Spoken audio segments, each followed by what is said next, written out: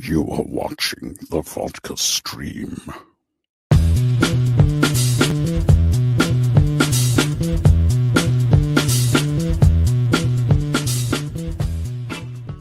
Yo, what is happening, everybody? Welcome to the Vodka stream. How's everybody doing tonight? Hopefully you're doing well.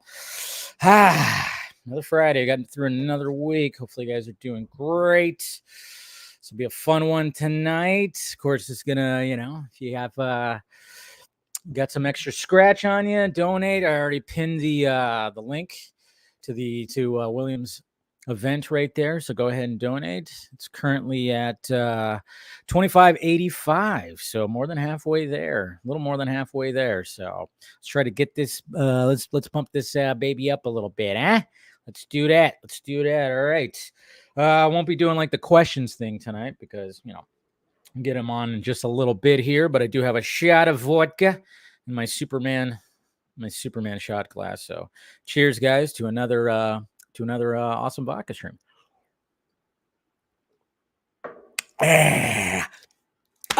Let's do this. And of course, got my little seltzer, my little Topo Chico.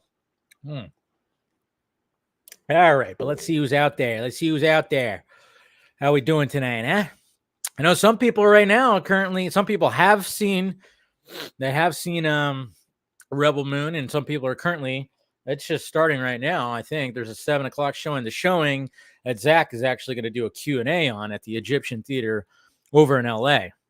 Now, hopefully there'll be some more screenings for it. And then, of course, if you're in the Vegas area, William's going to be he's going to be screening it himself. So that's part of what this event's going to be. And of course, we'll talk to him about that, get some more details. But pretty much, if you click that link, you get all the details right there. And like I said, donate.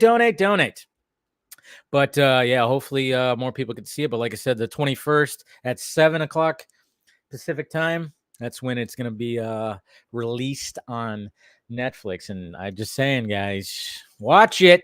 I mean, I know the reviews came out today, and shocker, it's, you got these critics that just, and I'm not saying it's all of them, but there are some, when you read some, there's some hate boners out there that you just knew that was going to be the case. Why not? But at the same time, who the hell gives a shit?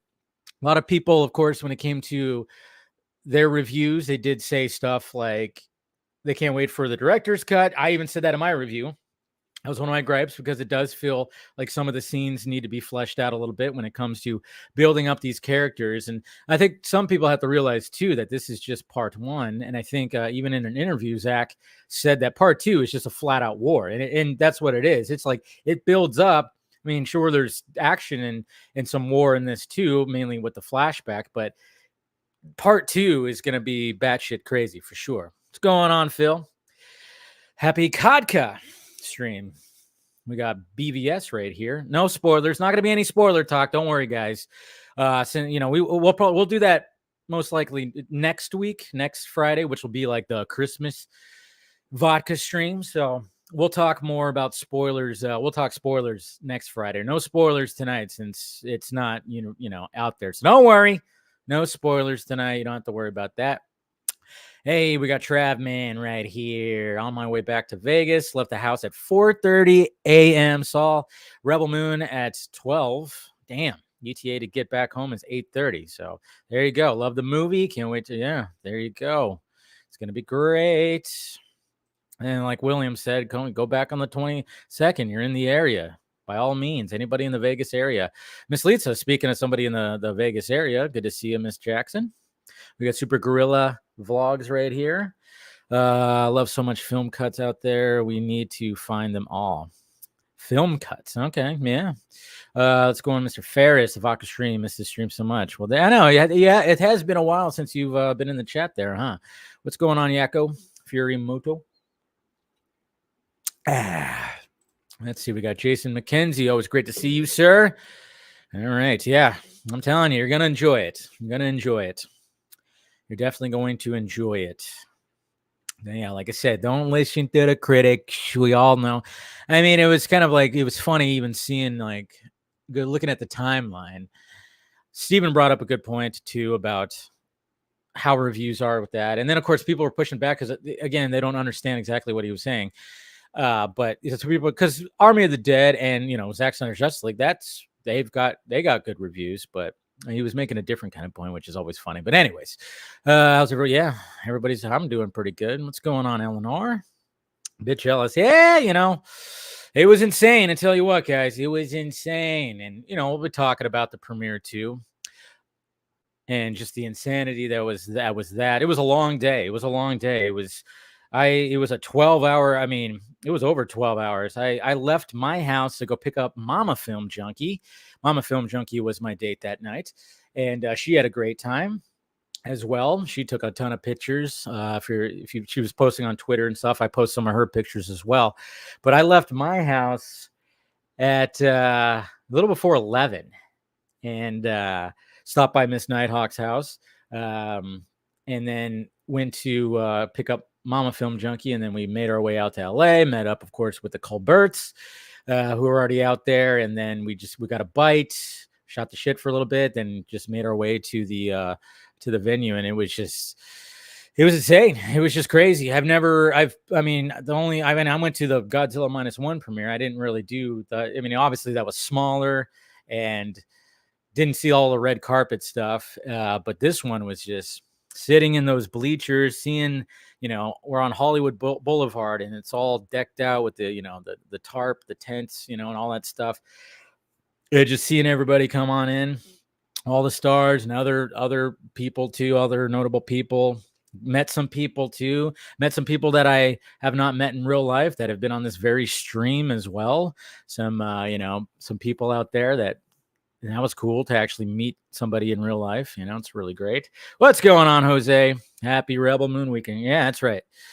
Yeah, of course, we're gonna see it tomorrow. I'm gonna meet up with Jose right here, and we're gonna watch it tomorrow at 7:00. So if anybody's there at the screening tomorrow at the Egyptian Theater, 7:00, you know, don't be afraid to walk up and say hi. By all means, what's going on, Mr. Axel Droga? Good to see you. What is up, Magic Clocks? What's up with these critics? I know. Some of them, okay. I mean, I've read some that had legitimate criticism, and I was like, good on you. That's fine. But when I see a critic talk about like it's only for the release of Snyder Cut people, and then of course when they use the Snyder cult, I hate using that. I mean, I get it. everybody likes to use the cult word, and when it comes to fans of, not just like any director. I mean, you could call the people a cult because they go after people that shit on whatever the hell. It's really dumb. But if you're using that in your review, it's just, to me, that critic already had that critique. They already had it written out before they saw the movie. But like I said, I thought the legitimate, because I felt it too, was like, I can't wait to see the extended R-rated cut, because I think that's going to flow a little better.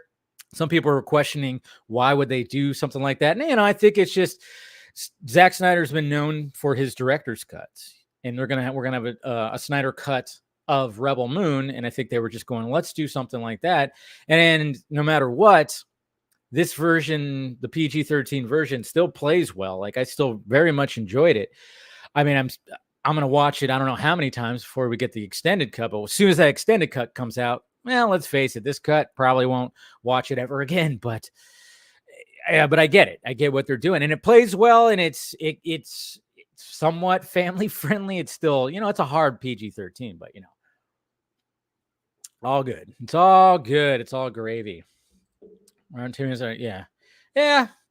It's all, when it comes to Rotten Tomatoes, I mean, I actually go and read some of their stuff too. You got to do that. And like I said, the link is there. It's pinned on the chat. So if you can, send some money over, if you got some, don't donate to here, donate to that. So can't help but notice that the ear simulator. Yeah, no, it kind of feels like a little BVS-ness, right? Hey, we got Chris right here. Good to see you, buddy. Yep. Happy Rebel Moon weekend. Yep. We got Gilmore right here. Good to see you. All right. Who else we got? We got Antonio. We got, Duas. Is it Duet? Oh, I forgot how to say. Yeah, anyways, did they serve drinks? No, sadly, they did not. They did not serve drinks. And I didn't go to the after party, because our little group was like, and it was just, we had to get back. Like I said, I didn't get to bed on Wednesday night till 3 o'clock, almost 3 o'clock in the morning. 3 o'clock in the morning. It was a long day. It definitely was a long day. What's going on, Max Wolf?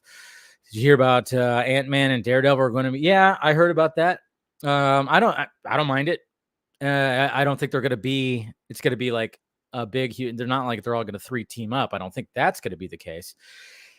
I don't think that's going to be the case. But hey, I love Paul Rudd. Of course, Quantumania wasn't that great, but I still love Paul Rudd, and I still like him as Ant-Man. So give me some more Paul Rudd. That's perfectly fine. I know some people are like, can it just be a Spider-Man movie? It's like, nah, in this day and age, it really can't. It really can't. I mean, look at Superman Legacy. It's not going to just be, Superman and just those characters. There's going to be an extended universe touch, which I'm like, okay, as long as it's like not too crazy. I know a lot of people are saying it's overstuffed, but at the same time, I think when it comes to Superman Legacy, you basically got a bunch of characters, and we just know who these characters are. Most of them, like the ones that have been cast, it's like, okay, because we have any movie has. I mean, that's where I kind of when James Gunn was like, well, every movie has all these, supporting characters. It just happens that the supporting characters are DC characters, and I'm like, all right, that's fine by me. So, what's going on, W Games? Rebel Moon director's cut release date? Yeah, they bumped it up because I was hearing that it was going to be like summer. And apparently, it's going to be right before the second part comes out, which is great. I haven't seen Rebel Moon because okay. So it would be releasing. Yep. Hey, there's Mama Film Junkie right there. That's right. It's great hanging out with her. I'm seeing it on the big screen Tuesday. There you go. Love to hear it. Cortez, what's happening? Finally watching Godzilla -1, and I'm finally got to. Widely impressed. I'm telling you. It was freaking that movie. It's definitely going to be in my top 10 of the year whenever I film that. The film Donkey, not dunking on Rebel Moon like all the other critics. No, not doing that there, buddy. Not doing that. All right, who else we got here? Let's see. How do I get that? Well, we'll talk about the details right here, Lisa, when it comes to the screening. And I'll even show the page once we get William on here. It's good to see you, Rhea. Always great to see you. We got the Dork Night right here. I went to the Rebel Moon premiere and I was worried it was going to be the Flash Advance screening. Haha. Luckily, I got to sit in the main theater with the stars and crew. Okay, so you were there too. Cool. That's awesome. I know some people, did say hi that have watched the channel, which I thought that was pretty great. That's right. Rebel Moon, baby. Let's see who else we got. And Dave, I know I am going to see Godzilla TV show. Oh, yeah. I know. I got to do that too. Got to do that too. All right. Who else we got? We got the Bang. Got to wait for the extended cut. Yeah, you got to wait till April. It's coming out before part 2 comes out. So, yeah, we got to wait for a little bit. So, sadly. You watching Speed right now? Nice. I like that. I like that. Let's see who else we got here. We got Zed. Good to see ya. We got Travis Thomas. Our team needs to go away. Well, I think the scoring needs to go away. I don't mind that there's like a conglomerate of critics. Like you could just go to that. What I like about Rotten Tomatoes is you can go to Rotten Tomatoes and find critics' reviews perfectly fine. But I hate their scoring. I hate that. Like you you click on a movie and right there, the biggest thing on the page is always that goddamn Rotten Tomato score. And I hate that. That's what I hate. That's what I hate. I don't like the Rotten Tomato score. I don't. I like the more broken down score. If you're going to do like the, 7.2, 8.3, something like that. I like that better. Not the freaking, either fresh tomato or Rotten Tomato. So Dave, is it in the top 5? I haven't really thought about that. Maybe I don't think as of right now, maybe, I don't know. Maybe not. But maybe the R-rated cut might be. I don't know. I'm trying to think because it's like, BVS, Man of Steel, 300, Watchmen, kind of hard to beat those, So I don't know. I haven't really thought about that when it comes to ranking Zach's movies. Let's see what else we got. Okay, I think that's pretty much it. We got Legend right there. What is going on, sir? Hey, we got Stephanie T right here as well. Always great to see you. Always great to see you. All right, guys. Okay, let's go ahead and get the guest in. Let's get William in here so we can start talking about this and just shoot the shit with him. William's been on the Patreon streams. He's been a supporter of the channel, which I'm always grateful for. Always appreciated that and always enjoyed talking to him. We've actually met in real life too. I went to the Sci-Fi Center in Las Vegas probably about 2-3 years ago. My dad still lived up there, and I think was it Thanksgiving around this time, kind of, maybe? I don't know. But anyways, let's get William in here. What is going on, sir? It was summer, and you tried to burn my city down. That's what it was. It was summertime. Yeah.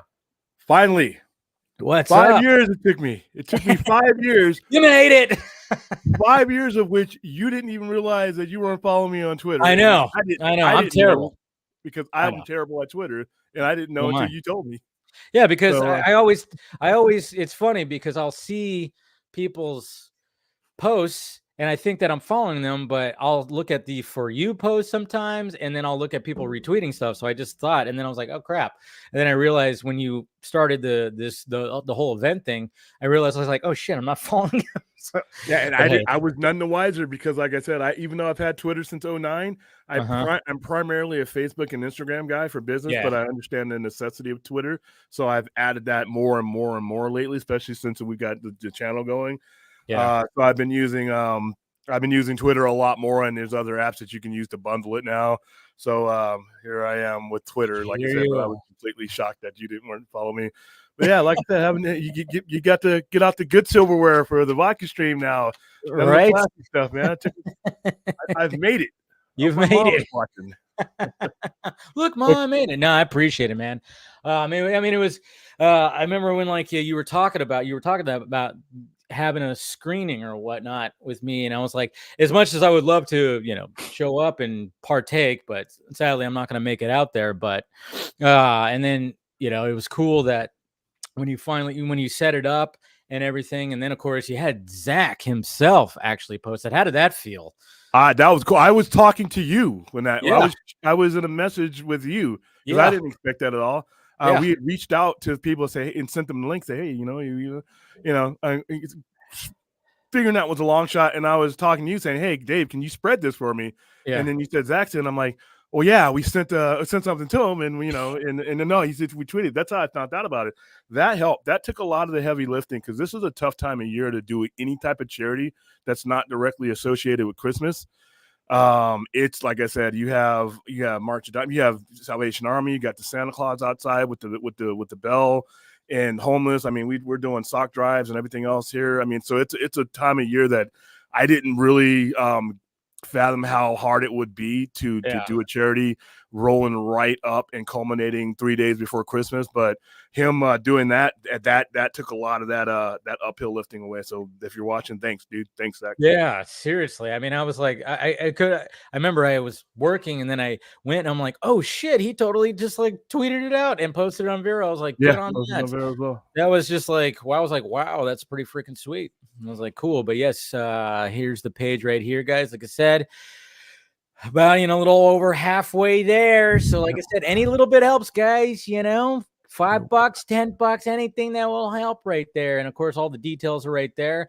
Lifeline and awareness event. It's on the 22nd at the. And it's when you do these screenings, you do it in the parking lot, or you do it? No, this particular one is going to take place actually in our screening room. We actually have a small screening room area on the other side of this wall. When we do the bigger ones that are like sponsored by like the studios, we actually go to like AMC, or we'll go to a Red Rock, or we'll go to wherever they've set them up. But since this one right here is not. We didn't get a Vegas screening, so it wasn't promoted in that manner. So we're basically going to be holding a private screening. Anybody who's that's in this community, that's in the Vegas area, that does want to come, it's free. We'll have some stuff there, for that you can donate directly. We'll have the QR code that leads directly to the site you see in front of you, so they can donate there as well. We'll be doing a YouTube watch party at the same exact time that we're screening it here. So we'll be interacting with people that are online, as well as people, the handful of people that'll be there with us. And then afterwards we'll host our normal show, and we'll start dissecting the movie. That may be the first time I've seen it. I haven't decided whether I'm going to watch it on the 21st or not, because at the time we set up the event, there was no 21st possibility. So so we put it on the 22nd at 4:00. We're going to start out with, we got some stuff that we're going to it's like enticements and everything else for people to donate. We got stuff like this. Haven't decided the tiers and everything that's going to be doing that. We'll do that tomorrow night during our overnight show. But we got some of this stuff that we got from the when we promoted Army of the Dead. These are the Iron. That's a patch, right? Is that a patch? Yep, got a patch. We got a few of those, and then we got the mini posters. These will be framed. The ones that will be given away are framed, and that's the Army of the Dead posters. They came in little rollers. Dawson he's got some artwork. Nice. In fact, he's got a facsimile of the piece that won him the contest to get him the on site visit. So he's going to be putting that up. And I got a couple of different things, some Netflix passes and some digital passes and stuff like that. We're going to line that up tomorrow because I still haven't figured out how we would distribute those. Some of the people who've donated some really big dollars are anonymous. Oh, nice. So they usually are like the big donors, which is cool. I like that. They're just like, you know what? I don't need the clout, so here it is. They're do all the I saw somebody ask, like, are the proceeds going to AFSP? Like, how is that all working? Yes. All right. So the site that you see right now is actually I got to that site through AFSP. So when you click on the donation to set up an event for them, that AFSP sends you to that link. So that's their link. Like right now, all that the money that's currently there is theirs. Okay, so it's all there. So just to clarify that, because I saw Stephanie ask that question. So there you go, guys. So please do so. Every little bit helps. Like I said, any little bit you got, do it. I know it's Christmas time. Like we were saying, it's like a hard time to do it because everybody's buying gifts, and I know. It can be a little rough to do that, but if you have something, go right ahead, which is just really cool. Let's see. Anyways, okay, there you go. No, sorry, I just got a message. That's all. I'm just saying that the guy who's making this movie says awesome. Just saying, Oh, cool. Zack Snyder just said awesome because I told him that this was happening tonight. He's of course heading to the Egyptian Theater to do the Q&A thing. So, but yeah, he just I wanted to let him know that this was happening tonight. So he just Cool. messaged back saying awesome. So there you go. Thank you, Taylor, and thank you for the tweet because, like I said, that got us off and going to a quicker start than I thought. I thought this was going to be. I knew it was going to be hard because, like I said, the dates, but I thought it was going to be much harder. And when he did that really helped. But yeah, we're trying to line up for next Friday as we've been reaching out, and like I said, guest wise, and try to like get AFSP. It's the second heaviest traffic day of the year because Christmas falls on a Monday, so that Friday it's essentially a 4-day weekend. So we were going to try to get some of the local people here because a lot of times when you ask people to donate, you never really get the behind the scenes of what they're donating to and why. And the main thing that when you donate to something like this, it's research. Obviously there's volunteers and stuff and people who, you need gas in their cars, food and all that. But a lot of it is research. And when like me and Brad, we always make sure people understand that every disease known to man, physical or mental, has made leaps and bounds because of research. Even if it hasn't been cured. AIDS, we always bring up the AIDS pandemic. I remember when I was a kid, you got AIDS, it was a death sentence. It was it. You were dead. You started making out your wills, your power of attorneys, everything else. And then in the same week that the same month that Magic Johnson was diagnosed with HIV, Freddie Mercury died 3 weeks later. That's right. Yeah. So 33 years later, Magic Johnson's still alive, and AIDS is no longer the death sentence, an immediate death sentence. You don't want to get it, of course, but it's no longer with research and donations and things like that. That's helped. Cancer still kills tons of people all the time, but there are certain cancers that used to kill you immediately. Certain cancers that when you found out about 3rd and 4th stage, you were done. And now there's people living a lot longer. So these kind of fundraisers go directly to research. And making things better. 988 before and after each show that we do, we always bring up 988, and that's another thing that's actually part of them, and that's something that comes about through fundraisers like these. So it's a good cause. It's an important cause. Even prior to the entire Zack Snyder influence, obviously coming back from overseas, it was a big issue with us. As far as servicemen, one of the highest rates for 1% of the country commit suicide. The entirety of the country's existence, only 1% have ever put on a uniform, and that the suicide rate amongst that percentage is much higher than it should be. They're not always, the resources with the VA weren't always where they should be, especially when you had 2 wars going on. So stuff like this helps, and also awareness. A lot of it, like I said, we put it up there, and we always make a joke of, when we put the pound 988, people might get sick of it, but if you're getting sick of it, that means you don't need it, and it's always something that you can just throw out there. It's free to repost it. Yeah, it's a very good point. It's like, if you're getting sick of it, you don't need it, but there's people out there that might need that. Yeah, that's good. Somebody in your circles, that is not going to necessarily say something to you needs to know that there's a tool out there like that can be used. And you'll never know it. You may never know what you did, but a win is a win, is what I say. It's true. I mean, and especially even around this time, the holiday season, there's a lot of people might be feeling some depression going into the new year, or just being around the holidays or something like that. You just reach out. I mean, out. I mean, that's what AFSP is all about. That's what this whole thing, when it comes to the Snyder Cut, release the Snyder Cut, it's been all about 100%, and how much we've actually raised with this and continue on. And I hope, and obviously Zach wants it to keep on going and going and going.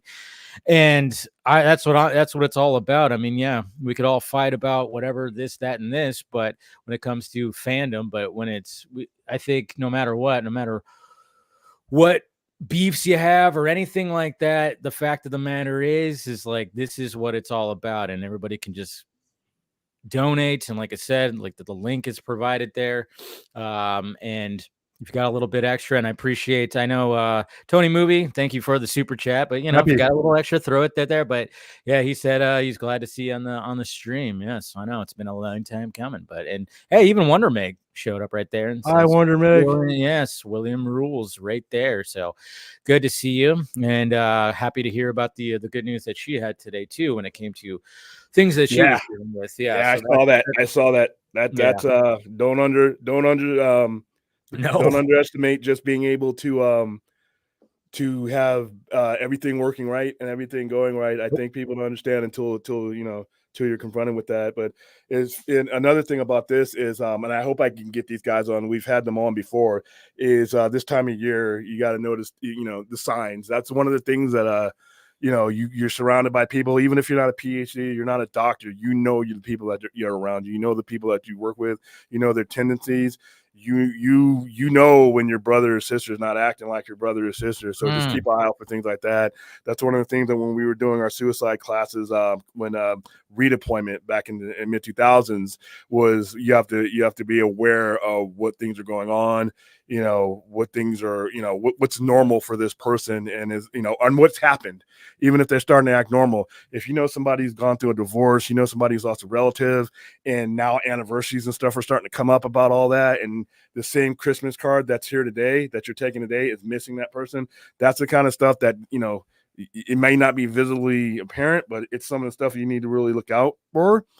And also in your social media. I mean, I got a lot of people, just on my Facebook timeline, that will type stuff, and they think that, a lot of the times they're just seeing if anybody's listening.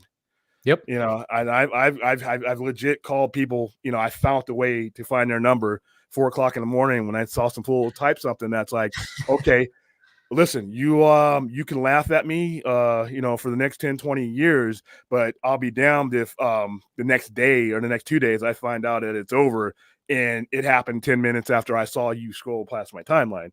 So in the training that we took, we were always said, take the drastic measures and have people laugh at you, because the alternative is you miss something and you don't want to miss anything.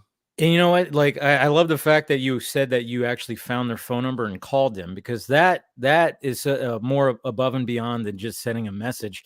I was actually listening to a podcast today that, and this person said on there, what the hell? I totally remember forgetting his name. It's a comedian. Anyways, just blanking. Damn it. Something people know who he is. He's a British comedian. Anyways, he was on a podcast and he was even talking about that. He said, if you know that somebody is suffering from a loss or whatever, and you heard about it, call them. And even if you say, I don't know what to say, but I'm here for you, kind of thing. Jimmy Carr. Thank you, Stephanie T. Could not remember his first name. Just totally blanked out right now. But he was on a podcast and he just mentioned that. He said, like, if you know somebody that lost, just is feeling very down on their luck, don't send a message. Actually call them, even if you have nothing to say, and don't even be afraid to say, I have nothing to say, but I'm here. And here I am listening, They need to know that somebody's out there in a lot of different cases. Even if like I said, a lot of times if you just call and they blow you off, that might be something that's a life-saving issue, because they're not just out there flailing. That's what a lot of times. And when they taught us back, when guys were coming back, they took most of the times when they reach that ledge, most people just want to know that whatever their existence means something, what they're going through means something to somebody besides themselves. So when you respond, that affirms that, yes, that's the answer, and that they're worth something. I mean, a lot of it comes down to self-worth at any given moment, and it's touch and go, man. I mean, when we with some of the examples that they were showing us, the things that the turnaround that happens, it can happen within hours. I mean, you could be talking. I've known people in my workplace. I knew one guy in particular. I will never forget this. Back in July 2013. I saw him at 6:00. He lost his job 3 hours later. Oof. And I came in the next morning and I was made aware of him committing suicide. I just saw the guy. Nothing was wrong with him then, but this moment cascaded with this moment and probably some alcohol. And that was it. that was it. 29 years old, gone. I mean, it can happen in an instant. And and a lot of people that are just, you know, a lot of times it happens, and especially in our community, Black community, it's we're one of the chief people. Broad masculinity, not wanting to tell people something's wrong. And whenever you see one of these athletes or one of these, you know, big dudes get up there and they actually say something, that's actually seriously important.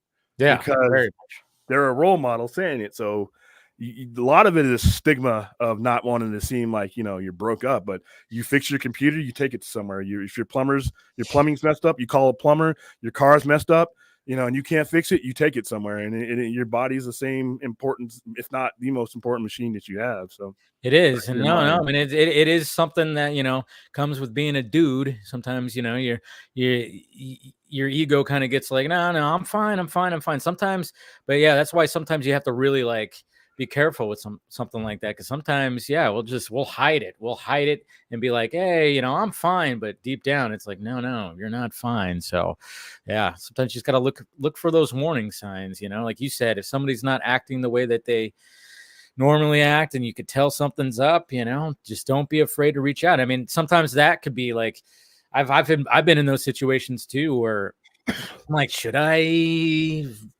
what should I do here? I know this person is hurting. What do I do? And yeah, like I said, just a simple phone call can work wonders.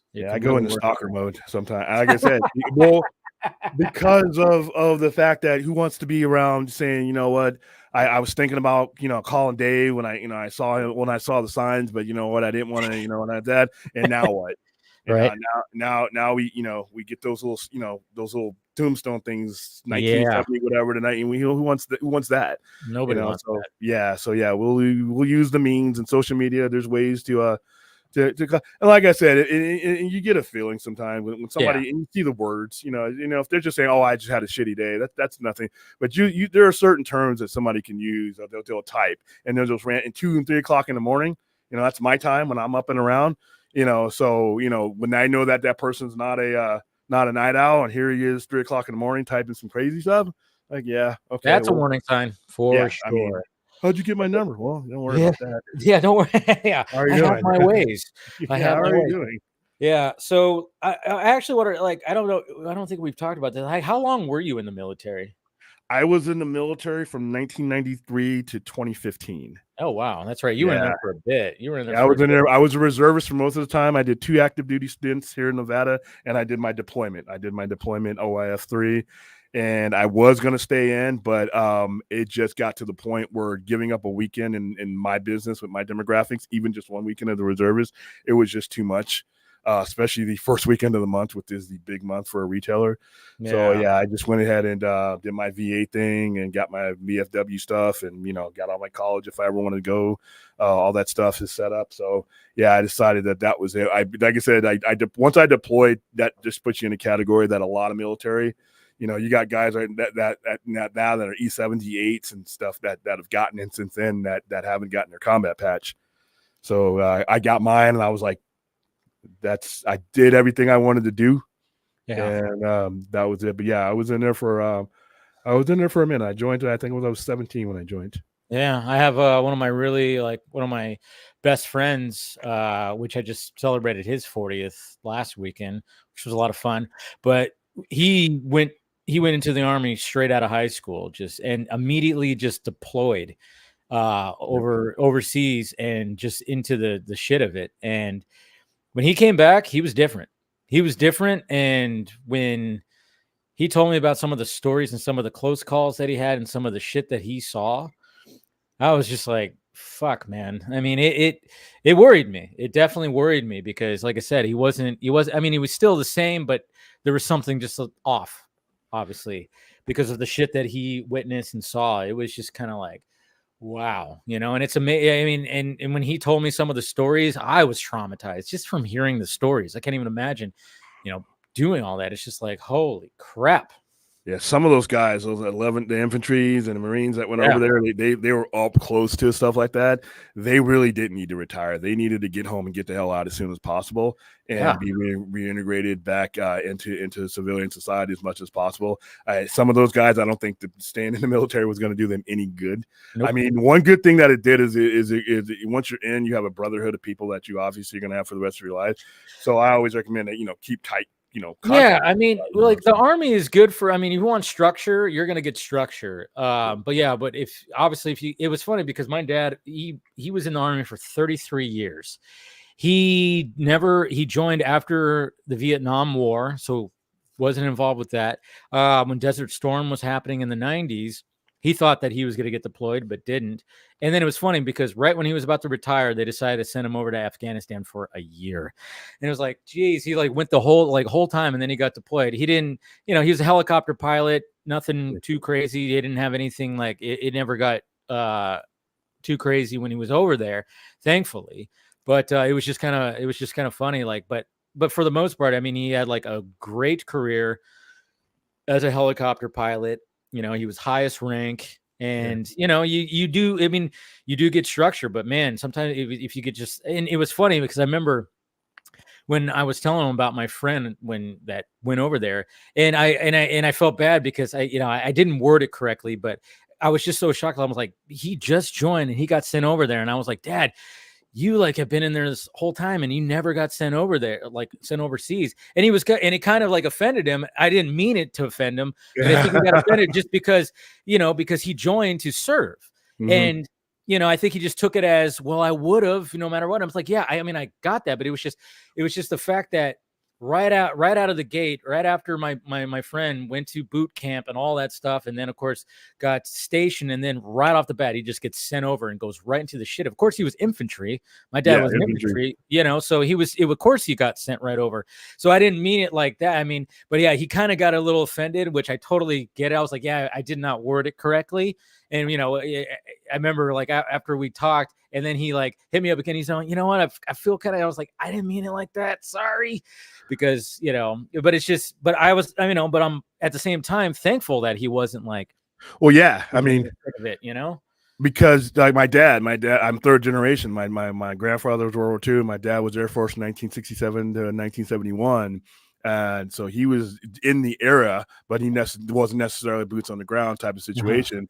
And back in that era, nobody wanted to be.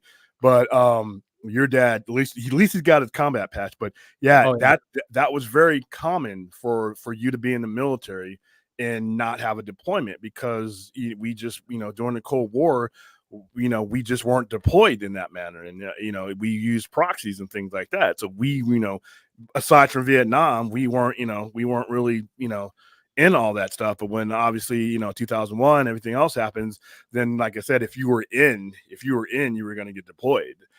Some people multiple terms, multiple times around. But yeah, it's very common. Like I said, we have majors and sergeant majors. And we had people who, like I said, that were high senior enlisted officers that had never deployed and were at the end of their careers and actually about to retire and got stop lost and sent over with us. So what your dad went through was very common. And because, like I said, fortunately, the presence of war prevents it for the most part. So true, I know. And you worry because it's like, okay, he's a helicopter pilot, and what if he ends up flying into an area where somebody could just pop him out of the sky? It was always one of those things where we were worried about it. He was there for a whole year. And then I also have a cousin who was in the Marines. I think he did 3 tours, and and he's retired now and out of that, but man, he got sent over, I think 2 or 3 times. I know it was not once, but it was at least 2 times. I think it was 3 times that he did that. And man, he had stories too. I remember one time he said he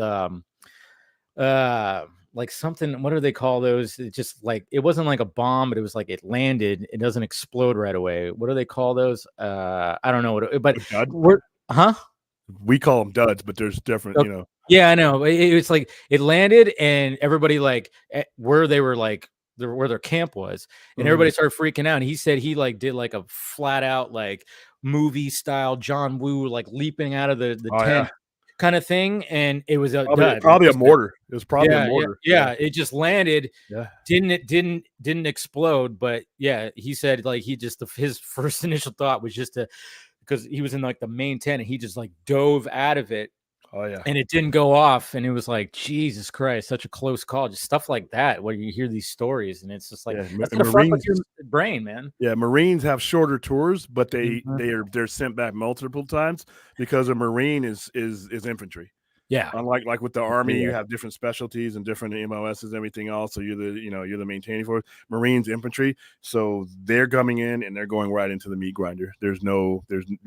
Everything's the front line with a Marine or 11 Bravo, Cav, like what your dad was. He if he's a helicopter pilot, he was probably assigned to a cavalry unit. So believe it or not, and I can tell you this right now because it's cool because he's back and he's alive and he's well. Your dad was in some serious danger, and I'm pretty sure he'll never tell you that. A helicopter pilot in Afghanistan with that terrain, anything that went up in the air with rotary was in danger in Afghanistan because that's what we were worried about. Yeah, when he was over there, we're like, and if he was still over there, I wouldn't even say that. But the fact, no, I get that.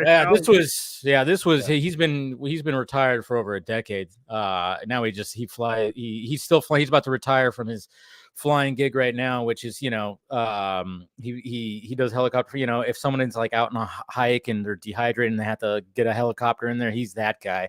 Forgot exactly what they call that, but search and rescue dudes, man. Yeah, kind of like something like that a little bit. Yeah, and he's had some stories when it comes to that. I mean, he's had some stories when it comes to people that he's. Sadly, he's had stories where training for Marines or whatever. I think I remember him telling a story. Like sometimes he had to pick up somebody that during training got a bullet to the head, friendly fire kind of thing during training. Live fire. Yeah. And it was just like, it is brutal. I mean, you hear that stuff and I'm like, this is just a training thing that they were doing. And someone got killed from that up in when they were just doing some training up in like some hills and everything. It was just insane.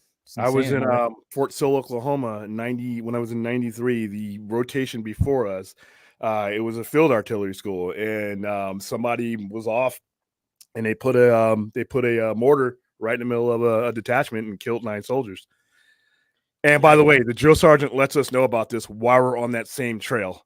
Whoa! I'm like, thanks a lot, dude. I mean, you can see while you're at Fort Sill, anybody who's ever been to Fort Sill, Oklahoma, you see the field artillery blowing up on the other side of you. You're reminded that those are privates just like you. Those are basic trainees just like you. And all it takes is this much on the map, a coordinate. Yeah, that's it. God. Training sucks, but you have live fire because at some point in time in basic training, you do cover and recover, and you do it with live fire. You have to. I mean, when you get it, because there's a chance you might be in an actual, situation. So you're going to have that. And accidents are going to happen, sadly, but when it came to like the Sci-Fi Center, how long has the Sci-Fi Center been around? 1995, December 1995. All right. So it's been around for a bit. I'm glad that it's lasted. I mean, obviously I've visited there and I enjoyed my time and hopefully I'll do it again. But, I mean, I'm sure it was like, I remember talking with you and stuff when it came to like the pandemic and everything, and that got a little wishy-washy, but you guys survived it, which is good. Yeah. I had other sources of income too at the time when that was all going down. So I was lucky and I kept those. I still have those because, that safety net is what, like I said, most likely would permitted me from disappearing, because I know a lot of people who didn't have that safety net during those times that, even with assistance, it just, Vegas, it's a people place, and without people, you really can't do a lot. And there's only so much you can do, with online and everything else. Eventually, it's you have to have traffic and people have to be able to get out and get around. So, from April till maybe July of that year, we were closed up. There was a gate around this entire plaza. Really? They put they did not want again. If you were caught servicing customers, Metro was out here, they would fine you. And it lessened up to where you could do curbside stuff. So we built up the internet store so you could do, they could buy it. We could take it down to them. Yeah. So, but yeah, I mean, eventually, like I said, I don't think it'll ever be bad as it was during 2020. Like I said, the 2020, April 2020 is a month that if I could just like erase from my life, that would have been good. That was when it started to get real. I mean, you were finding out about it in March. It was a news story in March. It was real by April. Oh yeah. It was very real by April. It got very real because I mean it was I remember, I mean, yeah, it's such a weird, it feels like it was so long ago. Yeah, it does. I mean, like, yeah, it feels like, I mean, it was, I mean, over 3 years ago, 3.5 coming on 4, but it just feels like it was longer ago, and it's just, you almost block it out of your brain, It's like, I remember I was working at this place, and then it's still, I wasn't working remote like I am now, and just going in there, and then we're just all, just kind of wondering like, what is actually happening here? And then everybody was just freaking out. I remember just going like, all right, I guess I should get some extra things at the stores. But then the store shelves were just empty and everything. And it was just like, what is going on here? I mean, toilet paper? Yeah. Huh? The toilet paper. Oh, yeah, the toilet paper. I didn't understand that whole thing. I was like, what were you doing before the pandemic that you needed so much now? But yeah. But those people, they'll never run out, and they're going to end up like handing it down to their children because Jesus Christ. I mean, people were just with the toilet paper. I didn't even understand that. Water I could understand. Totally can understand it. But yeah, there was times where it's like, yep, there's no water on the shelves. Like, oh shit. I mean, I guess I'm going to be drinking tap water, for God's sakes. But, and you've worked at the Sci-Fi Center since you got back, which is what, 2015? So now, as far as I've owned the Sci-Fi Center my entire adult life. So when I deployed, okay, so it's always been, that's right. It's always been there. So like I said, I've never breathed the breath of adult air without being owner of this place. But yeah, I deployed and I put somebody in charge while I was deployed, and I would have like, not Zoom, but we would have ways to, I would monitor the store and be able to, because we were on a 12-hour, we were like, say it's 12-hour difference. So, when I was working night shift and this place was open, and then the person I had here, I just basically had my laptop, available to where, I could monitor the store and answer any questions, and then, and when I got back, I did an active duty, two active duty tours here, setting up a unit, and the store was still open then finally, once those tours were done, I just, decided that was it with that. So. Yeah, no, it's a cool place. And like I said, if you're in the area, visit. I think somebody just put the address right there. That's the address? Yeah. Yep, there's the address right there. So there you go. Yeah. So you guys can never dox me because I want you to find me. Yeah, it's like he wants to be doxed. He wants his address to be out there. And it's great because I know like now you're on Enosh's channel, you're on the Poindexter Lounge. Obviously Enosh is, he's been taking a break a little bit. Which I know he's been slowly coming back, and hopefully, he'll come back on here too, because always love talking to Enosh. But so you do basically a show every night, right? Pretty much. I go back and forth sometimes. Like I said, right now I'm streaming on our network, just my normal network, but I do stream every now and then. When I bring Brad on, it's harder for me I can't bring, because there's not enough spaces on the StreamYard on that one. So when I do a show over there, it's solo because we got I can't bring him on. Whereas on our network, he's actually an admin. He actually runs the chat and everything else. But cool, it's we go back and forth. But yeah, hopefully, Enosh will be back. I think he'll be back soon. Hopefully, like I said, sooner or later. I hope hope we are able to stream together. I'd like to have him on for next Friday if he's available. So yeah, that would be cool. But I know, like, it's just because I remember, like, in the earlier days when I started the Patreon stream, I mean, it was like you just had your camera, everything's improved. That's what I love. Oh, yeah. Because because you probably just using your laptop camera, no microphone, all that mic. Stuff. Yeah. Laptop mic, the laptop cam. I was talking to him the other day. I was talking to Brad the other day because I said I look back because I watch every one of our streams to see where we can improve. And sometimes I go back even further. It's painful to go back to some of those because I never had any intention of going that far with it. I was just, it just came on, and then it turned into something else. But yeah, the lighting is definitely improved. Definitely I have several mics now. I mean, I have a headset. I have, lighting is better. To look at those streams from a couple of, and it's not, like I said, those are only like about 18 months, 2 years ago. Yeah, it's painful. But you know what? It's kind of cool though, because in that short time, I call it the de-ghettification of the stream. And now it looks better. It sounds better. We're picking up our audience is picking up. Our views are picking up. I think we reached 25,000 views about a few days ago. I think I posted that on the site, which I know a lot of people get that like in a day, but for me, for where I started, I'm very happy to be where it's at. So yeah, we stream about every day. A lot. I mean, like I said, and it's usually because it's not work.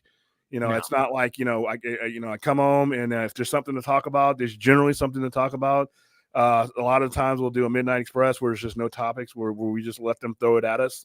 And, we kind of respond, and we never know what's going to go. I mean, one night we went on Rhea, I think, sent us on an hour and a half of a serial killer talk. Nice. I don't know. And then we've had mob talk. We've had, we were talking Civil War because of that trailer the other night. We were talking Civil War, and I tried to tell everybody that I know it looks great. I know it looks great on the nose movie, but if they ever tried that, you want to see things in a video game fashion. That's the way that's going to end. I'll just tell you this way: the same way it ended in 1865, it's going to end in 2020, whatever. Yeah, just quicker and more fun for the people doing the killing. That's the difference it's going to be, because I've seen what Uncle Sam has, and I'm glad I'm on Uncle Sam's side. That's all. I mean, I'm a huge Alex Garland fan, so I'm there day one for sure. Same here. Yeah, it's a little different. I mean, obviously it's not. I mean, he's more of like he's always known for sci-fi. This is not technically sci-fi, but it is kind of funny too, because with everything that's happening in the world, and then we just had that Netflix movie like Left Behind or whatever the heck. The world behind, or something like that. Yeah, I haven't watched it yet, but I do want to watch it because I keep hearing things about it, and then it's those things where it's just like, well, maybe that actually probably that could maybe happen. Stuff like that can happen. I know a lot of people, when they watch that trailer, they're like, there's no way that Texas and California would team up. Well, that's your biggest thing right there that tells you, okay, we're just going to have some entertainment here, because I'm a Californian by heart, and I know plenty of Texans, and we are not coming together. But at the same time, what I tell people though is like, yeah, but you're just thinking about the cities. The cities are, yes, of course, the cities are very blue, but there is a lot of red when it comes to California, more than Central California. Oh, trust me, hell, Southern California, you got Orange County. It's all Modesto and all that. But here's the thing, though. Here's the thing: why you most likely will never ever see something like that again. Red, blue. Look around, people, especially after the pandemic. Just remember how people, when the pandemic, everybody just want to get back to being normal. They just wanted to get back to their lives not being disrupted. Those small comforts of just being able to wake up, go to work, have kids, do just the normal stuff. And people realize just how much they wanted that normal stuff. Nobody's going to stand for this kind of disruption. I don't care what political view you are. You have extremists that are capable of pulling off something, but not to the scale they would need to be able to do that. People just want to go get their frappuccinos. Republicans want to go get their shoes, their haircut. They want to go get their ties. They want to go to the game. They want to have their barbecues. And nobody wants that kind of disruption. And you're just not going to get the kind of support people think. And it's cool in a movie. I'm going to go see this movie. This movie's fun. Oh, yeah. Especially that one guy said, "What kind of American are you?" That's entertainment to me. Yeah, but Nick Offerman's the president. Come on. Yeah, I just want people to understand this is not a blueprint, or you got to think of a lot of things that have to happen in order for you to. And I think your dad, the term air superiority is a very important thing when you're fighting a war. And this would be the first war we ever fought where we have it on day one, minute one. All right. And that is, you don't want to mess around. But like I said, it's a fun thing to think about. But yeah, and I'm gonna go see this movie. Looks cool. I mean, this is one of those movies I just go see. But yeah, when it comes to like actually coming in real life, and I'm like, nah, man. Yeah, this is gonna some 17-year-old in Tampa with his drone on one desk and his Xbox on the other is gonna be killing those guys while he's finishing this level on Xbox, and it's gonna be like that. You just wouldn't be able to move. You wouldn't be able to stick your head out of the hole without a drone. Go, oh wow, I'm dead. That's it. It's over. Yeah. But it's cool. It's cool to, like anything, it's cool to fantasize. Like Rebel Moon, it's cool to fantasize about things that will probably never happen because that's where you want it to stay. Yeah, man, I know. I can't wait for everybody to see it so we talk more about it. But yeah, I think, like I said, like obviously the reviews came out today, and it's I get it. Yeah, they're not looking to, but at the same time, I mean, obviously I just hate it when like people are constantly like retweeting that, even though they claim who cares about Rotten Tomatoes, and then they start talking about it. I'm like, come on, just don't even talk about it. If you hate Rotten Tomatoes, don't talk about it. I use it, like I said, if I read reviews, just to read the reviews. Like I said, I hate their scoring system. I think it's shit because I've had friends in real life when I'm like, hey, you want to go see this movie? And they immediately pull up Rotten Tomatoes, and then they go like, yeah, but it's at a 37%. I'm like, so what? Amongst people who I will never meet for the most part, who don't have my sensibility. See, the whole critic structure in Rotten Tomatoes and all these aggregates, basically what it is there for, and people use it for, is advisement on how they're going to spend their money. Should they go spend their money on this movie? Yeah. And I have as much use for all of that as I always say, as used toilet paper. I don't have any use for it. And here's why. What you go to a movie for, as a critic, going to one movie after another movie after another movie, is meaningless to me if I'm in tune with any given particular director. Like if it's Michael Mann, I don't give a rat's ass what Rotten Tomatoes or Vanity Fair or Variety says. Right. I know that the type of movie making he does hits me where I want to be. Same thing with Ridley Scott. I'm not going to listen to a critic about a Ridley Scott movie. I'm going to go see a Ridley Scott movie because I know that Ridley Scott makes movies for me. He may not have made it for that critic, and I'm sorry that guy had to sit through it, that he didn't have to pay for.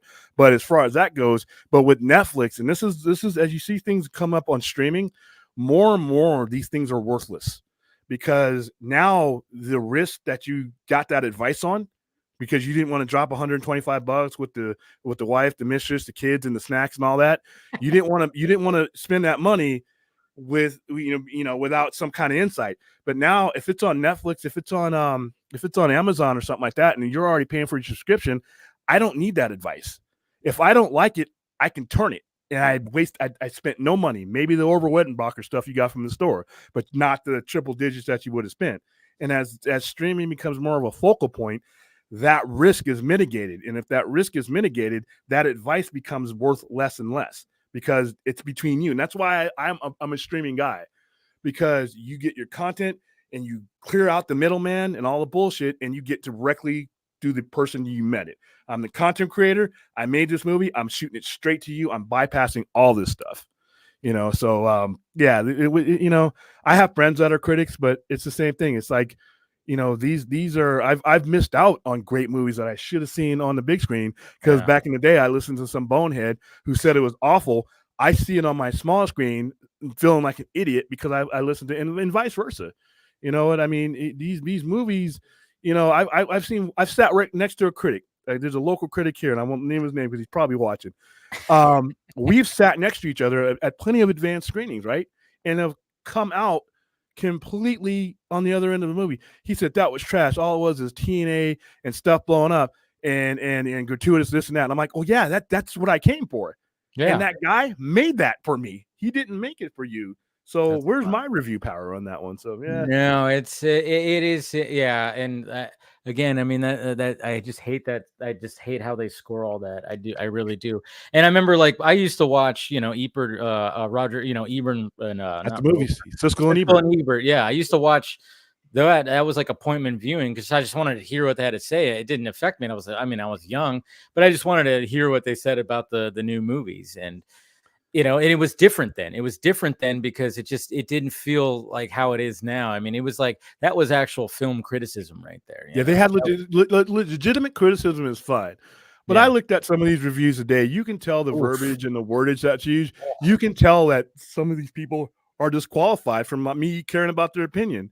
You know, when I hear the word cult, when I hear the word this, you know, some of these things that I've already why heard. are you putting that in a review? Snyder cult? Seriously? That's not that typed up. He had that typed up before he had it typed up when Rebel Moon was fucking announced. Yeah, so I tell these people, just don't respond to it. Be honest with you. Yeah. If you're excited about seeing any movie, doesn't matter what it is, Dune, no matter what movie, if you're excited about it because that director has makes movies you like, then stay excited about it. Don't get drugged down by whatever the 9%, 10%. You know, it really doesn't matter because there, you know, it's an A-B conversation now. It's there's no middleman. There's no. And I think that a lot of these guys try to make themselves the story, you know, their reviews and their snarkiness, the story, instead of actually reviewing it. And like I said, how can I take that seriously if you're mad at a certain percentage of our fan base? Yeah. That can't be part of your review, though. No. I mean, you're mad because, you know, some guy did a hashtag. It negates it because you say that and you're like, and I've seen there was like another one that said, oh yeah, the release of Snyder Cut Bros or the Snyder Bros will love this movie. It's directed at them. And it's like that. Okay. How is that even a critique? That's good. That lets me know as a Snyder bro that you did it right. Listen, and I think these guys need to understand that not every movie is a universal. Not every movie is meant to be universally loved. You know, there are people who love the Deadpool movies. Yeah. I can't stand those movies. All right. But they weren't made for me. Yeah. I am not going to knock the people who love them. It wasn't made for me. And it's sometimes that's just a situation. And they need to understand that, you know. That's what I try to do with my reviews or my first reactions. I'll be like, it wasn't for me. It wasn't for me. And I even try to be like, this is aimed towards I remember, like, for instance, Little Mermaid. That wasn't for me. I've never been a Disney kind of guy. Like, growing up, I watched a handful of Disney movies, but just didn't really care about them growing up. And then when I'm seeing the live action versions, I mean, my favorite of all of them was Dumbo, and that flopped. It got passed, but I thought that was the most unique one when it came to, you know, the Disney live action machine of movies. I thought Tim Burton put his fingerprints all over that. You could feel it was a Tim Burton movie. I thought the cast was great. I thought the way they extended the story was great. And I thought it hit me in the feels. And all the other ones just kind of went, you know, for me. And it's just not for me, you know, when it comes to those Disney movies. But yeah, I wish more critics would be like, hey, you know, try to pick the audience. That's what I try to do, is like, what audience is this for? Wasn't for me. Maybe it's for this kind of audience that like this, or if it's based on a game, maybe they'll like it, or I don't know. I didn't play the game or whatever. Well, in particular with Snyder movies, and I'm not trying to sound like a shill or anything like that. I think that what ended up happening with the whole release of Snyder Cut movement is it took things out of the traditional hands of the powers that would have these things. The yeses and the nos came from certain people. And when Keelar and AT&T for the disaster that may have ended up as, that's one thing that they did, is they took something out of the hands of the old traditional powers, and not just the people who were making movies in executive positions at that time. It wasn't just the executive branches that kept the Snyder stuff from going on. It was the critical people. Yeah. It was the pundits people. And they have had that leverage and power for so long that they can keep things from happening and being made just by word of mouth and just by what they do. And something got made that neither executive or pundit really cared for. And that is like, you know, to them that jolted them, and they turned that laser back on us. And like I said, I understand that there's people in the fandom, certain percentage of the fandoms, who don't always necessarily conduct themselves in the most productive manner. Every fandom has those, of course. But I get tired of being clumped into the cult and this, the boss, and all that. You know, I've never threatened anybody. No. I've never jumped in anybody's DMs. I've never done any of that stuff. And the majority of the people that I know that I communicate with don't. Yeah. That's why when we're able to do things like, you know, anything that we're able to do for any foundation, for anything like that, it's important that people are reminded that it's a camaraderie. I mean, there are people who found each other in 2017, you know, looking for answers, and then carried each other through a pandemic.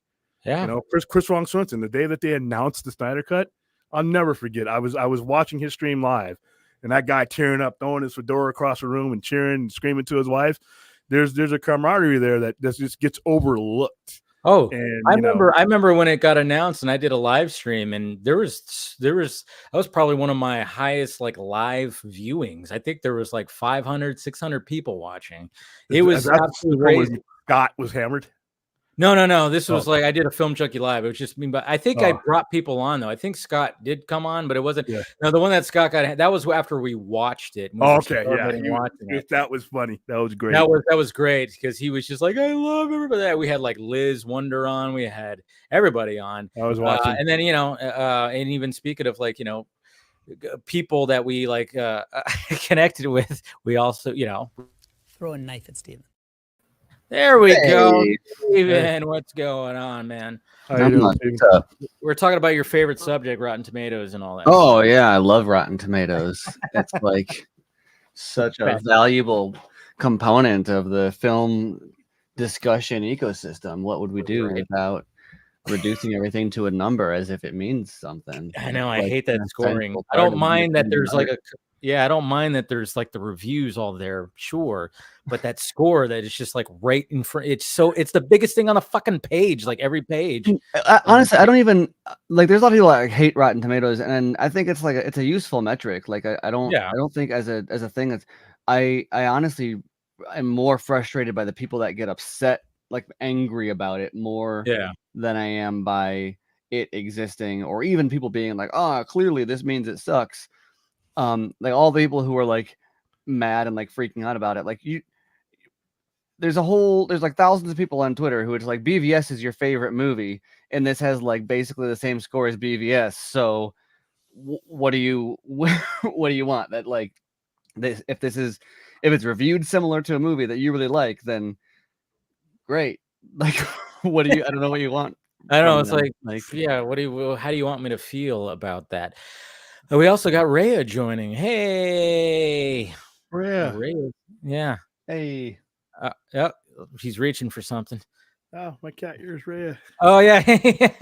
He's got the cat ears too. You're muted right now, Rhea. Whoops. Oh man, I just went through a whole hey, how are you, cat ears, twinsies, like little like I do every intro. night so I know that I'm not muted. Yeah. Oh, hey, it happens to the best of us, man. It's always part of it. But thank you for joining, Rhea. How you doing? Oh, you're muted again. Still muted. Wow. It went out. Oh my gosh. So obnoxious. Okay, so I'm doing well. I'm testing out this new camera I got once I returned from my trip recently. And it's got like, the little like 90s canted angle action happening right now, or at least that's kind of what I have it on. Yeah. So trying to figure out what works best for me. It works. Then we also got Chris showing up right here. What's going on, sir? Doing well. I am officially on winter break, so I'm feeling better. Lucky. I'm jealous. Wish I was on break from my job. Well, hopefully I'll take the last week off, but whatever. But hey, thanks for joining, man. Thanks for having me back. You're no problem. Always. But we were just kind of like, we were talking about a lot of things. I mean, obviously we got the Rebel Moon Lifeline and Awareness event that's happening in Las Vegas, which still reminding people the link is it's pinned in there. I'm still pinned right there. So if you got anything, every little bit helps. So go ahead and click the link and donate. It's all going to AFSP, folks. Do it. Also, if you can't donate, share the event. You never know who you're putting the event into somebody who can. Times are tough, so I can understand that. But if you share it, some of our donations have come from 6 degrees of separation by the event getting out to somebody who's not directly connected to us. So that helps as well. Exactly. But we were just kind of talking about obviously Rebel Moon, and with the reviews coming out today. I mean, it's not going to affect anybody here or even in the chat, or some people. I mean, it's just always like Steven was saying, how people just like use that. It's such they use it to be like, well, I guess it sucks, and then other people like want to complain, or not complain, but just kind of. I remember a lot of people with the IGN review. They're like, you guys gave Thor: Love and Thunder this, and it's like, okay, so they did. I get it. They thought that piece of shit of a movie was better, but I don't know. To me, I'm just like, why even bother? Why even bother? You know, why even bother trying to dogpile on them? These aggregates have as much power as people give them, though. I mean, if people just stop using them as their benchmark or where you know what they want to see, then they'll have less and less relevance. I mean, but like you were saying too, though, is like, you know, when it came to the reaction of BVS and even Man of Steel and how Warner Brothers reacted to that, I mean, a lot had to do with the critic, and that's why they, you know, they turned on all that, which was ridiculous because then, you know, the whole Snyder Cut thing came out, and then of course that was way more well received. But it's just funny how like these studios do still look at that. And I even saw people today, a lot of people, you know, even when it came to the reviews of it, I mean, a lot of people, even I said, you know, and a lot of people would probably agree after watching it, it's like, oh yeah, you could tell like there's some things that are condensed. The movie flows very well in this cut. I mean, Steve and I were talking about it after we watched it. It was like, it still flows very well, but yeah, you could tell like, yeah, there's some things that are going to be needed that are flushed. They're going to be fleshed out way more in the R-rated cut. Sure. And a lot of people said that, but then I saw a lot of people like, why did they even do this then? Because now Zack's getting shit on and blah, blah, blah, blah, blah. And if only things had been different, Zack would not be like. I always love that if people act like there's some alternate universe where everyone's like, "Oh, I love Zack Snyder now." Like, no, that's not. It's not gonna. That's why I want it to be a 0% on Rotten Tomatoes. Like, I want everyone to like lose their fucking minds over how low the score is. Like, that's like go all the way. Like, why? What is this 20% crap? I need it lower. Oh, I was just gonna mention I'm not sure how other people feel about reading reviews after a viewing, but I think it actually makes my discussions around the film even more rich because I have like this additional sort of facet to really think back about my memories of a film, and it kind of changes my perspective a little bit, maybe like depending on the feedback that I hear from the review. Like, we talk about how some reviews are just like full of vitriol and perhaps even have ulterior motives. I can't really speak to that. But yeah, as far as like the ones that have genuine, like objective criticisms and maybe like noticed different like syntax or some sort of like perspective on a scene, that is really like fascinating for me, and that's what I want to discuss with other people. Like, I don't necessarily want to talk to people who all agree that a film is like really fun and like the visuals are great, you know. I will totally like, you know, pepper that into the discussion, but I don't want it to be like, you know, like the focus, you know. And that's why I kind of prefer kind of breakdowns over reviews, like looking at different either reviewers that are looking at like a particular scene or maybe a theme of the movie at that point. You know, I'll pepper in some reviews here or there, but it really, I'm more interested in kind of like what did you see that I didn't? So it's like, oh, I got to go back and see it the next time. I've got to go and look at that from a different angle. And you know, we talked last week about how Nope got put in a whole different perspective with some of the breakdowns at that point. So, well, that's the problem with the what the tomato meter represents is not even like an averaging of the score. It is a percentage of thumbs up, thumbs down. So it's literally a representation of trying to capture good versus bad as a metric, and by making it such a big point of the conversation with all these, and the reason that I hate people fans or non-fans, anyone focusing on it at all, is because, like you said, it's not a discussion of anything about what's actually going on, like on screen. Like I always say the least interesting conversation you can have about any movie, even a bad movie, the least interesting conversation you can have about it is about whether or not it's good or bad. Yeah, like why, like where is that gonna go? Like, oh, it's good, it's bad. Like what? How about like? I would love to talk about more like something like Morbius for, you know, I could talk about it for hours about what it's trying to do and maybe, you know, how well it gets there. I'm not saying like, oh, there's layers to Morbius that I want to break down, but like there are discussions to be had there, even if you're making fun of it, outside of like having a debate over like whether or not it's actually good or whether or not it's actually bad. Like who cares about, like, it turns it into like, it's like an Olympic event where like the goal of the movie is to get a high score. And it's like, I think that like they're not, their objective, at least for most movies from most studios, is not like trying to get a certain score. They're trying to communicate something. And sometimes that's going to inherently come with a lower score because they're not targeting some broad demographic pointed, like 4-quadrant audience movies. I don't know. Sometimes they're aiming at Neanderthals like me who just want to it's not going to be for everybody, you know. I mean, and it's funny too because I remember seeing today, like obviously with all the Rebel Moon stuff, a clip of when Zack had his like a screen and he had BVS. I think it was on the screen and it showed like the Rotten Tomatoes score, which was like 27%, I think. And he goes 27. That's rude. He made a joke out of it. He made like a joke out of it, whereas like it's not like, I mean, he's probably just like, yeah, whatever. But at the same time, it's just the fact that he just was like, that's rude. Well, and I think the thing that a lot of fans, like, I think critics definitely don't get it, but a lot of fans don't realize either is Zack kind of loves that brand. Like he doesn't want to be the guy who gets like, I mean, I'm sure he'd appreciate good reviews, but like look at the entire rollout strategy for this movie. They know that they're putting like structurally, and this is not a commentary on the quality of the movie at all, but functionally they decided to take this movie, they split it into 2 parts, and they cut each of those parts up.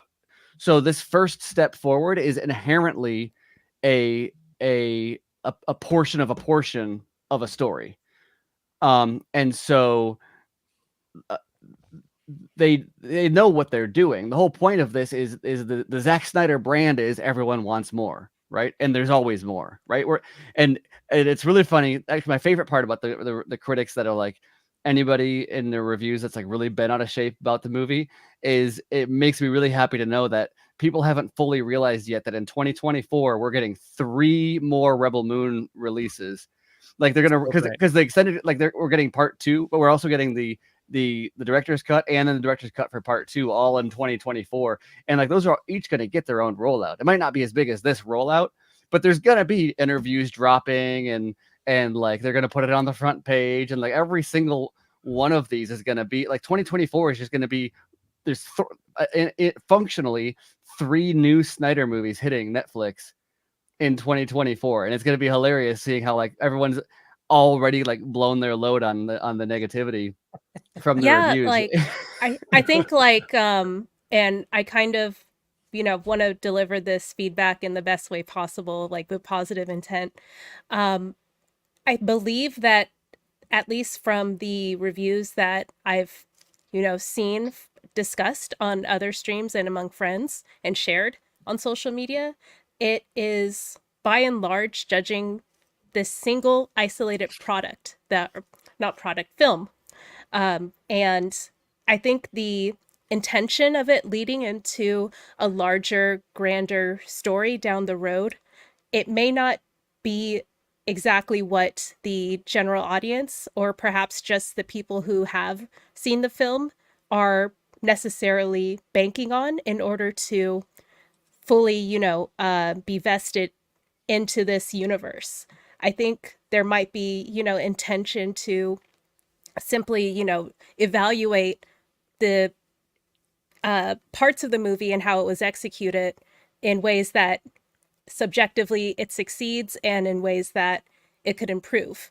So I believe for just, discussion's sake, some of the reviews are worthwhile to kind of, dive into, especially if it revolves around the film execution or production, like cinematography, writing. I personally do believe that although this is leading into additional content, which may, enrich this film down the road, and we'll get more context and more value from this piece of the story down the road. Again, I still feel like it's valid to see this as its own standalone story and, judge it from what we see right here. I mean, it's only just the beginning when you watch it. I mean, it's building the team, and it's kind of just like, this is the conflict.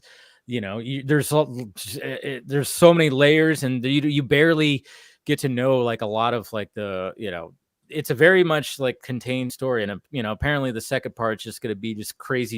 It's just going to be flat out war, just full on war. I mean, Stephen Moore knows a little bit more about some of the stuff. I mean, it's just like, and then not to mention like what I said too is like in my review was the fact that it's like, yeah, the action is great. It's got all the Snyderisms, the slow mo, high octane, craziest, but there's cutaways, there's not blood splatter, and apparently, when it comes to what we're in store for, holy shit! Like with Seven Samurai. I mean, to me, like when I first saw the premise of this and knew it was going to be part 1 and part 2, I mean, it just bleeds, and that's why a couple of weeks ago we watched Seven Samurai because I wanted to lead up to all this, and to me, I mean, and I saw one of the reviews where somebody I don't know what's exact word, but somebody kind of used that in a not so positive way, and I'm like, that's fine. That's what it. Some of the things that these guys, and like I said, legitimate discourse, there's no problem with it. But some of the things that some of these guys are trying to make as a negative, I'm like, wow, okay, I'm in, because he made this movie for me, and it's like it's not every movie is going to be for everybody, and there doesn't need to be friction every time that a movie doesn't land with everybody else. It's just that's why we don't all watch the same movie. What was the tweet that was going around? Someone said something like, whenever someone makes a list of all the things they hate about a new Zack Snyder movie, it sounds like the greatest thing I've ever heard. Yeah, that's a good tweet. That's definitely good too. We got somebody else joining right now. Oh, great Odin's Raven. What's up, Travis? The Vodka Where the hell that one come from? I don't know why I've got designated Ron Burgundy. But, why not? Happy Friday, everybody. I'm here drinking some eggnog in there. Look at you with your eggnog and your Batman cup. Team I love eggnog. It. People in the chat, Team Eggnog, let me know. You know what? I'm not. You know what? I mean, eggnog. It's a bad name. First off, you want some eggnog? It does not sound like it's something that I should be consuming. Nog me, bro. Yeah. I did see in the store the other day, and I didn't realize they made it. It said Southern Comfort Eggnog, and they actually have to put very specifically on there. It said non-alcoholic. I was like, wait, I was gonna say I've seen that before. I've never seen a non-alcoholic Southern Comfort. I have not seen that. Yeah, it's just like I've said is no, it's very small, so it's just like I know they probably have fooled some people with that. Probably. Damn, that would have been what, one just be regular eggnog then. What? Because I don't have that in Canada. What is the Southern eggnog thing? It's Southern Comfort's a. It's a whiskey. Whiskey, yeah.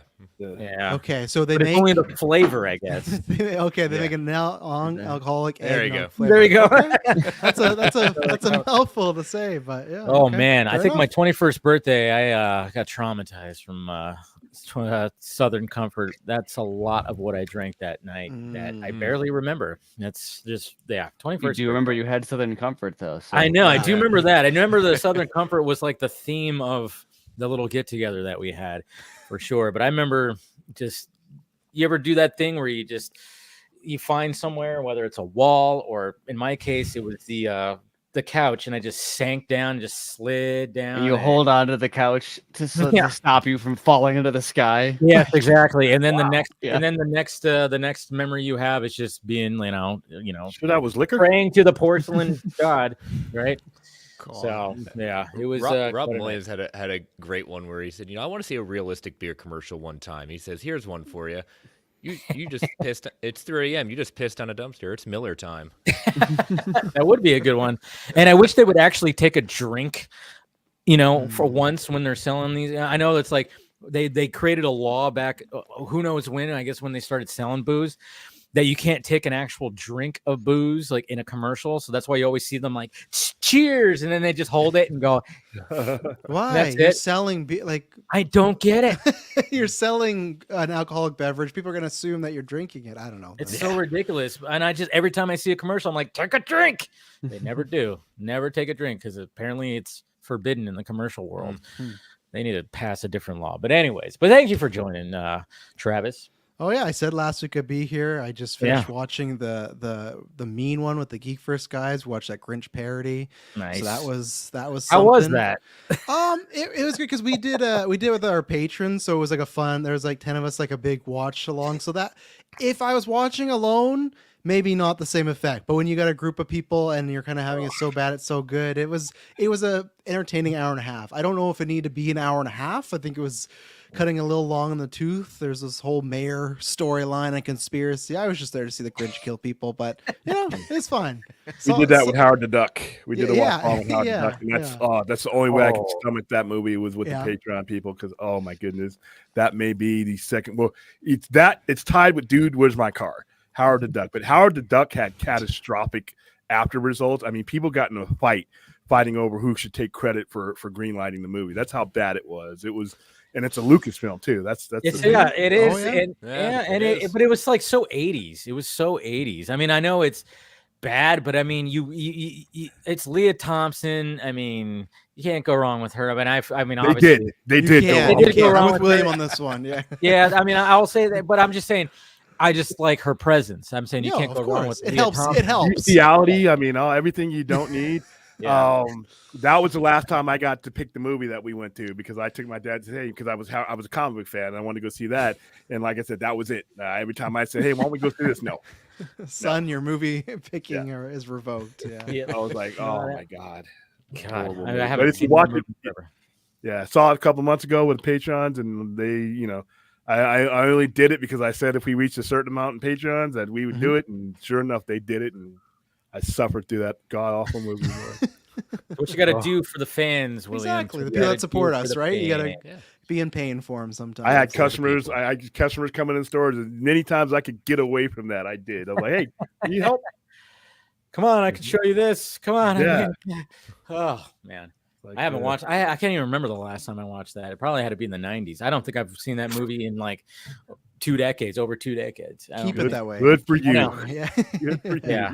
No, I'm one of these days maybe should do like a stream and watch it and take shots for every stupid moment. I'd be done in. You'll be out. You'll be dead. It'll be like that party you were talking about, but worse. Yeah. Oh, good Lord.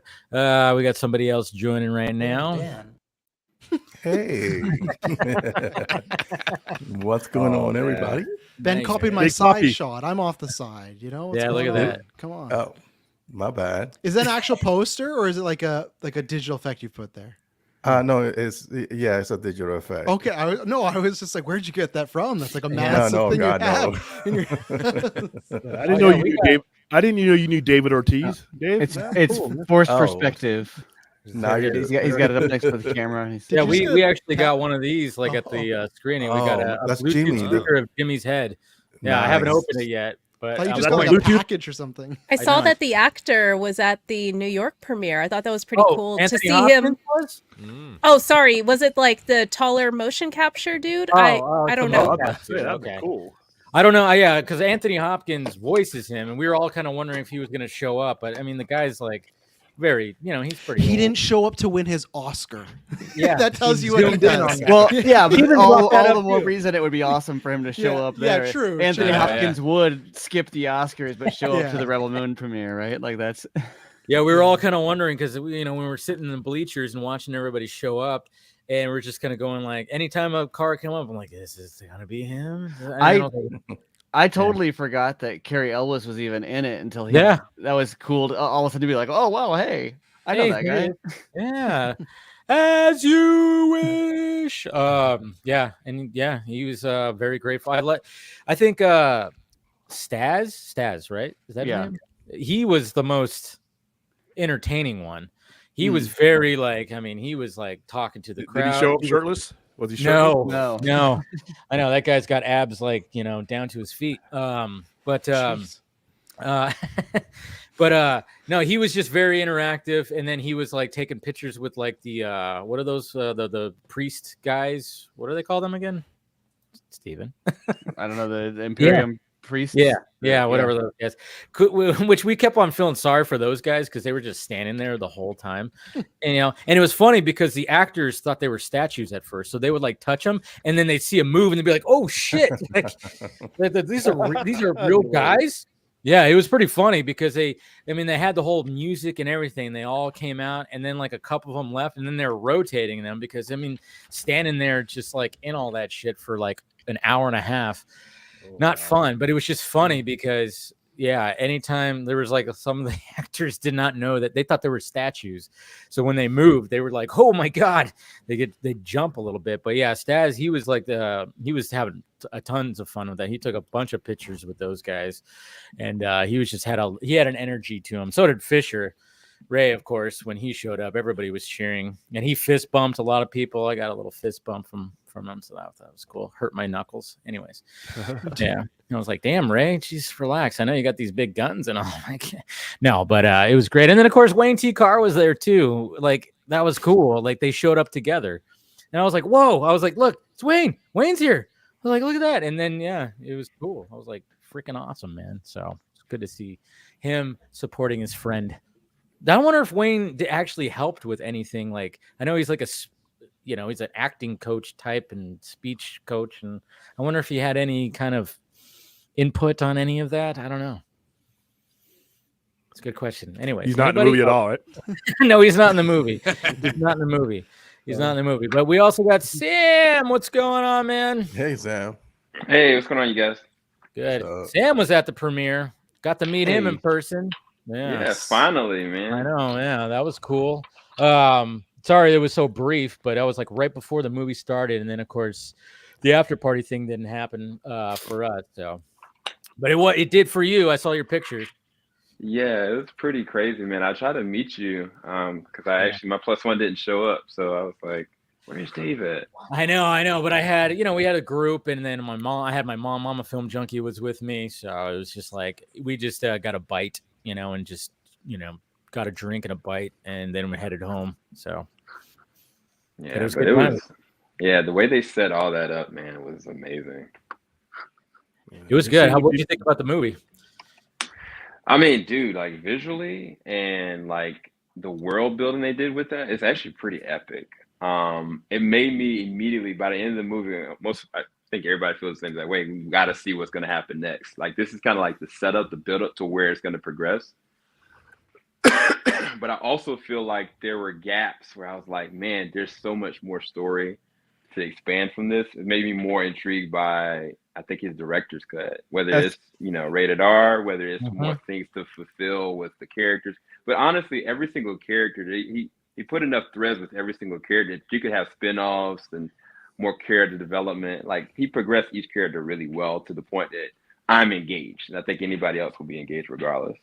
That's what I was asking everyone we saw it with, is if immediately after seeing it, you had the choice of going directly into the theatrical cut of part 2 or immediately watching the director's cut of part 1 and having to wait until April for part 2, which one would you choose? Yeah, I was all about the director's cut. I was like, I want to see more of this story first. Yeah, I was like, I want to see this. That's the one. I was like, there were a few people that were like, oh, I want to see part 2, but like, I think I would choose immediately. They were. I would watch. I would rewatch if I had the option of rewatching part 1 director's cut. I would wait for part 2 personally. Yeah, I have maybe a controversial question to ask y'all who saw the film. Would you have preferred this to be a series over a film, and why? Why or why not? I don't think so. I think it worked. I think I was having a conversation with somebody about that today because he was talking about that Zack needs to learn how to make shorter movies kind of thing. And I was like, because I was like, well, I know he's done that before, and he's like, yeah, but he's like, Star Wars was this much, and look what it started, and it was only 2 hours long, and blah blah blah. And I'm like, well, I mean, he could always jump to series every now and again. There's just so much here, and I know there's supposed to be like spin-off, series or whatever the hell. But when it comes to this, I mean, I would have to watch the full-on 3-hour cut to really gauge that. But for the most part, I would. It's not like I didn't feel like it needed it. Maybe it could benefit, but at the same time, it is a theatric, it's a cinematic. I want to see it on the big screen movie. Well, I don't know. And a series is an entirely different format. Yeah. Like a series in this universe would be cool, but it would need to be an entirely different like you can't just take this screenplay, even an extended version of it, and because there's I don't want to spoil anything, but like it wouldn't it wouldn't work as a series because the distribution of set pieces and when where characters are involved, and there'd be really, really boring episodes. That because a series is going to be like, oh, you've got to get you're going to have to insert like an actual action sequence into that first 20 minutes or whatever, which it has to be this has a designed to slower be a series. like and so taking what they had and turning it into a series, I'd say absolutely no. But a series in this universe, hell yeah, I'd be up for that, but it'd be something different than this just by its nature. I want to ask a question to you guys, especially those who've seen it. I know there's an extended cut, and I think we discussed this internally.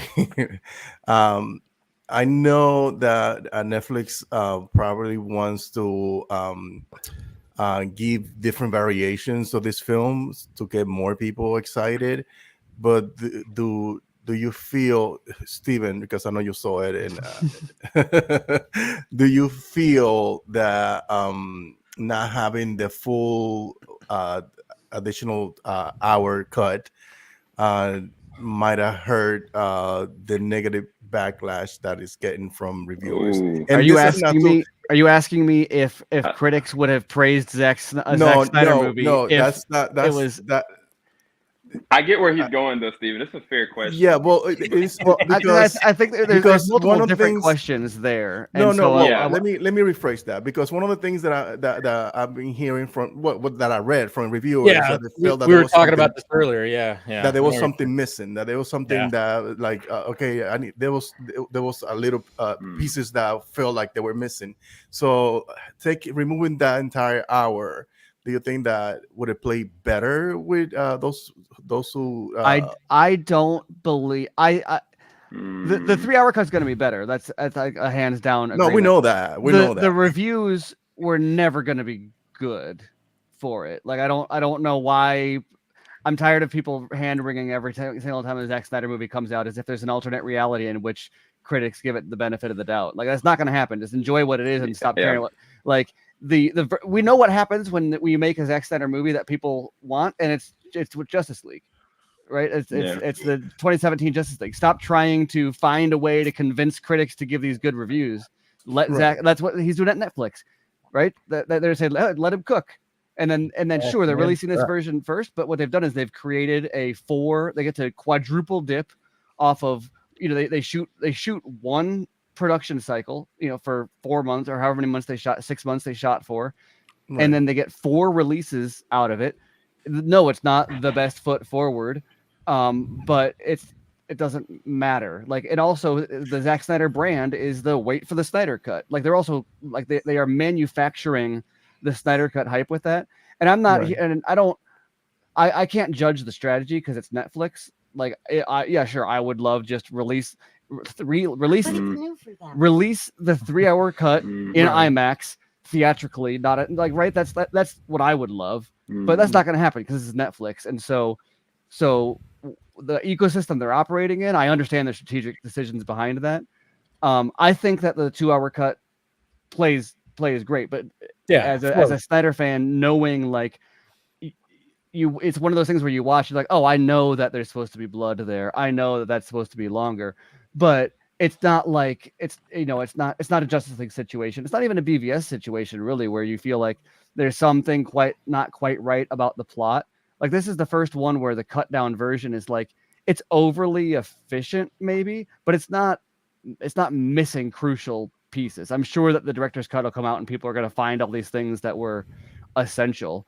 But in terms of like when it hits on Netflix, the general audience, they're not going to be having this argument, right? No. This is an argument that only people who like know the Snyder mythos are going to be commenting on. But the whole we know I think this, like I think because we know this director, because we know his body of work and we know how he operates, it's different from those who do not like him or do not appreciate his body of work, where they feel like when you remove an hour from a cut, they feel like there's some cohesion lacking from the film. And that's what I'm afraid of. I'm like, okay, are you cheating yourself out of putting your best foot forward by not putting the entire film or are we going to kind of doing this?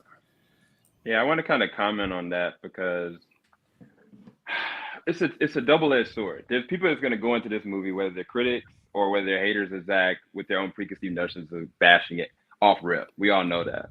Yep. But the other side of that, to answer Raya's question initially, I personally would love to see, this world kind of build out. I would love to see kind of a series built off of certain characters that they kind of develop and see where they were in the past. I would love to see prequel. Like, they've designed it really well. I think the thing functionally that people are going to kind of notice is that some of the action scenes that are shot so well, you can kind of tell like they maybe be a little bit more brutal. And I think some people that are a fan of his work, like if they looked at 300 and they kind of made a comparison between that and this, they may be like, oh, wait, no, I know that he can go harder with this, and I'm not sure why he didn't. Yeah, well, and now, for me as a critic, those scenes also are 300 style violence, by the way, blood splatters and everything. I saw a clip from the like the scene in the barn. That I think the clip was even released. That like there is hatchets going into faces, there is blood splatter on the lens, that like there is it's a different it's not just like, oh, they cut stuff out, like they actually engineered. It's almost like, it's not like his other director's cuts normally are like, oh, here's my like they almost engineered a Snyder cut release where they planned a PG-13 version of the same same story and an R-rated version of the same story. So it's not just extended, it's actually going to be a major tonal shift too also, which I think is, people are considering this like there's one cut of the movie and another cut of the movie. But I think that after it's released, people are going to look at it and they're going to say, oh, Netflix actually created two different products. It's not an inferior product and a better product. One is better than the other, sure, but it is two entirely different things. I think that conversation hopefully will be more interesting than it is tiring. And it's funny too, because like I'm wondering, like after everybody sees this version, like when they start promoting that director's cut and like the scenes that we actually see from there. Because I still remember when the BVS Ultimate Edition was announced and they showed the clip of just, when Batman breaks into LexCorp and you see him drop down like that. And I remember seeing that, I'm like, why would you even delete that? But then that made me so much more excited to see this alternate cut, just that one little whoosh, like just down. And I'm like, why would you even like remove that from the movie? You guys are dumb, you're stupid, you're whatever. But it's almost like, man, that one little part got me so much more excited for it. And I'm just kind of wondering, like what certain scenes are we going to see when they start promoting this that I go, oh my God, that was part of this scene?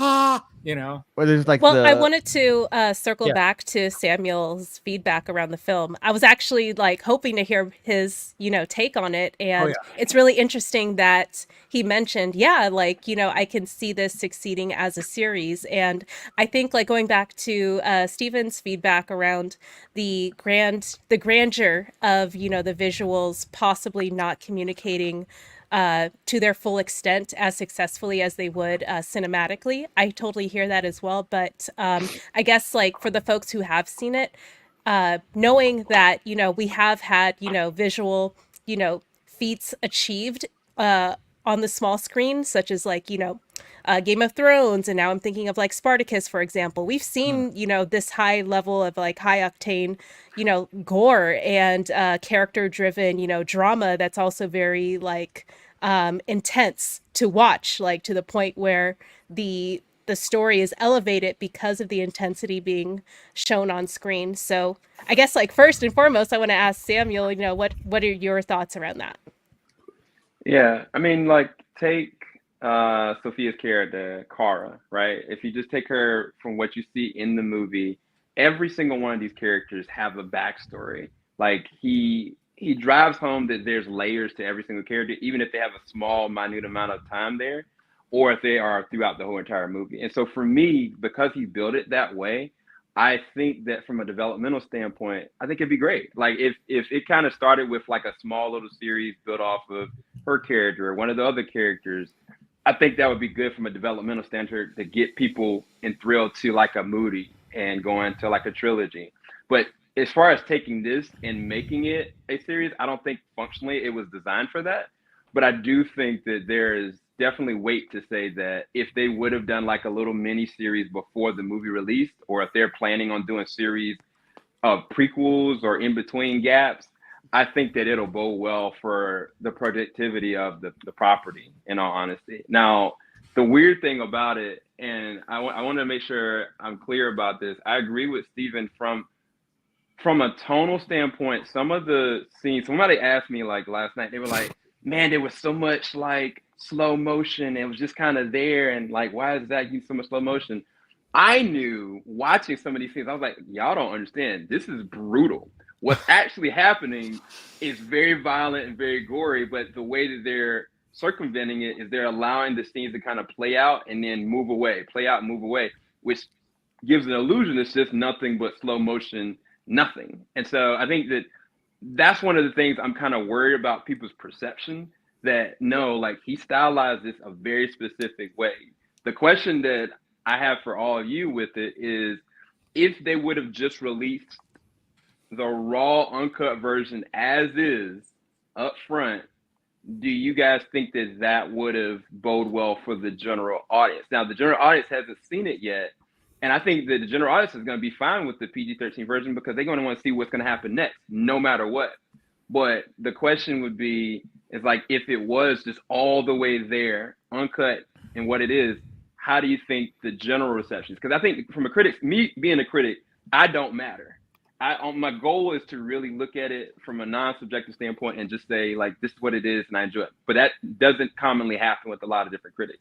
Some people look at it one-sided, and then some people like are just really defensive for no reason. I try to look at anything I watch with a grain of salt to enjoy it or not. And so the critics are one side, but the general audience, I think, is a really big spectrum. I'm curious y'all's perspective on, if you would have just released it as is, completely uncut and everything like that, what do you guys think that would have, how what's it went? The length and time? I think what's the length and time? 220, right?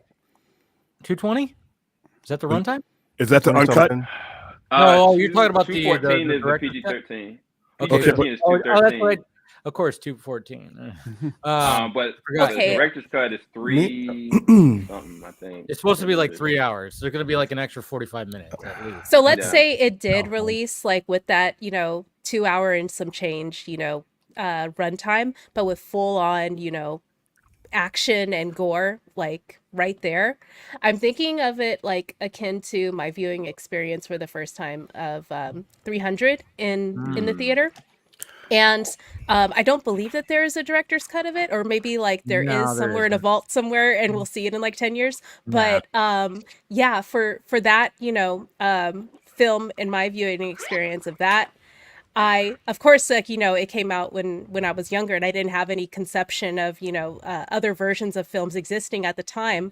But the impact of the visuals and the runtime of it, it succeeded in it being so resonant in my, perception of, what filmmaking could be, that it still succeeded, in my opinion. Like, we still, a lot of those scenes are still as fresh in our minds as it was when a lot of us have seen it. And we continue to kind of like thematically, like, or dissect it thematically, although, it had like, a shorter runtime, or like we didn't really have like any sort of idea of what might have been missing, or any concessions that were made visually or in the writing. It was just there. It was just, a successful narrative in and of itself. So if I could, kind of like compact my answer for you, my intention is to watch this film as an isolated, story,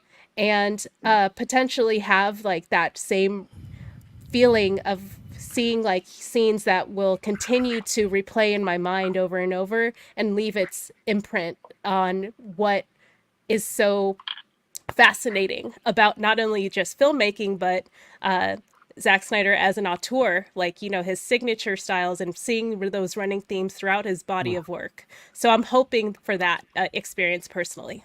I mean, like Steve and I, we were talking about after, like, one of the things that we never really seen Snyder do in a movie, which was just have a full on just war, like guns shooting back and forth. Well, there's never been like a gunfight.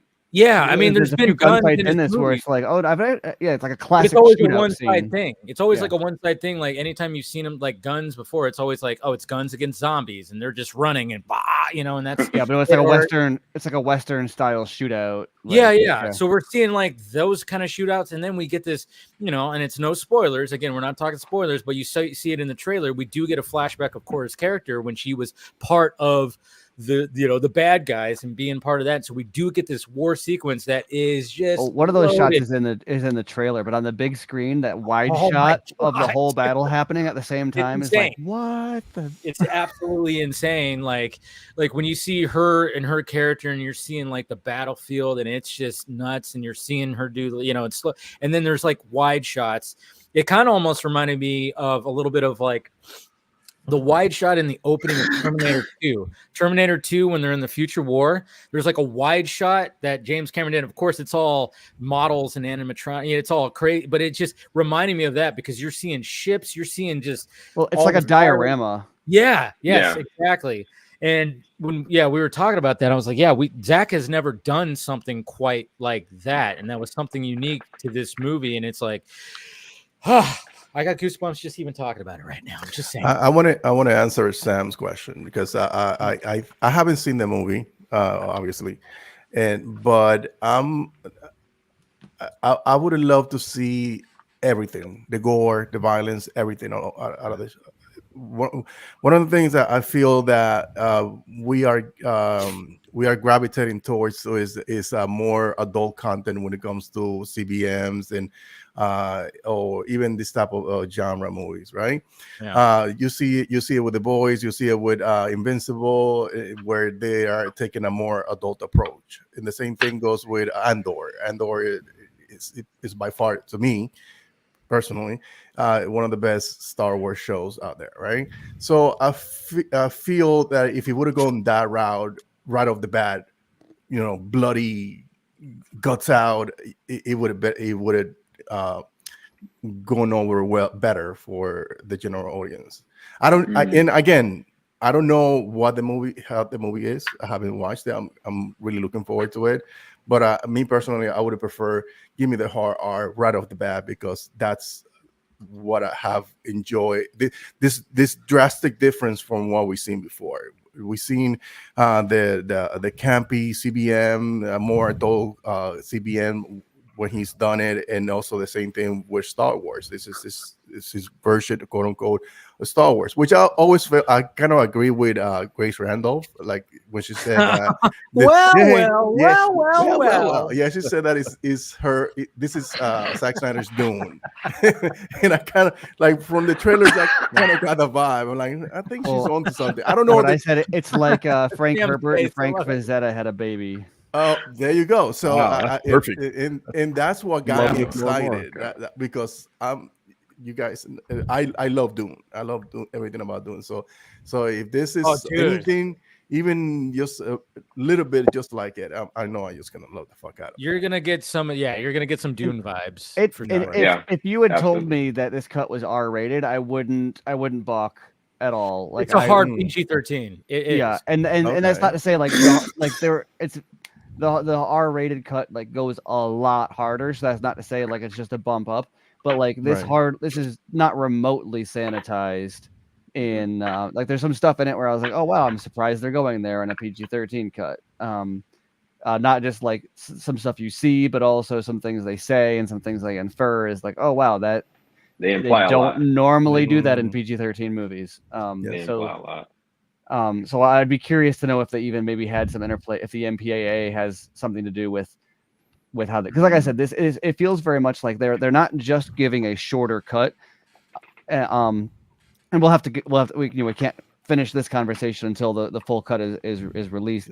But I genuinely believe that their attempt here was to engineer two totally different movie experiences, not a shorter version of the same movie and a longer version of the same movie, but an actually entirely different, like watching, like imagine Justice League 2017 was like watchable, and then there was also the Snyder cut, right? It's like, right, it would be like what that would be. We're like, oh wow, that movie is actually pretty good, and then there's this totally different but awesome version.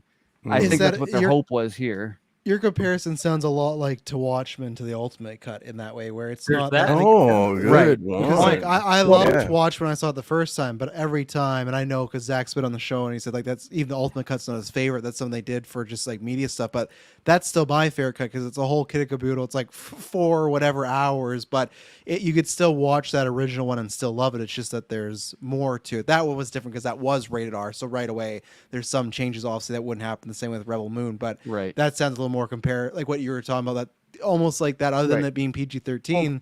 That was Watchmen, and that had 3 cuts too. Because of Snyder's reputation, and especially because of the what the fan base wants, there's this perception of, oh, if it was cut down, it's because of studio interference, it's because it's a sanitized cut, and the fact that it was engineered that way from the beginning for this changes it drastically. And I think Watchmen is another good example there because the shorter cut with that was not a fight with the or maybe in some areas it was, but the way Zach has always pitched that is the reason that cut was shorter was strictly because of IMAX constraints. They wanted to show it in IMAX, and that was the maximum amount of time they could make an IMAX movie at the time. And they knew there was a director's cut coming already, so they said, fine, we'll do the IMAX version as this 2.5 hour version, and then release the longer version later. And so I feel like that's a much closer comparison for what we're getting here, where they're like, oh no, these are 2 different things with the same piece of content. And then once again, that gives them, now they're going to have their quadruple dipping, which, say what you will about capitalism in the Netflix model, but that's what they're doing. Because this is not a theatrical release, because a lot of the comparisons you guys are bringing up as far as like what kind of cut will be released, the advantages for me on streaming was that, I was expecting before they named the date that you would have both options at the same time. Because for me, I would love to see the outright version, the uncut version for on the 21st or 22nd.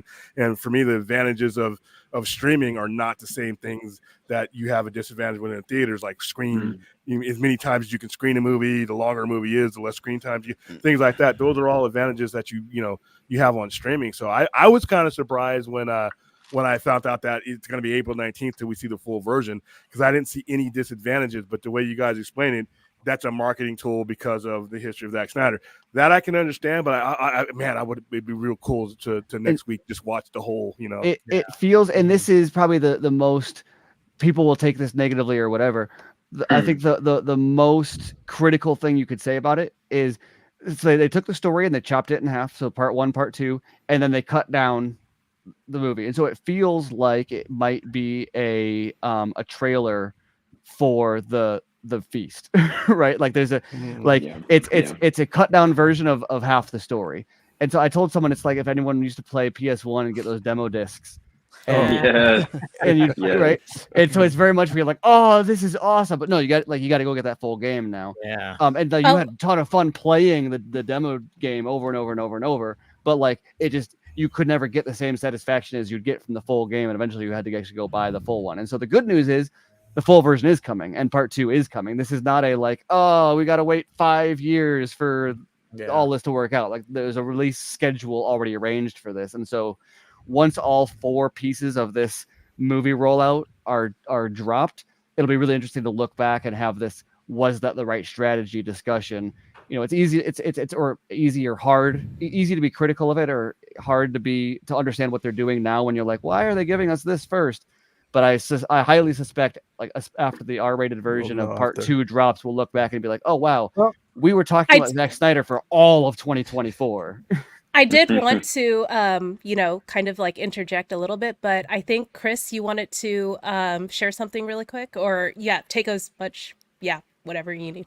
Oh, well, Netflix knows exactly what they're doing in the sense of, we're being in the holiday season, people are going to be home, there's not, outside of Aquaman at that point, there's not a push to get people to the theaters at this point. Well, now you've got Zack Snyder, general audience recognition. You put that right as you log into Netflix, right up front at that point with a sci-fi epic at that point. They're gonna get at least a general audience, at least a first time watch at that point. But me being a fan, knowing and hearing what you all have said that you've seen it, like you could already pinpoint saying, I feel like there's gonna be more in these 45 minutes that are coming. So to the point of being an appetizer, it's good at that point. Now, whether the the reviews and the critics would actually, if you put out the full cut, would they be kinder? I think some would be kinder, but I think you all said it up front at that point. I think some will be kinder, but I think there is already a bias thing. I just don't like Zack Snyder to begin with. I don't like the idea of how he does his filming, and that's fine. You know, that's their opinion. I don't have to, you know, all movies are not made for me. All movies aren't made for them. And so that's the lovely idea of choice. So, yeah, do I see the Rotten Tomato score? Okay. I'm still going to watch the movie. I'm still, you know, being a Zack Snyder fan, but I know people who aren't necessarily Snyder fans that are just curious to see, like, I haven't seen a sci-fi epic like this in a bit. So I'm at least going to tune in and watch just for curiosity's sake, though they know exactly what they're doing. Yeah, I was like, just even thinking about like when Steven was talking about all this, it was like, it just reminded me of like an old Jerry Seinfeld bit. I think it was from Seinfeld's, like, you know, anytime they release like a medicine, they always have the original, and then they release the cherry.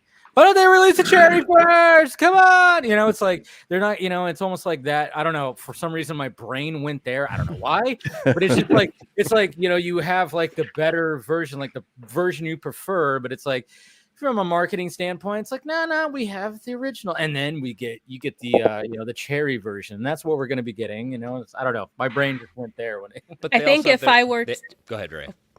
No, sorry. Yeah, I actually wanted to get William's feedback on it. Again, like, you know, I haven't seen the film, and I don't want to make too many assumptions, but William, you're a business owner, and you know your clientele and what's going to appeal to them. So I guess like my point is, for this film, in order, like, we've seen, like, you know, all the merchandising, all the planned, you know, like additional content outside of just the films that are going to be coming for this IP before anyone really has like any sort of like establishing material, maybe like some context from like interviews and stuff like that, but not really like a graphic novel or some like short form content to really gauge from. So again, like back to William, like if you're gonna, you know, go all in on, like, I think I asked you this before, you wouldn't necessarily like go all in on a comic pre-order for a new IP without, you know, knowing the product first, right? So I guess like maybe it's apples to oranges, but I just wanted to get your feedback about that. Like putting all your,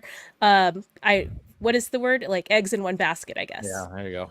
Yeah, well, what they've done is by making it so that the comic comes out in January. So by that time, everybody who wants to have seen the movie will have seen the movie and will be engaged in the product. So I thought that was smart. Even though I would want all this up front, because I understand the filmmaking, the type of filmmaking he does. As a retailer, the continuity is where your money is going to come from. Carrying on the conversation in a rhythm that allows the average customer to come along on a ride with you. So as long as they can stretch this out and give you bits and pieces and interjections, so by the time we get April 19th coming around, we'll have the full comic book miniseries. So we'll have a lot of this stuff laid out, and it's basically it's retail world building is what it is. And I think, like I said, I'm greedy. I would want the everything up front. That's just me. But as a retailer, the way they've done it is it's probably the best way. It's probably the best way. I think, like, for me, my general perception of the tenacity, I guess, of the marketing and the level of merchandising and announced content that we're going to get for this IP is a little I do see the ambition, and I do see the points that you're making as a retailer to continue to entice your audience or your buyers for joining this audience of people that are anticipating more. I believe that it is like, you know, like the Dave, like your speaker for like, you know, the character Jimmy, like, you know, I don't know if like necessarily like without having any context of like who that character is ahead of time, maybe like, I'm not sure if it's like on general, I think it's a lot of this material or like products, all these products are like, you know, places like Walmart, and like they're taking up significant amount of space. And if you've worked in retail, you know how expensive real estate is in your store. So I guess like the perception that I'm getting is that like, yes, I see the ambition and the drive to continue to build this audience that wants more of your content. I don't want to necessarily see this being a cart before the horse situation, I guess. Okay, that's a good question. And years ago, that's the way we would order. That's the way big boxes would order, and that's the way small boxes like me would order. You would basically, you would have a gauge for what I don't want to purchase this amount until I know where this is going to be. But the way marketing is done now is reverse. You want that stuff out there. So when the actual generator, in this case is a movie, hits, that it's already in the heads of people who have gone to those central places, the Best Buys, the Walmart. You want Jimmy sitting on there. You want your kids looking at it. You want them to be, even if you don't know what it is, because you're going to make that engagement connection once you see it on Netflix. Once the engagement's made, you don't want to be waiting around to respond to it, because then it's too late. And it has an upward chain effect of manufacturing, supply and demand. So you want that out there. Like right now, the stuff that they have on the shelf now is fine, because next week people are going to be able to make that engagement between what they're seeing on Netflix, what they're hearing about on Netflix, and then the merchandise is going to already be there. So you cut that time, you cut that response time, and you maximize the money you can make right then and there. So, and then you use that to judge what you're going to manufacture and what you're going to have from that point on. So now we're ready for April. So the stuff for part 2 will be ready somewhere in between then. But you want to be in the heads as soon as possible.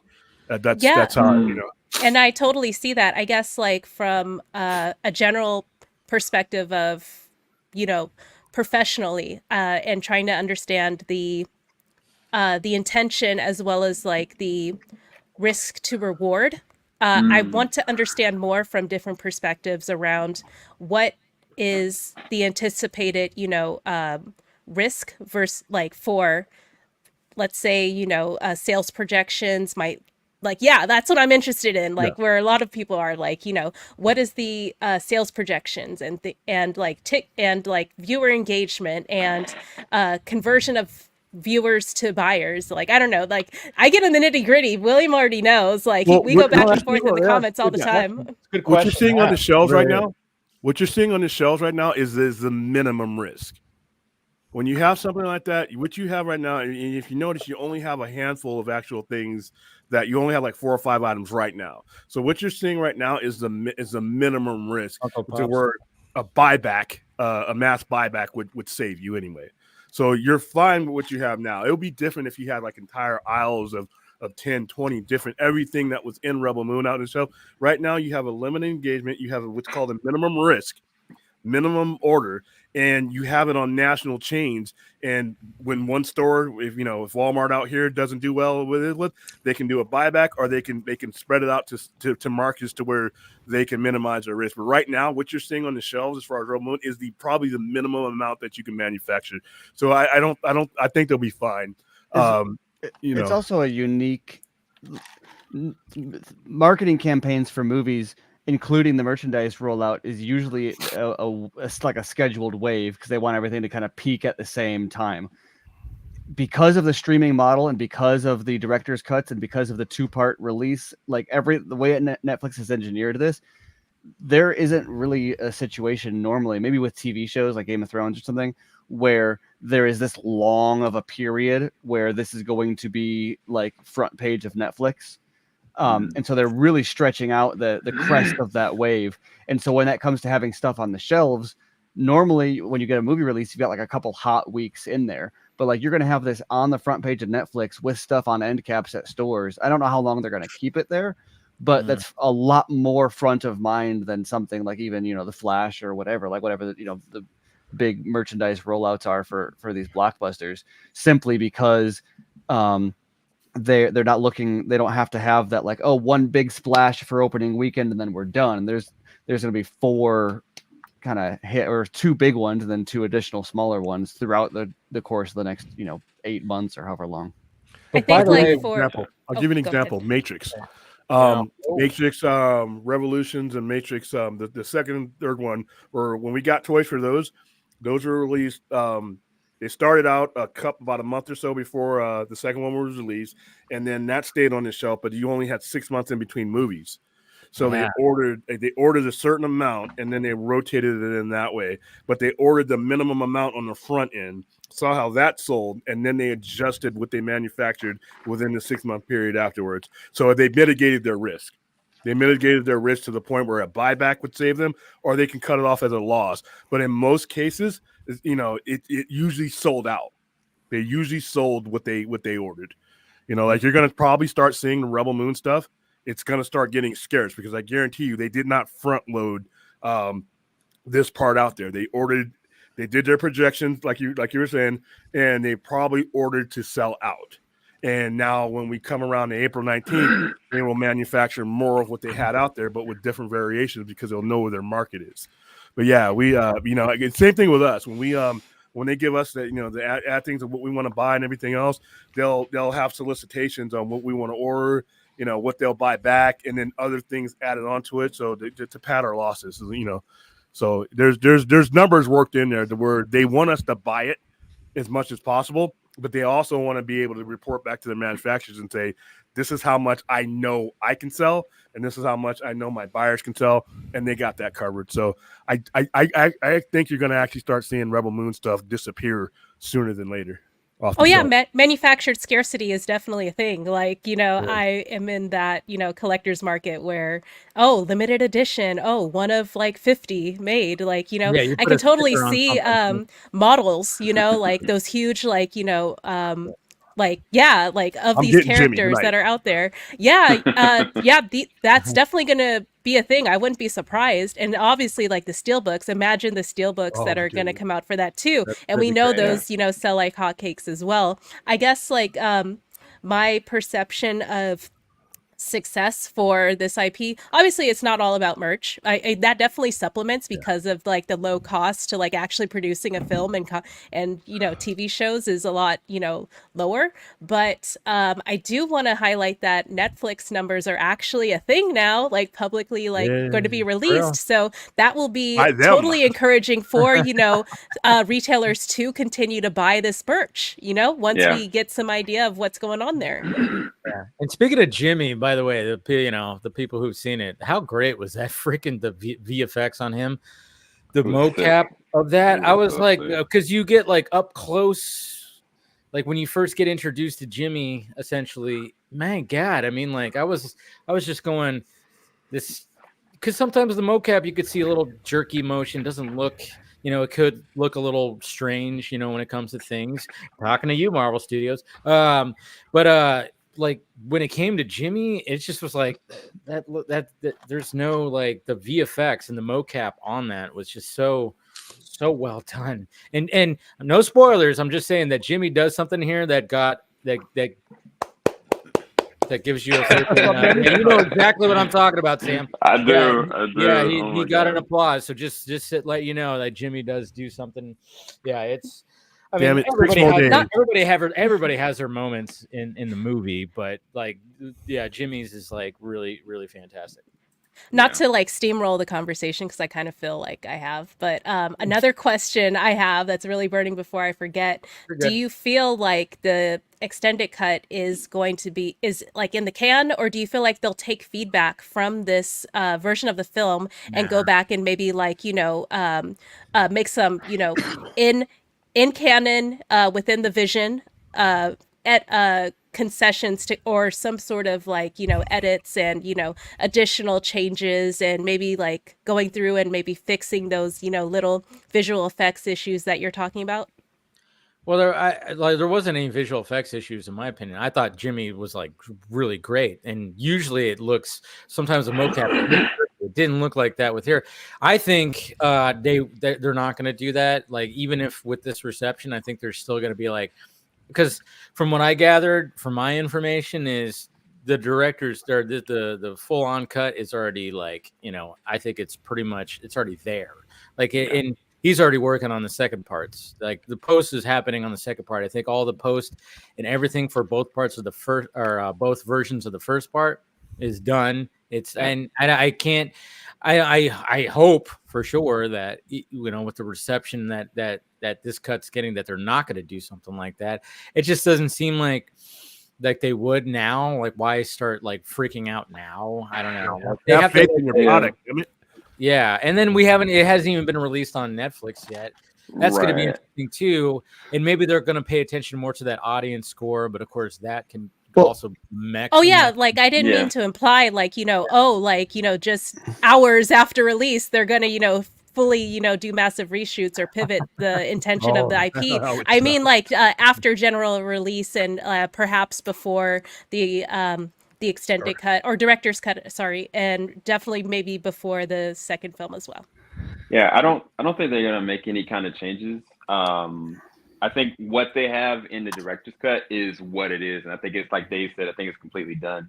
One thing I kind of wailed in my head is I was like, oh, what they could have done is given this director's cut or unfinished VFX version of this and give it to the critics to let the critics go it. But what the critics will do is they'll be able to maneuver it however they want to. They could say, well, like there's no point in watching this other version, wait until here, and that gets muddy either way. So it's not gonna, even if they had the full complete version, even if every critic had the full complete version, there's still gonna be that bias, there's still gonna be that issue.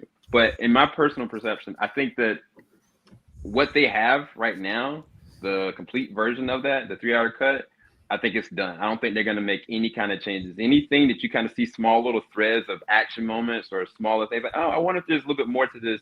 I think it's going to be a great, pleasant surprise to see that in the other thing. But I don't think that they've made any big changes or they're going to make any changes. Now, I do consider when you were talking about like the series, I think it would be a good idea for certain characters to kind of give them their own little mini series. I think that they may look at that and assess that after the fact, but they don't have to do that right now. I think that they've got a good momentum. And you guys have already talked about the merchandise, you talked about the comics, but Netflix as a driving force right now almost brought me back to playing Grand Theft Auto on my phone just because, you know what I'm saying? Like Netflix knows what they're doing. So I think that the truth of the matter is that right now they know for a fact that Zack is a visionary. They know for a fact that they've got a brand new IP that they can really sculpt around it and then they can continue to work it. It's just removing the critical perception of like what it is and just letting people see it. I think once people see it and they get in their eyes like, okay, this is for my entertainment, not anybody else. I think that's going to be the game changer at the end of the day, in my personal perspective. I think for context also on like we were saying earlier, Netflix, they're smart and they make data-driven decisions. And so that as a result, things that people would expect from like a normal theatrical model don't play out there.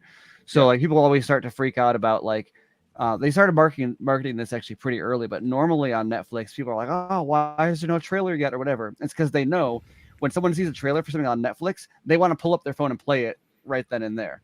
And so if they drop a movie 6 months out, someone's going to immediately go, oh, is it there? No, and then forget about it.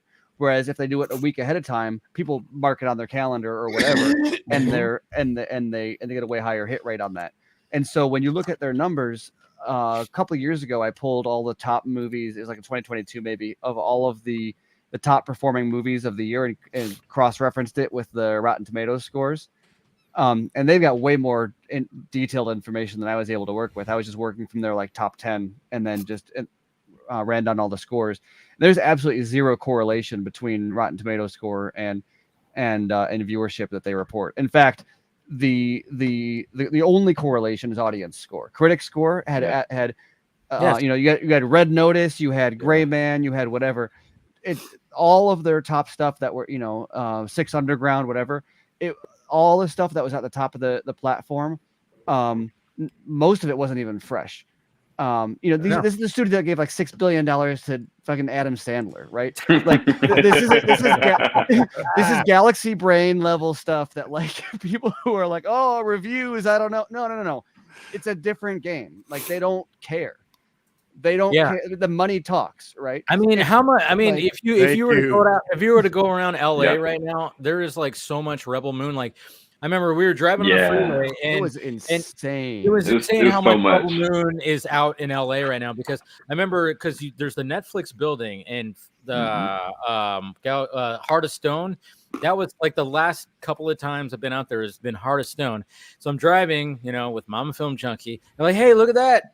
there's that, and then of course she's navigating me, and of course she has to take a picture. I'm like, do we have to get off here? We have to get off here, Mom. Anyways, it was a fun, we've all been there, right?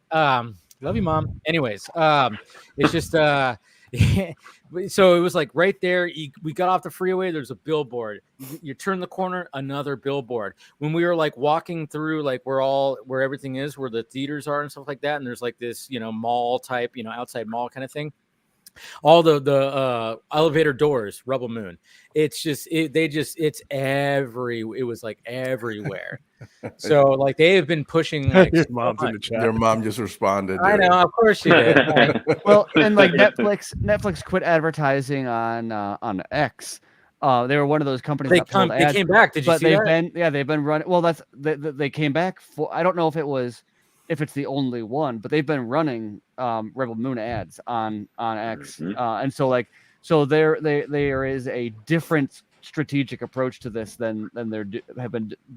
Like legitimately, they say we're not advertising on X anymore, and then they come back with Rebel Moon ads. So they are not following. Did they already buy the time though? Did they buy the time in advance and just had to use it or something like that? Or I don't know how the deals work, but they had stopped advertising and then they started again with running Rebel Moon ads. So the point is that they're not just following the normal rollout playbook. And like when it launches on the night or the 22nd, 21st. 21st now. It's going to be it's the whole. It's my birthday, by the way. Oh man, that's birthday awesome. to you. Yeah. So you're turning what, 78?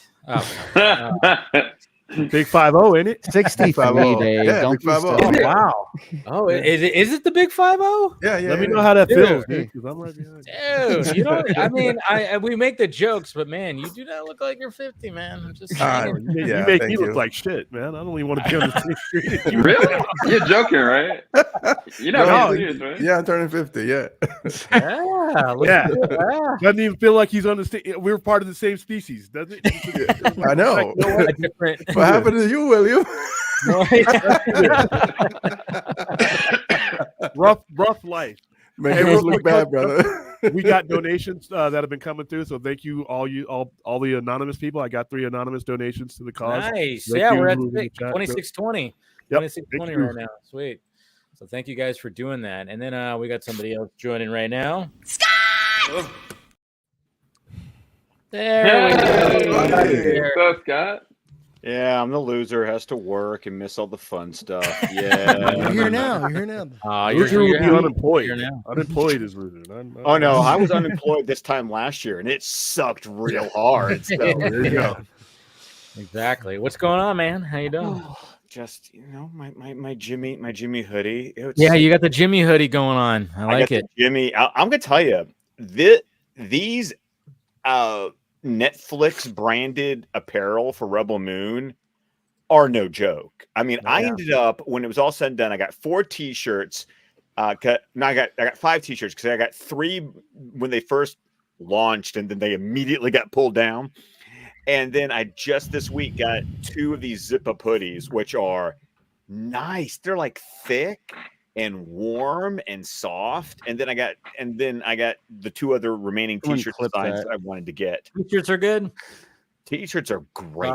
Okay, great. Because T-shirts are great. If you go actually to the Squadcast Media YouTube channel, I did a product review when I got the first 3 shirts when they first came out. So you can see me wearing one of the shirts, and I talk about it. But no, like Dave, when you do the premium t-shirts, when we've talked about that, no, they come with you can get a basic t-shirt or you can get the premium t-shirt.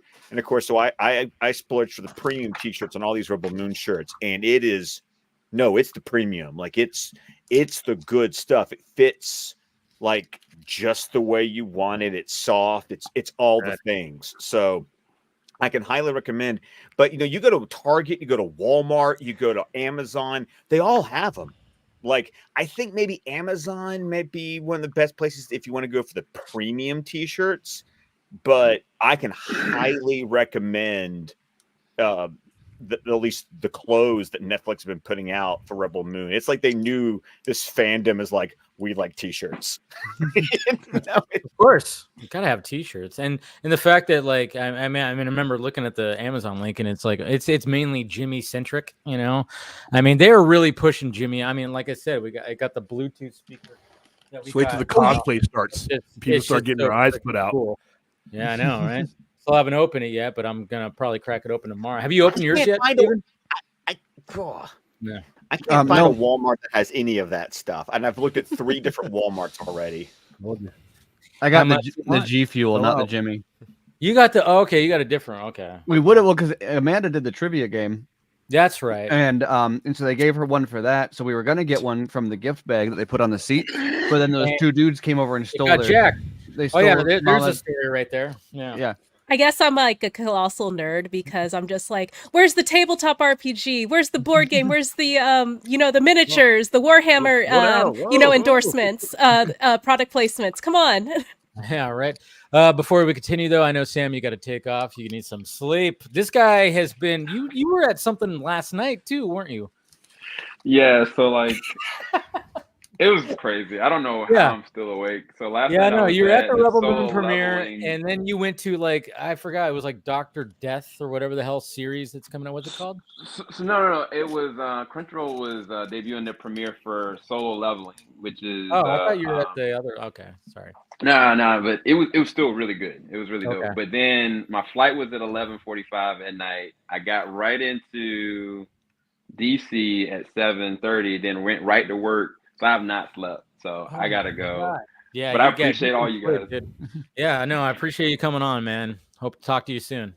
Yeah, definitely. It was great meeting you. Take care. Yeah, nice to meet you, everybody. See you, man. No, but yeah, that there's a story right there. Yeah. When we got to our seats, there was 2 gentlemen that were sitting in 2 of like the seats that we had. And we're like, this is our seats, blah, blah, blah. And every seat had a gift baggie. And they took the gift baggie, even though that wasn't their seats. So, yeah. So we missed out on a couple. Yeah. It was like, what the fuck? Like, seriously? Like, it was absolutely ridiculous. Like, how do you do? Why? Clearly, that wasn't your seats. And then you just took the bags on them? Awesome.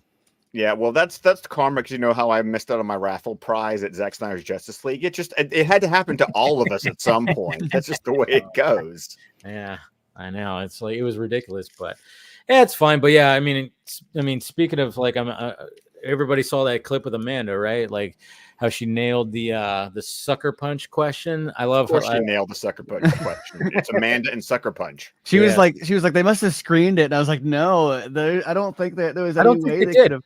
I was like, well, remember, she's like the hand of God to like, here is your question, Amanda. Well, remember, Steven, it's like we were in the front row of that VIP section, and they were like, they grabbed Anthony and Abdul, and then they were like, and then the girl was like that, and we're like, we did like the fucking Roxbury thing. We're like, me, him. We're like, what are we doing? Like who is she pointing at? And they wanted to get like, hey, let's get a group right here. They had just sent everyone like to the bathroom, and so then I was like, oh, they're moving us to another area or whatever. And so like we all got up and walked over there, and like, oh no, we just want her. You guys can go back to your seats. We're like, okay. And because they already had a group of like, it was just guys, so they was like, okay, we need a female in there. And then of course she gets the sucker punch question and just nails it. And it was funny because when she came back, she was like, oh, you're not. Yeah, she was very proud. And when she talked about it, we we're like, oh yeah, that was a good thing you went up there because you nailed that response. And plugged the extended cut. Yeah, exactly. All I said was like, man, you should have said release the Snyder punch. Yeah. That would have been cool if that was. Did you guys see? So people are asking Zach about the Snyder punch now. Oh yeah. And he said, A, that he's actually talking to Warner Brothers about it, but B, they want to get Jenna and Emily Browning and do reshoots to shoot the original ending. What the hell? Did you guys see that? No, I had not seen that. This is my first time hearing about this. Yes, apparently they want to reshoot the ending with them. And I think they could still pull it off. I mean, I know it's been, over a decade, but they still look. I mean, Jenna Malone was at the premiere. She was stunning, of course. And her scene, my God, that's another scene too. That was, I think, like when it came to Korra's flashback war scene, and then when it comes to Jenna Malone's scene, which we all know who she's playing, big, huge, creepy spider, but that scene is just well, I was listening because Junkie's score got released today, so I was listening to that, and I think I nailed like the track that's like that fight scene. Yeah, and I was like, "Oh, this is gonna be so awesome!" It's like, really good. It's way more emotional than I expected. Yeah, me too. Yeah, I didn't. Yeah, because there's a different level to it than just what's her name just fighting her, but like I said, when you see those swords finally like when light up, like, oh, it's just like, oh, there it is. And it's of course a great reveal with the score, with everything, with and just it's like, okay, now it's on. So yeah, it's a great scene. And she looked, I mean, I'm a little arachnophobic. I remember my mom looked at me like, "You okay?"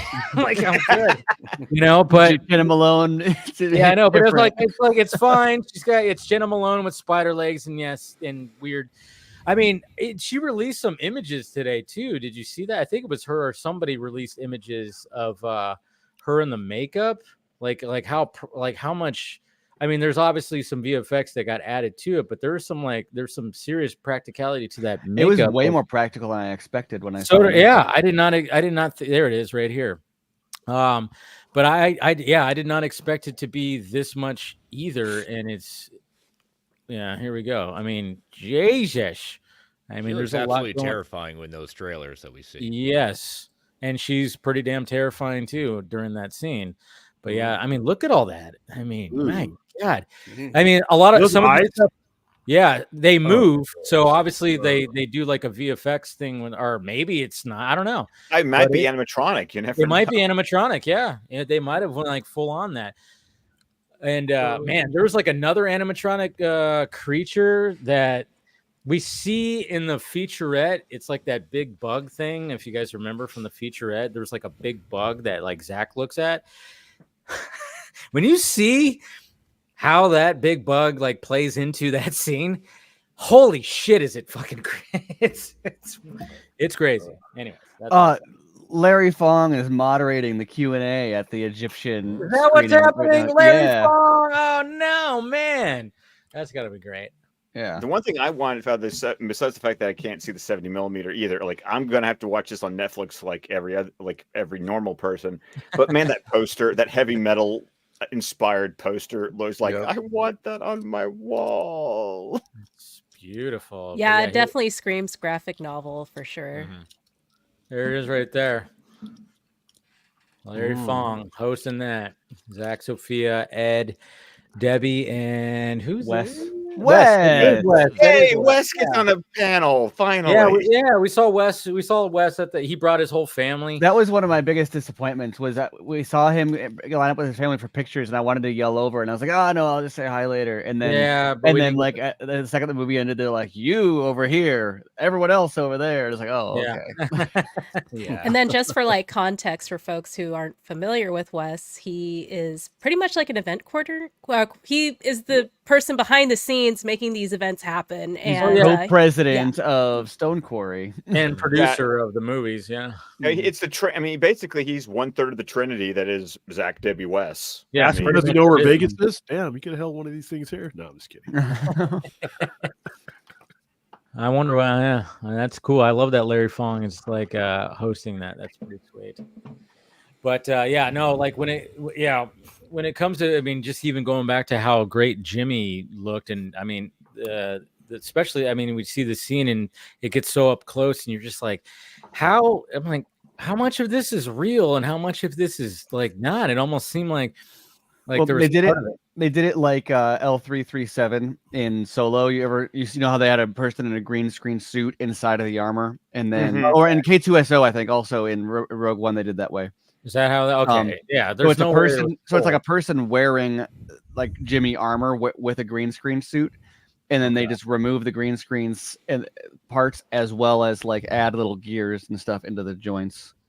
So it's like it's like kind of mocap, but also practical, and it's cool. Yeah, it's really cool. Chase. Is there anything like, okay, so like Travis, how, like, is there anything like, what are you looking forward to most, like when it comes to watching this? If it's not 40% Rotten Tomatoes, I'm not watching it. He's got standards. Who knew Travis? Yeah. had I'm hoping standards? it goes down more. I'll wait. If it gets to 39, I'm still not. You love Thor: Love and Thunder, so you're gonna love this motherfucker. Oh, you're one of those. Oh no. Yeah. It's still at 24.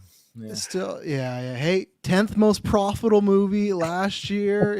Has some good stuff going for it. No, I'm excited to see it. I don't know if there's one particular thing. I think I am a fan of sci-fi, so that's a good thing. I'm just excited to see another Snyder movie. I liked Army of the Dead.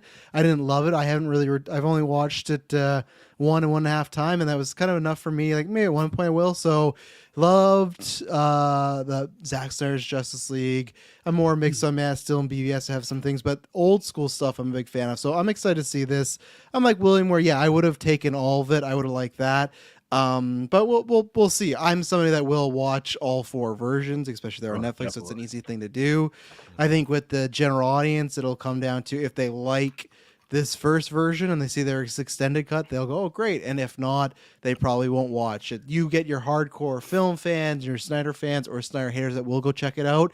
But there's tons of people, like I know there's tons of people that haven't seen the Lord of the Rings extended editions, right? They're like, I've seen the originals. That's good enough for me. So I think that's like a very that's us community. That like no one else.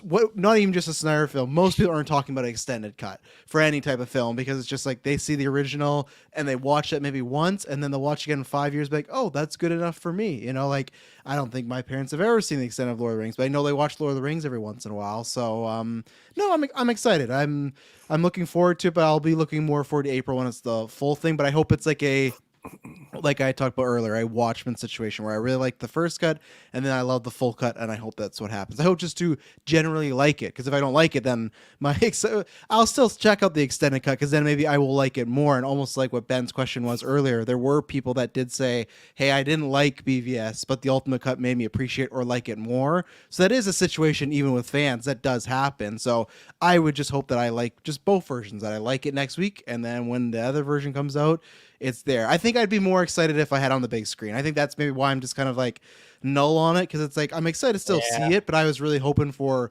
something. A couple years I got stupid Red Notice with The Rock here, but I didn't get.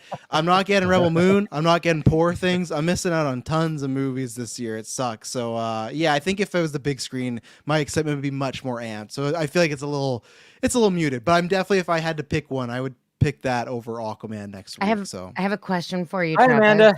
Hi. Hello, Hi, Amanda. everyone. Hi, guys. Hi. Hi, Amanda. I just want to second everything Raya said. First of all, definitely make sure to check out the link to continue supporting AFSP, everything the Snyders do and the Snyder fandom stands for. And also, like the video, like the stream. Yes. Thank you, Raya, for pointing that out in the chat. Like and subscribe, all the things.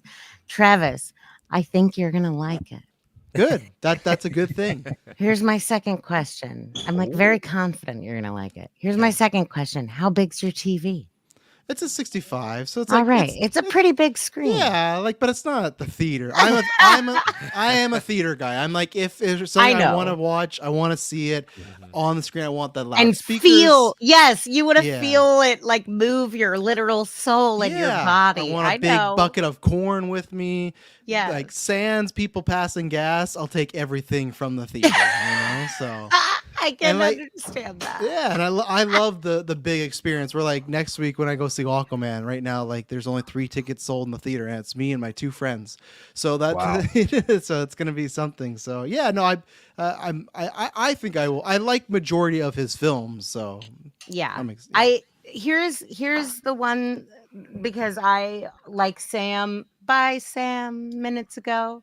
Like Sam, I'm also exhausted from the whirlwind of insanity that we just landed from not too long ago. So I'm about to go to bed for real myself. But I wanted to I just wanted to come on and spell Ben and touch Scott's sweater. You say it's warm, Scott, but is it south warm or is it warm? I only know South Warm, so it works really well when it's 30 or 40 degrees outside. I would say Okay, that. that's warm. That's warm. That's warm. That's legitimately warm. Okay, so here's hi, Mom. I'm not kidding you. When all of Hollywood legitimately thinks that Dave's mom is my like long lost biological mom that I got reunited with in like the mall. That's a real thing that happened. Okay, so this is my thing. This is like my insight or my I don't know my lens that I would hope that more people, Zack Snyder fans or not, would have when approaching Rebel Moon, whether they get to see it on a big screen or they watch it on their cell phone or whatever. Obviously there's going to be the parallels, the comparisons drawn between Star Wars and Rebel Moon. Zack himself like drew those parallels because so much of it is inspired from that. They're both sci-fi epics. They both have an empire that has intergalactic trade empires based on, like planets and trade outposts, and there's like a black market, and there's all this kinds of things. There's lots of parallels. Okay, you could totally look at it and be like, it's just a B grade Star Wars version if you wanted to, I guess. But if you know anything about world history, I very much encourage you to put that lens on before you watch the movie, instead of looking at it from, this is going to be a sci-fi film and it's going to be like Star Wars, and then watching the movie. I highly, very much encourage you to put on your world historian lens before you watch the movie, because you will see the Roman Empire and the the unholy Roman Catholic Church. And did I mention I'm Protestant? I might have picked up on it. And the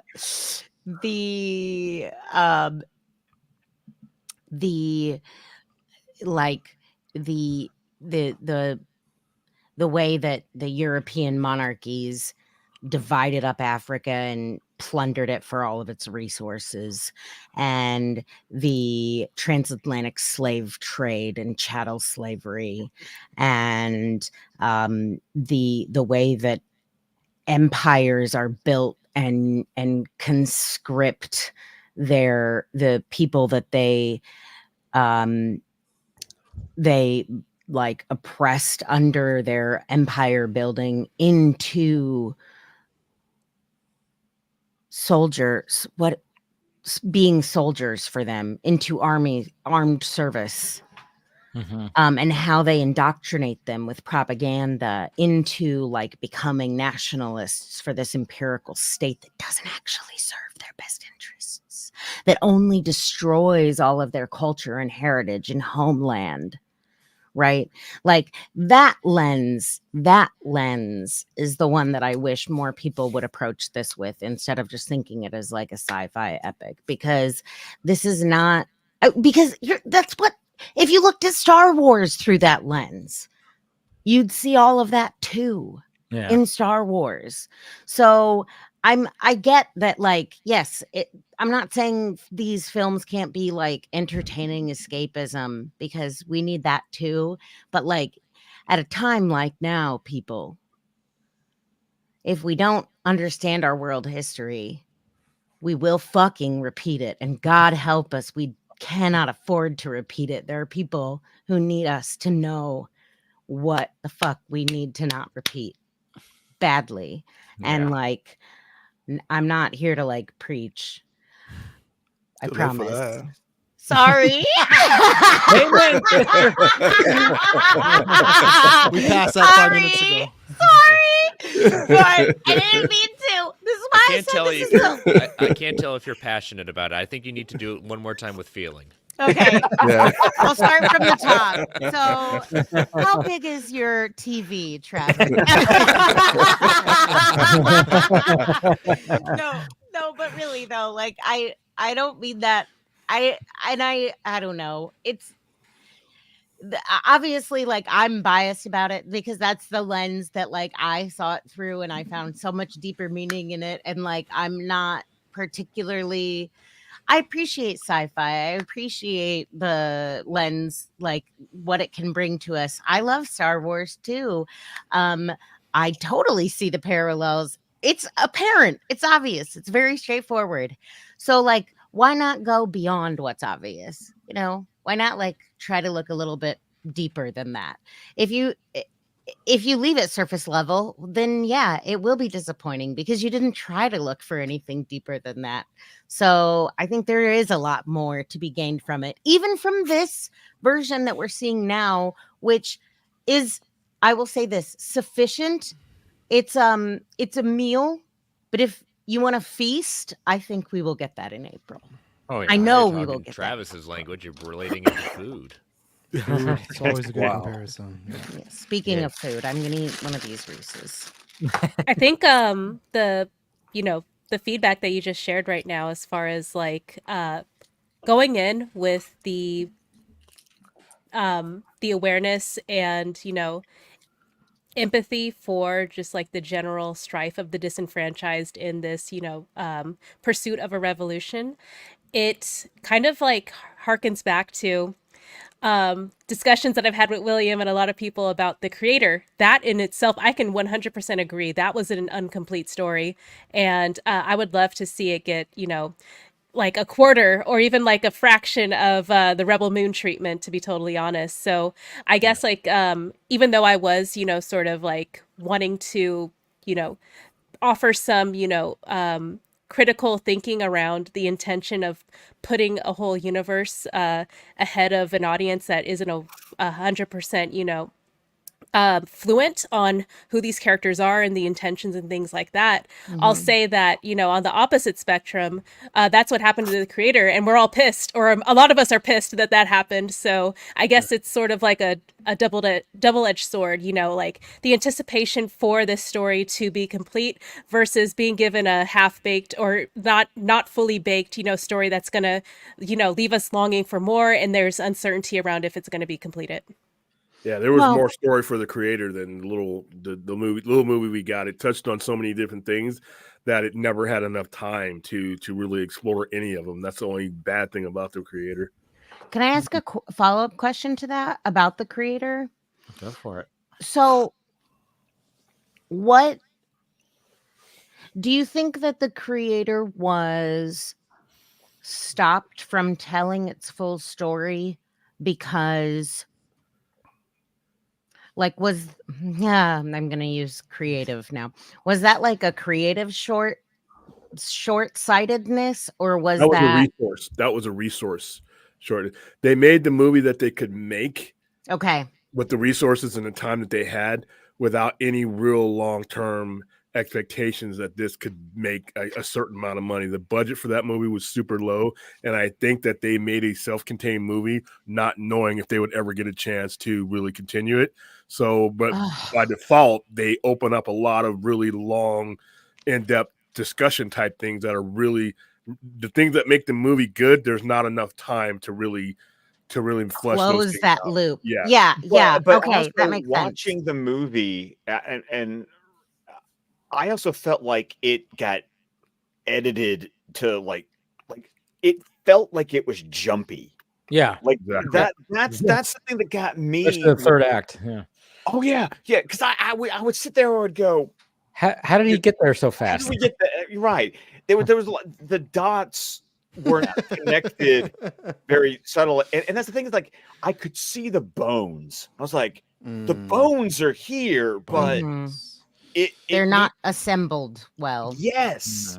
Like there was editing issues that I had with that movie where I felt like stuff got like what you're saying, William. Like, was it was that stuff never shot, or was it just left on the cutting room floor? Because that felt like a movie that was like, there's a lot on the cutting room floor. Like that's what it felt like. And it felt like sometimes there were certain scenes that could have been cut down a little bit more, and then some scenes that felt like they were like, "Hey, there needs to be more here." You know, that's at least that's what I thought. So. Yeah, it was like going through a cool house, opening a bunch of doors, and never going in any of the rooms. Oh wow, what a beautiful way to say that. Thank you. That really but it's still left for a good movie. It just could have been so much better. Yeah, I thought that movie actually needed more time. Or that needed to be one of those movies where you were establishing this would be one of the times where this is a part 1 of 3 type of deal. So that you could actually, if you're going to open up these doors, you know that the conversation is not just ending with this 2 hours here. But all in all, I thought it was better than I expected it to be. And for what they spent on those VFX, I thought they got the most bang for the buck. Oh, the VFX were no issue. But not I just like I was unfortunately underwhelmed by the movie. Because I was left going, there, like you didn't give me the whole thing. Yeah. Like that's what it felt like. It felt like a movie where I didn't get all the movie. And like, not that they were trying. Their intention was not to tease you. Their intention was to have the full conversation, but they were like left in. Basically hamstrung by just the resources, unable to have the full conversation is what I'm hearing. Chris, did you see made a movie the that creator? the producers couldn't make. Yeah. You know, so. Yeah, we're talking about no, it's like, you know, it's like to have the full conversation. It's like, hey, give us more time. Meanwhile, when you know the waiter's kicking you out, already showing up at the check, going, "Hey, no, it's time to get out. We gotta move. I did want to hear from Chris. I think you had like something that you wanted to say about the creator too, because I asked if you had seen it. I saw it and I equate it to Double Dutch in the sense of it kept on when am I going to get it? Am I going to get in? Am I going to get in? And I didn't feel like I ever got in. Wow, that's good. Yeah, I know. You remember those days? It was just like, are we getting there? Are we getting there? Yeah. I mean, I like the idea of the story, and I was more geared up watching the trailers. And then when I left, I was like, I like the trailer more. You felt like you could actually jump into the trailer. Yes, it had an access Yep. point for you. Okay. See, I have the opposite opinion about the trailer. I'm like, this is not the product that I watched in the theater, and I feel like that's one of the reasons why it might have, you know, not aligned to audience. Yeah, it's like, it has all this, you know, generic, like, you know, like high octane music, and I'm like, no, like this film, like, you know, is I wouldn't say a cautionary tale, or maybe it is a cautionary tale, but yeah, you have to kind of go into it as far as like understanding that they're like, you know, they quote unquote antagonists are actually being marginalized by the people that, you know, were built up from the beginning to empathize with. So there's like conflicting, you know, feelings towards like the second act of like, maybe they aren't the bad guys. Maybe like, you know, they, you know, had this intended, you know, purpose from their creative, you know, from these other creative beings, but that they're sentient, you know, like they are, you know, just as valid to exist and live. They've built, you know, like societies and like cultural resonance and exist peacefully amongst each other. So you have that sort of like building up as far as like that empathy of like the supposed other side, or this group that's been othered from the beginning of the film. Whereas you don't have it with the enemy. The people who are they're kind of goonish. So the people who wanted to eradicate the AI just had, in my opinion, much. The reasons why they wanted to do it weren't as developed. They were entirely one-dimensional. I completely agree with you, William. It's one of those situations. Allison Janney's character.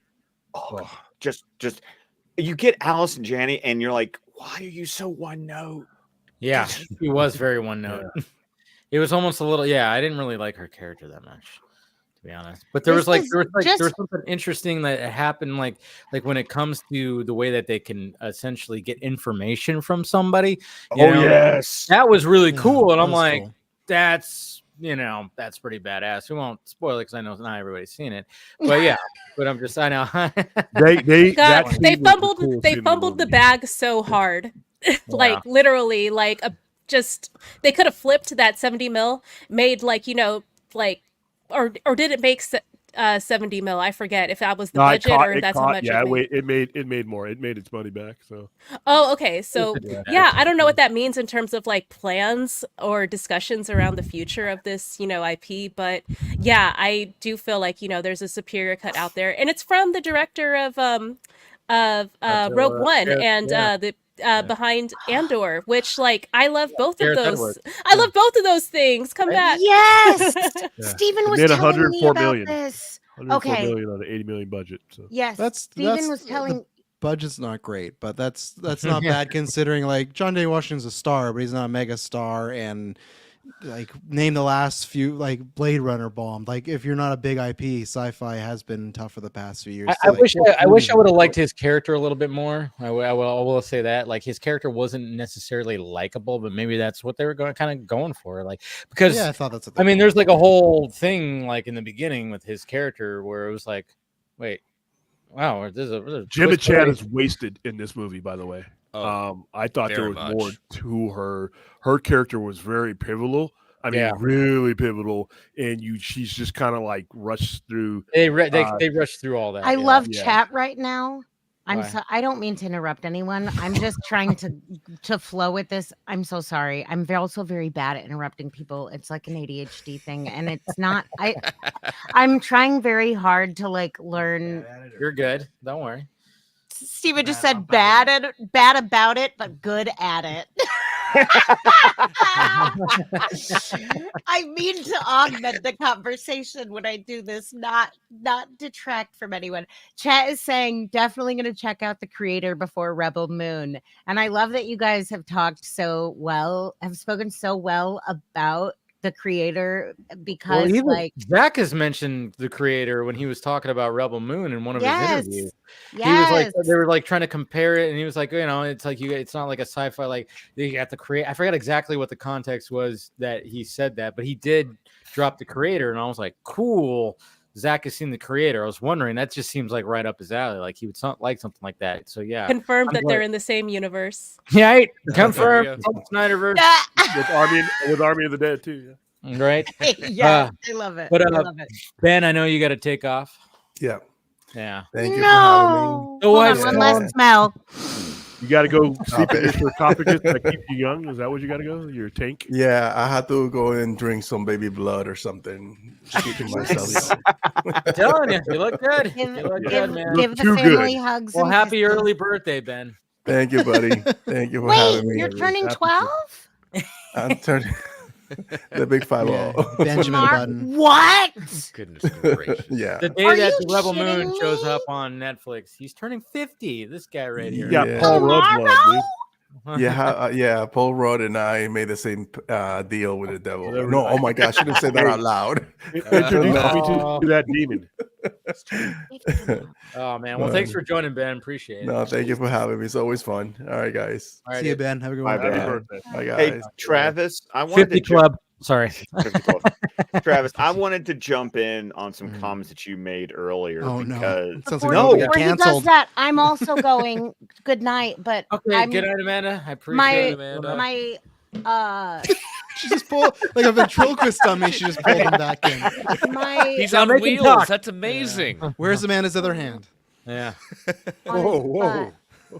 See, the dummy thing, it all worked. Okay, Amanda, though, before you go, because somebody else is joining right now, and I know you're gonna like this person. Ray Porter's here. Hi. Hey. How's it going? Ray. I'm so glad I stayed awake for this part. Hello. Long time no see. Long time no see. We were just sat over coffee a couple of days ago. Yeah, I know. I heard about that. We did. Talked about everything. So I missed everything. I'm sorry I'm late. Oh, no problem, Ray. It's no problem at all. I'm glad you're here. You're right on time. Did you guys know that Ray is the rightful king of England? Wow. Yeah. There you go, guys. You didn't. Right. Congrats. I'm waiting for the phone to ring, but Chuck and Camilla won't get off the dime. You know. So how's it going, Ray? Well, we haven't talked about your performance yet in Rebel Moon, but I will say, thank you. Yeah, yes, it's but my favorite. Thank you're gonna love and hate Ray. That's what I told you Love earlier. to I'm hate like, I him. loved and hated your character. Then and I you're did like, my "Yep, job. you did your job because Yeah. Ray's character is sleazy and he does it so well." Yeah. I have a timeshare in sleazy. Thank you. I'm sharing. Yeah, man, you know, amazing. All the images I saw from the premiere and all of that stuff. And Zach called me that afternoon and was like, "Are you not coming to the premiere?" And I was like, No, I didn't get an invite. He's like, "Oh," you know, and so he spoke to a couple of people. Apparently Netflix decided that I don't rate. But Zach all right. was like, Well, I'm "Dude, you know, canceling. Damn it, I'm canceling Netflix because of that. that's all right. Someday I will."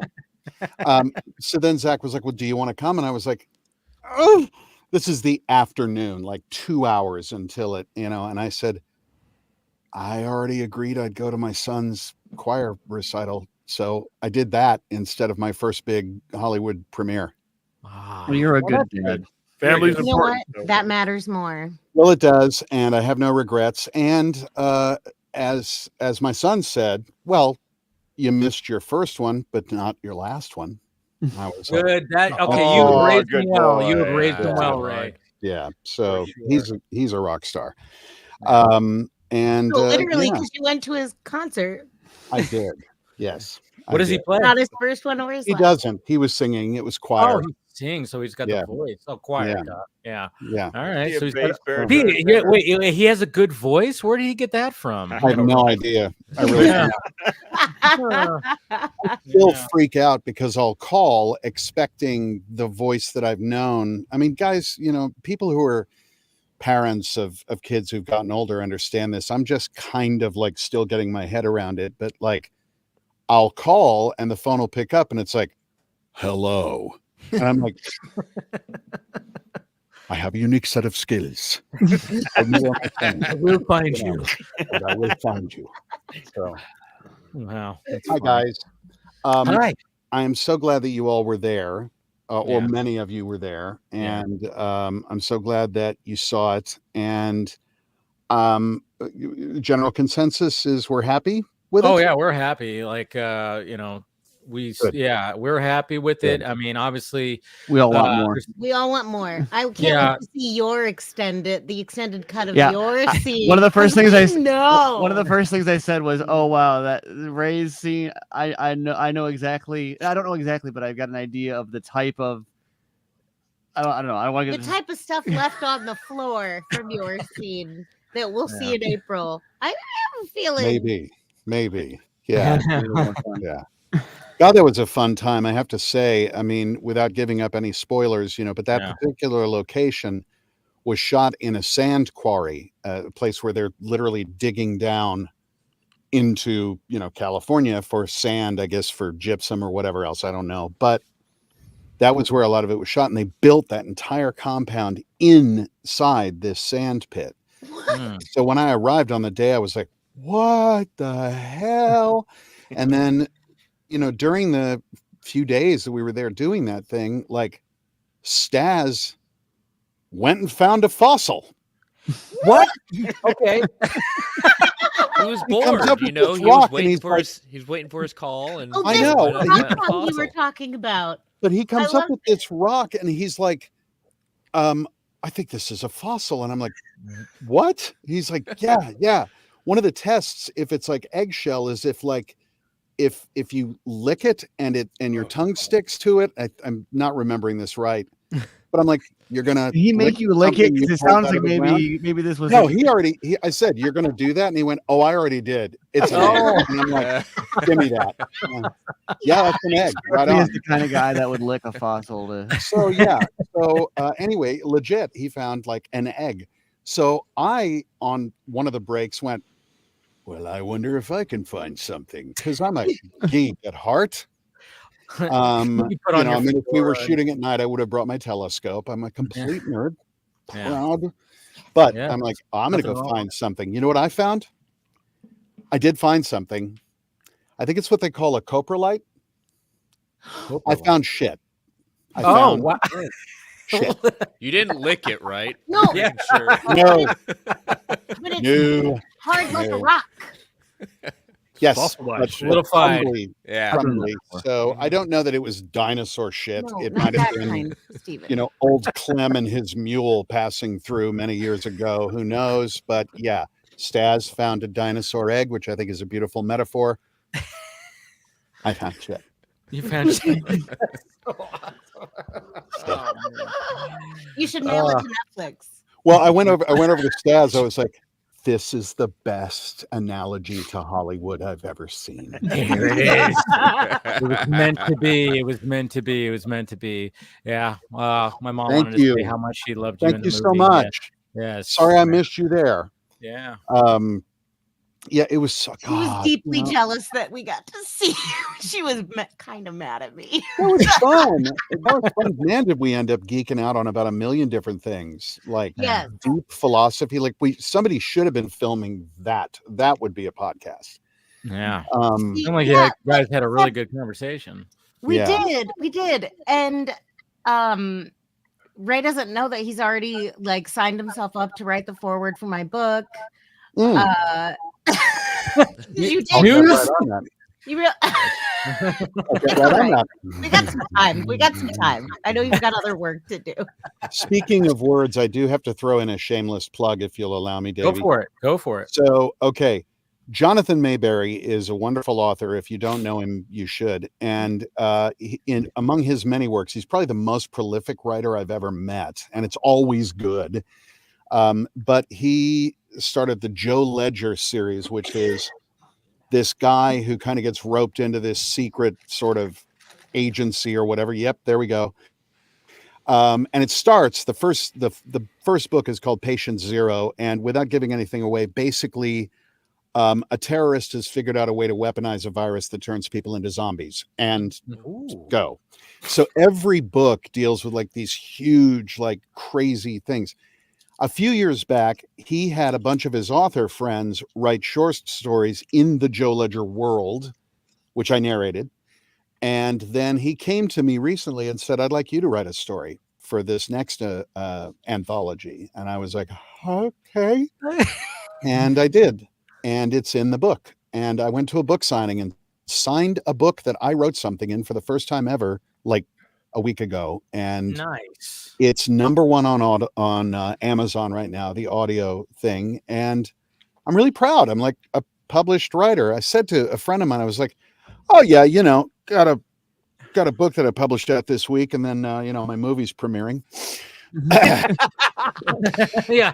How deep is that multi-hyphenate getting? Yeah, it's getting up there, man. I'm working on it, like renaissancing it. But anyway, if you really like good like thriller stuff and weirdness, that's your man. That sounds like Jonathan Mayberry. Congratulations. That does. Now, Ray, I do have one follow-up question. If you haven't read the series, is the anthology standalone enough that you can kind of jump in if you at least understand the concept? You could. There are relationships and people that it's better if you kind of know who they are.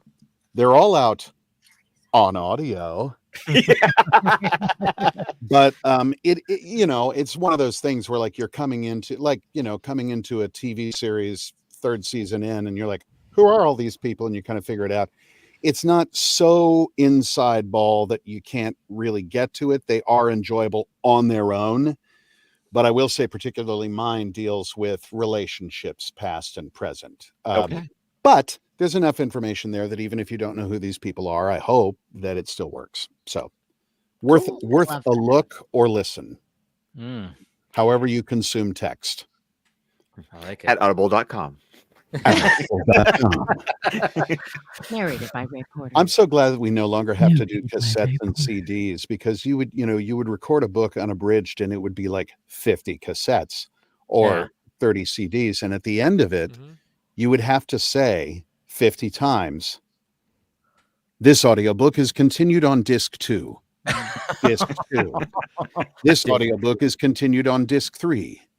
Disc 3. And you would do that for like an hour. up to 50. Oof. And it tedious. It's weird. It becomes like a mantra. Like I found it really meditative at one point. Like I didn't know where I was, basically around disc 39. But yeah, no longer. Now we're all digital.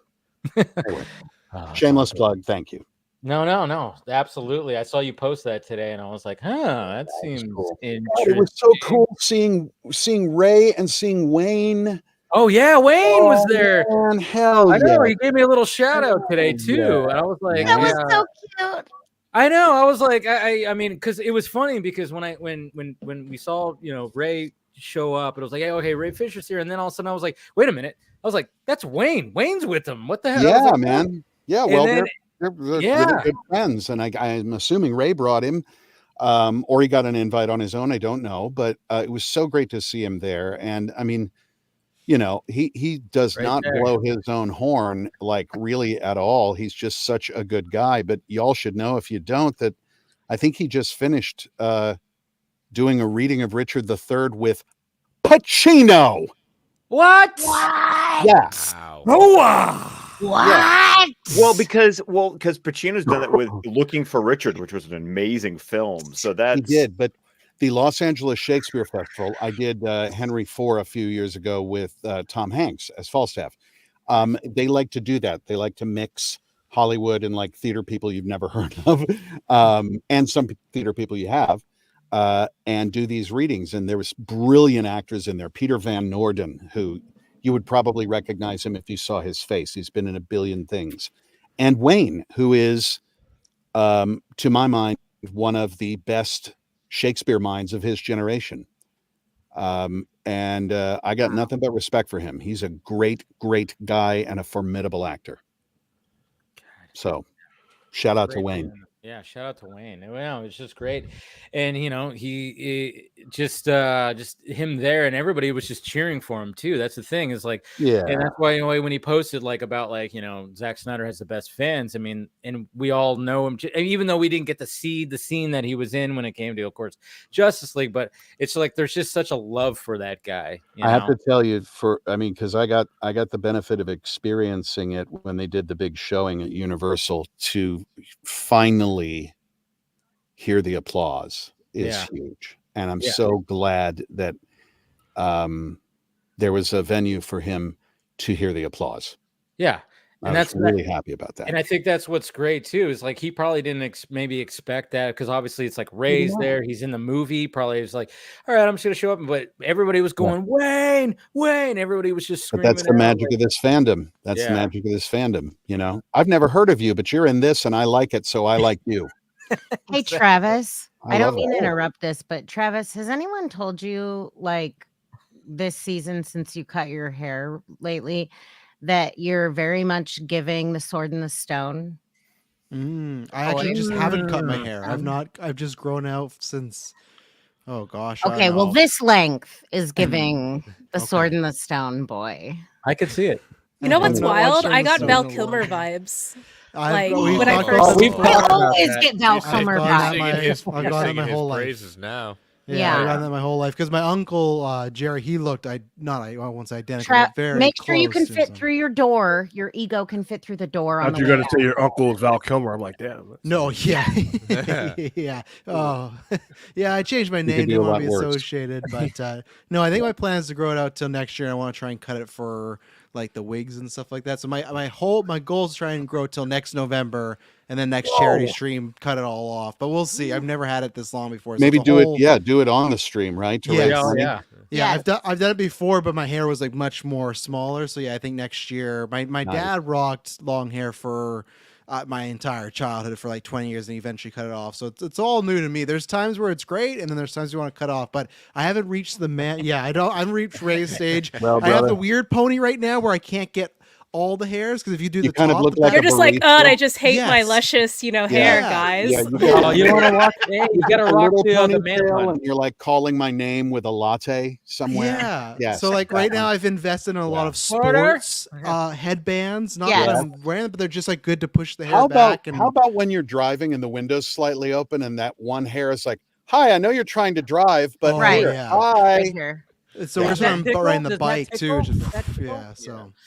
But yeah, so goals get to the man bun. It's looking luscious, man. I'm just looking good, man. I submit that until the next charity stream, everyone should grow their hair out in solid hair. Ooh, interesting. Scott, I'm so sorry. She beat me to it. I was gonna say something. I'm not cutting my hair. Yeah. So. Do the beard instead, Scott. Just get a massive. Oh my God! I actually, please, like a gigantic. Like, no, like, I tried. Like you sell artisanal that. mead. I grew when I was in college. I did the musical version of the Spitfire Grill, and I played a character who, unfortunately, to tell you who he was is kind of spoils the character. But I grew my beard out for 9 months. Nice. Oh, that's commitment. I grew my hair out for, I grew this out for 9 months. Of course, all my hair does is he hadn't grow. been casted when he started growing it out, just so everyone knows. No. You grew a beard, baby. And then the beard grew out for 9 months. And I just remember I literally had the electric clippers sitting in the dressing room so that after the final performance, I just went, I was so tired. Because then I had to turn. I'm constantly going through like I'll do a FaceTime and I look at myself because I'm an actor and totally self-absorbed. And I look at myself and be like, oh my God, you have so much got to trim your beard. Like there is no sort of pause between like manageable and, well, we're going to go up and find some gold by Becky. Radagast. Yeah, manageable and Radagast. Jesus. I hate to bounce. Like I just got here, but no, it's okay, man. Ordered food, and I've just heard that it's arrived. Oh, what is it? What is it? Sushi. Yeah. So I shouldn't. So I shouldn't leave it. But it's really wonderful to see you guys, and thank you for inviting me, Dave. For always, man. We'll talk, I don't know if you. Yeah, absolutely. And someday I'll actually show up at this thing at the correct time. It's okay. But I expect everybody to have long hair the next time I see you. Yes, we're all gonna be looking like 1992 grunge artists. Yeah, I just lost. Yeah. All right, you guys. All right, be well. Ray, thank you. Have a good weekend. Bye, Ray. Bye. All right, bye. Okay, Travis. I'm going to return to the comments. Yeah, I know when Ray came, I'm like, oh, we're not coming back to any of that stuff. So, yeah, I know. I was like, oh, perfect timing. Right you got to bring him in. You can't, you can't leave Ray out there. You got to bring him in. I'm glad I was here for that. Yes, cool. I know. I never met him. Like, cool. That was like the surprise guest that was going to be showing up tonight. So, anyways, go ahead. Okay, so Travis, actually, it was actually Steve. I don't even remember now, so I'm excited. It's fine. Okay. So several points you brought up, I think, are extremely valid. This is a Travis is right moment. So just soak it in. Soak it in. I didn't get enough of that from my father, so I'm taking it now. So okay, good.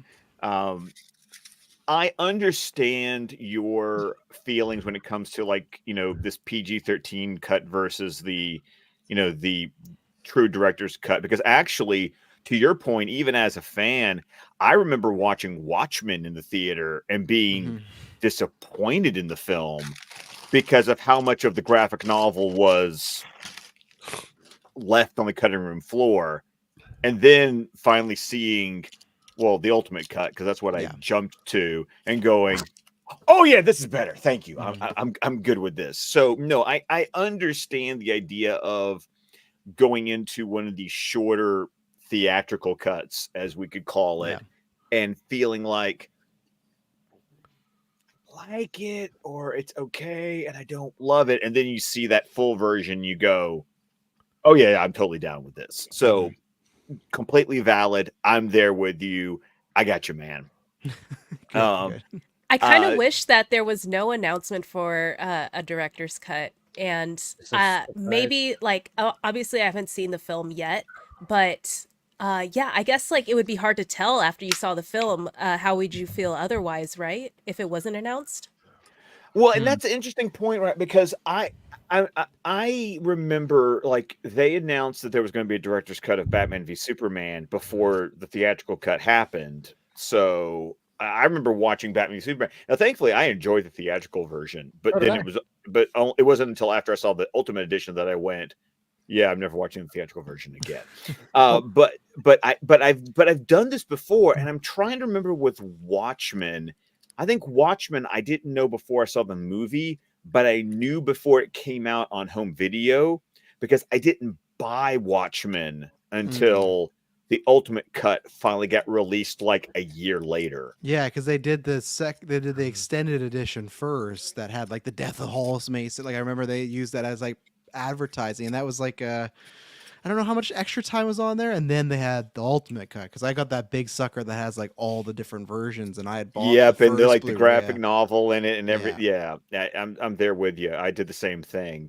So right, that's a great question because it's like there is a part of me going into now the 21st, which by the way, my ticket to go see Aquaman and the Lost Kingdom was 9:00 on the 21st, and I canceled my ticket because I was like, oh hell no, I'm watching Rebel Moon instead. So because my theater only had about 5 people, including me, and now there's less people because I went, nope, at 9:00 at night, I'm going to be watching Rebel Moon, especially since I couldn't go to the premiere. There's no 70mm showing, and there's not a theatrical screening happening anywhere close. They always neglect Alabama, don't they? Hey, they could at least have done Atlanta, but I didn't even get Atlanta.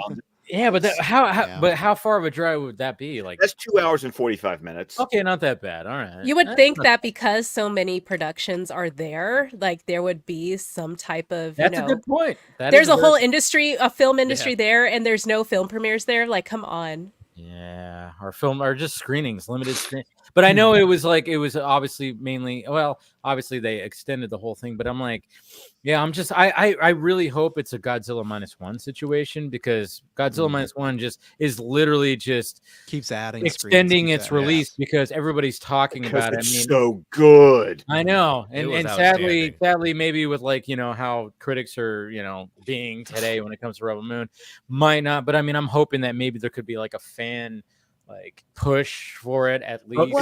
Here's a question I have for that, Dave. Is that's not what Netflix sells though? See, and I when they first came out with this, that hey, let's get it wide release, and I'm like, I would love to see it. I would love to be able to walk up to a theater and see it just right down here. But as a business model, what Netflix sells is the ability to watch it on their platform. Do I really want to send them anywhere else but my platform? No, but also think of about all those. The way that the limited screening model works is like normal movie's going to get like 3,500 to 4,000 screens on an opening weekend if it's like a wide release. Something like Army of the Dead had like a few hundred, and so you can do extended like limited release without even eating into profits in any way because really only a few thousand people are seeing it, and you're talking about like less than 1% of 1% of their total subscriber base are even going to be impacted by that, even though you make it available in a couple hundred theaters across the country. Yeah, I could see a couple hundred, but like a wide release, I just as much as I would love that, I wouldn't. What am I selling? Yeah, what am I selling if I'm going to send you somewhere else? And Travis, I'll be there with you on my 65-inch TV watching Rebel Moon. Like hoping for the best. Hey Scott, you're invited. You're invited Stop to comparing Vegas. sizes, guys. Come on. You're invited to Vegas. I'll send pictures Scott. later. Well, William, to your point, guys, I am poor. I am poor. Right. I had an opportunity to be at the premiere, as in I was invited, but I couldn't afford the plane ticket, nor could I miss the hours from work because not only is the flight costing me money, not being at work is costing me money. It's a double negative, yeah. It's a double, and so I literally got the invite, and I just looked at I was literally at one of my jobs because I work 7 days a week, and I was at one of my jobs, and I just looked at the message, and I was just like, I DM'd Dave and Steven and just like, this hurts. This hurts. I know. That's the thing, and you would have had to fly across the country, or and. Stephen and Amanda made the trip. I mean, it was like, luckily that they could, but it was just when it came to all that, I'm like, I was like, all right, I just had to drive an hour that way, and it's just not as much of a trip, I guess you could say. But yeah, I know when you said that, I was like, give me the dark side. It's also during the week. It's also during the week too. on a Wednesday. I mean, Yeah. at least one, Yeah. I blew everything I had on Full Circle. You Yeah. know, I had to get Chris's steelbook signed, so sacrifices had to be made. But All that because was of you, Chris. Yeah, It is. He missed the really Rebel is. Moon He premiere usually because blames of you, me for Chris. most things. I do not blame you. I credit you, Chris. I credit Oh. you. But Full Moon made sense to me. It was like, leave on a Thursday night, 3 days, come back. Full Moon. He did, which sounds badass as a cool. I know event. you said full moon. I want to go to that He's one. tired. He's tired. But I love that because it sounds like you. Full Moon is the dropped your pants. the 6-hour director's cut screening event. Yeah, with when an you get that big, intermission. thick Blu-ray later on too. All the entire trilogy, all director's cuts. Yes. Full- that's not actually a bad that, title. Yeah. that I will move heaven and earth. Yeah. The I will also hidden special feature. No is the Shoemaker intermissions. cut. Oh man, that you just named like the next Snyder Con right there. Full Yeah, moon. Full Moon. That's cool. Full I like moon. it. That's right. I want copyright, trademark. Get on it tomorrow patenting. morning. Trademark it. Yeah. I'm afraid of what that Run poster. by is. Zach will be like, by the way, Scott McClellan, you have to give him credit for that. Full Moon Yeah. event. Got to fly him out for it now. I know. Can someone pay for my ticket? That'd be great. Hey, Scott, just deliver the Dark Side statue to me. I'll get you to Vegas. No, that sucker. Hey, now that my wife has found it, no, we're cooking with gas at this point. Yeah. So, Oh, I did want to circle back to William's response because I may forget. So William, I have like two things. So for the I'll say extended limited release of Rebel Moon, although be it the theatrical version, I think that is a worthwhile investment for Netflix in order to get that word of mouth. And also, the people, I would imagine the people most likely to get out of their house and go see the movie are also most likely to purchase the merch, especially if it's like instant gratification right by the Walmart, by the AMC that, they are going to probably go to after the movie. But I guess my point also is that, that organic word of mouth of just, having that visceral experience in the theater. And I would also say maybe like, this is kind of like my tinfoil hat speculation. Netflix already owns like, two very, sizable or like the footprint that they have in the theater, ownership realm right now. I think that might also possibly be like, a business model that they experiment down the road with additional, films and, possibly even like, other IPs. And I think for the purpose of Rebel Moon having like this, rollout of additional screenings, I think it leans more towards, a business model that Netflix may explore down the road even more.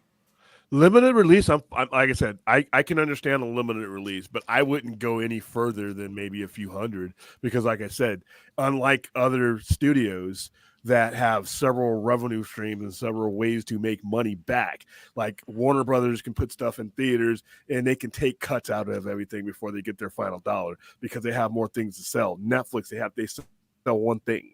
They sell one thing. They can adapt that model.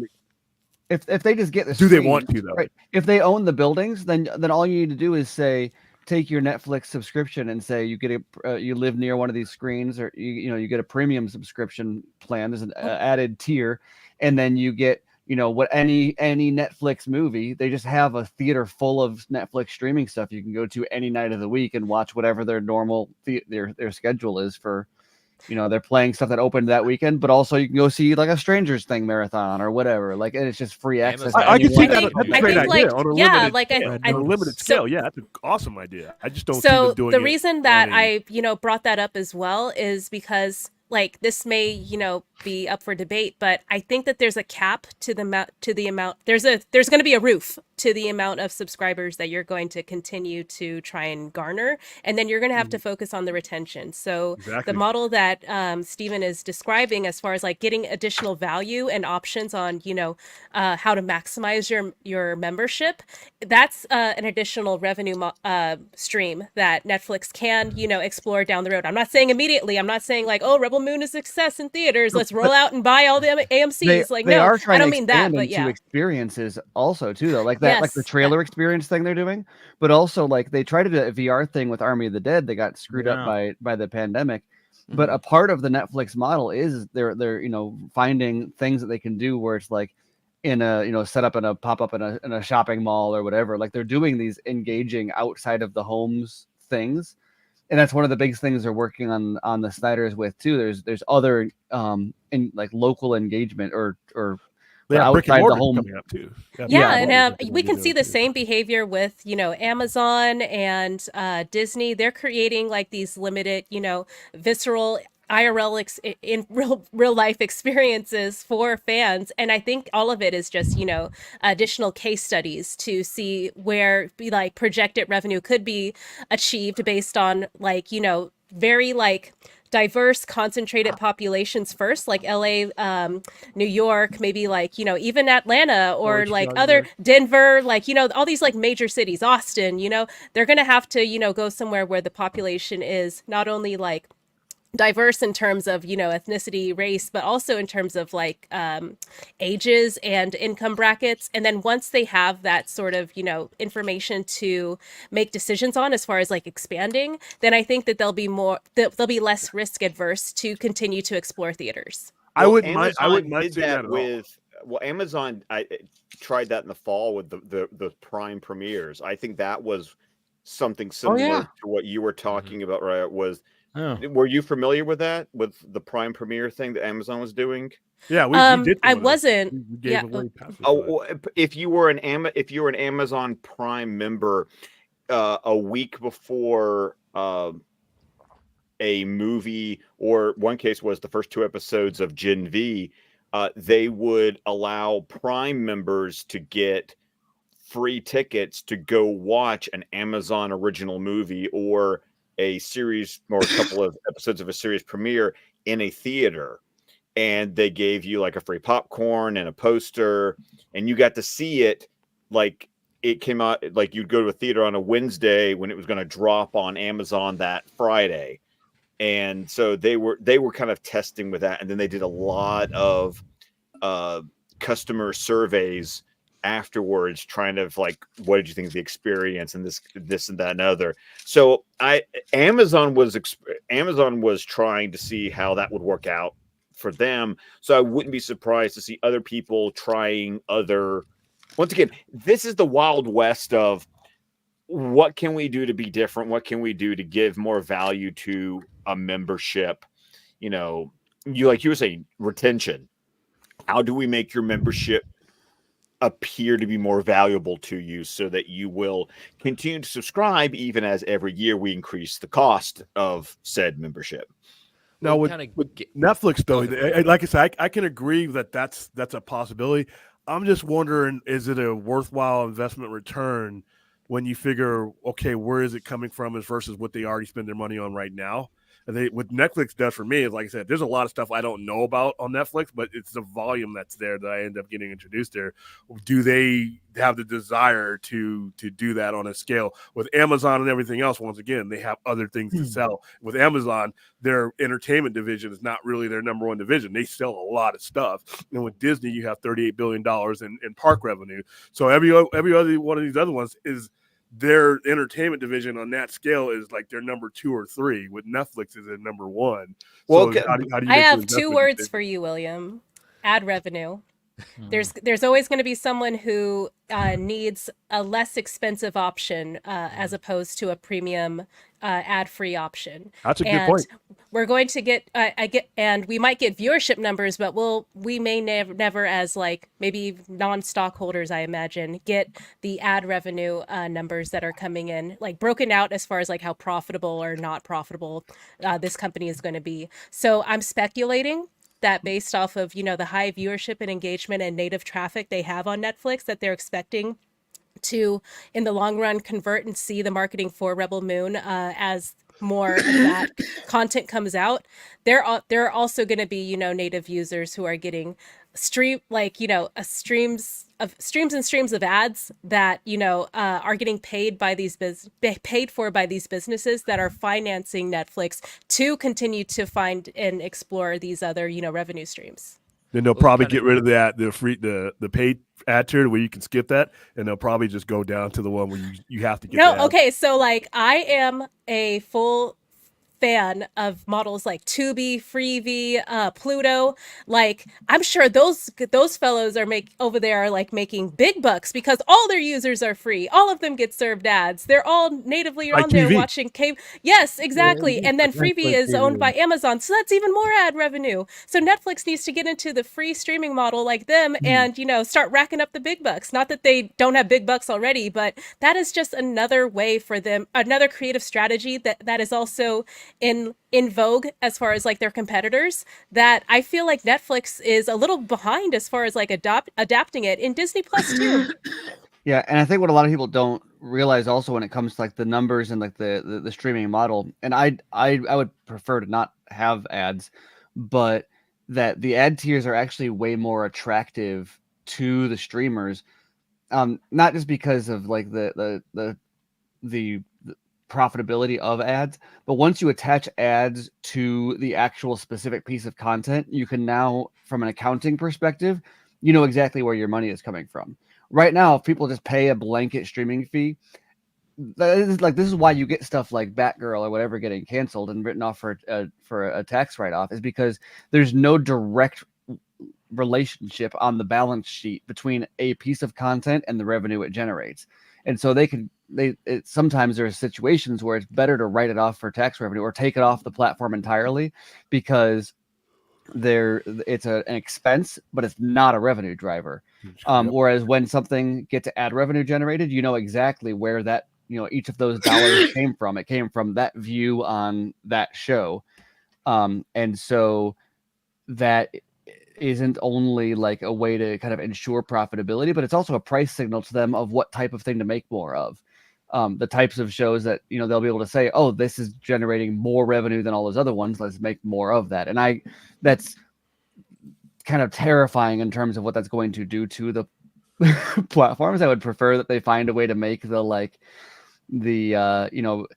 would prefer to do pay-per-view than I would, I think, I'd have a platform that's entirely, because that's how you get back to like broadcast television kind of style shows, like everything's Law and Order then, where it's like, oh, it's just, let's continue this format ad infinitum. But and I agree with you as a consumer. Yeah, I am someone who does pay those premium prices and bundles in order to have that viewing experience you're describing.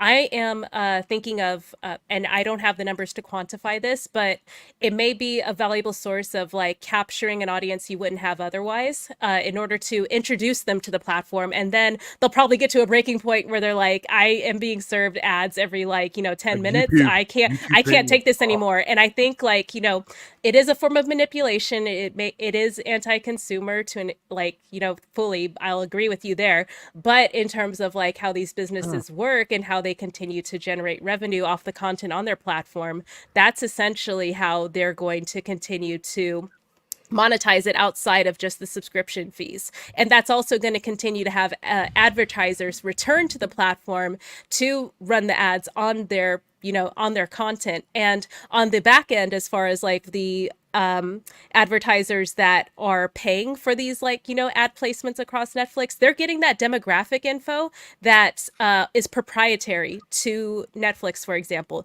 they're getting age, gender, watching patterns, watch time, where they want to place all of these ads as well, and the frequency and the competitiveness that they want with other advertisers to prioritize those ads against one another. So blah, blah, blah, blah, blah. I'm saying more ads, more money. Well, and watch for the outrage too. I don't know if this is a full-on prediction, but when the extended edition or the director's cut, whatever the exact label is they give for Rebel Moon, for like the extended cuts of those, watch for that to be on like a premium tier only access, right? And people are gonna freak out when that happens, because that's just DLC, right? That's a DLC model. But they actually did that with what was it? Gosh, I'm blanking on Black Widow. Did they do that for like you pay Disney Plus upfront for it? Disney Plus, yeah, another $25 on top of that, didn't you?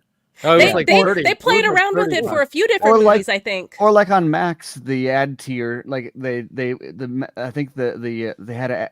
When did they implement it? I might be off on the timing, but they'd have stuff like back when they did Project Popcorn. I don't think the free ad tier or whatever they had, the ad supplemented tier, didn't have access to the Project Popcorn movies, and so there's already a little bit of that like tiered access baked in. And once again, not to say like the DLC model is what everybody wants, but it's the model works. You want to know an even more anti-consumer idea that I just thought of?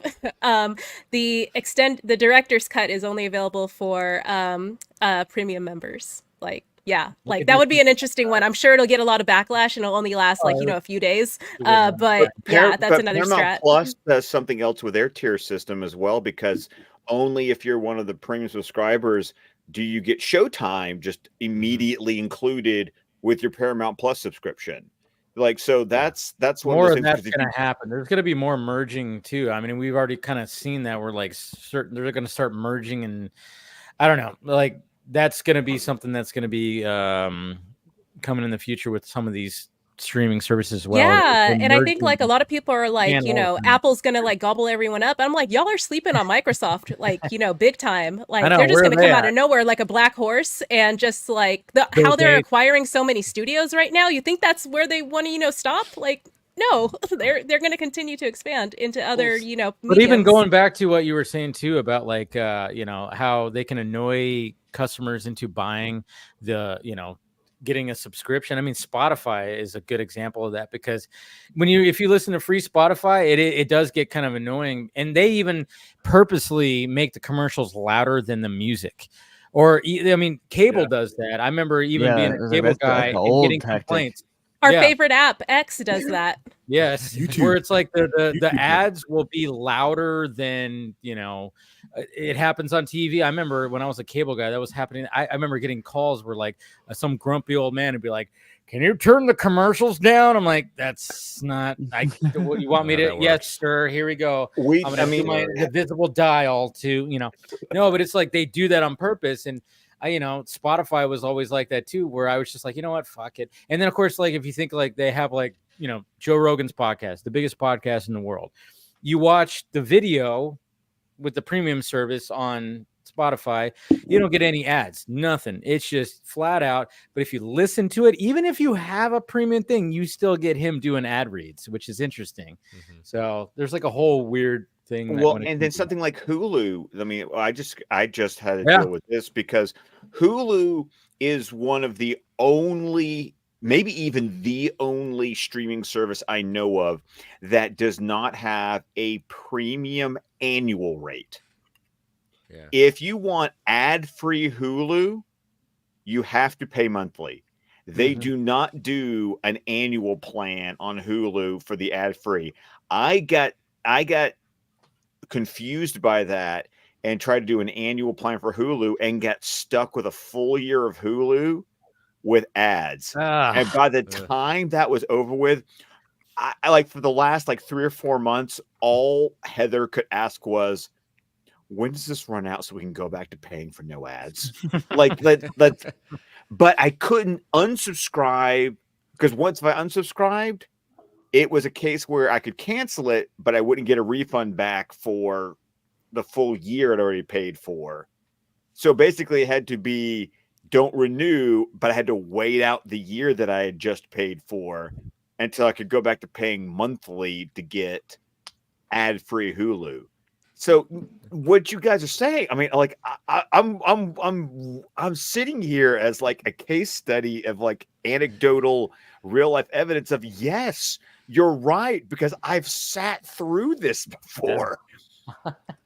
And trust me, about watching the shows. I'm sorry, Balga, you're going to get to talk. You've been trying, and you've been failing, but you've been trying valiantly. Sorry, I've been going on these like tangent diatribes all night. So well, Balga's too polite. He doesn't understand how the Vodka stream works. But you just have to start railroading people if you want to have any chance to talk to somebody on this show. Guys, I haven't been on in a while, but yeah, I know, right? One Yeah. of those nights. But the idea is that, you know, when you do watch these shows, it seems like you forget what it was like watching TV back, like when you watched it on broadcast, because it's almost like they're almost intentionally giving you even more commercial breaks, and then of course it's the same 5 stupid commercials over and over again. So like y'all made the point, they're annoying you into wanting to pay for the more expensive ad-free tiers on these services. Balga, go. This is your opportunity. So going to what you're saying, like what people are like, where you want to keep those subscribers coming in, how do you do it? You know, I saw people earlier in the chat saying, you know, and we had talked about it in the sense of just release the full cut. Just do it. You know, why are we waiting for this? That's where they've got you. This is their experiment in the sense of, we've told you there's going to be another cut. You know, I'm going to be watching the theatrical cut, and I'm going to be thinking, well, thank goodness I'm not going to be wondering if there is another cut of this. They've got me to come back. I want to be part of the conversation. I want to know what this movie's about. I want to listen to it, and you're going to get me continuing on back in when it releases in April. I'm going to see the full cut and have it right there. You know, that they're going to market it. You know, some of the Netflix shows they do in physical, despite what Best Buy is getting rid of it and everything like that. They do see the opportunity to do some of these in physical, and another opportunity for them saying, hey, if you want to see, you know, be a part of this, we can give you this. But if you're a premium member, you get access to this physical copy of this as well. Like, there are lots of different opportunities for them to kind of take this, you know, experiment with Rebel Moon and keep going. And I think people don't quite know how to talk about, like I said, we're going to talk about this very differently a year from now after this is all released. But people have this idea of Zack Snyder and Snyder cuts, and they're applying that same mental model to this, when this is an entirely different situation.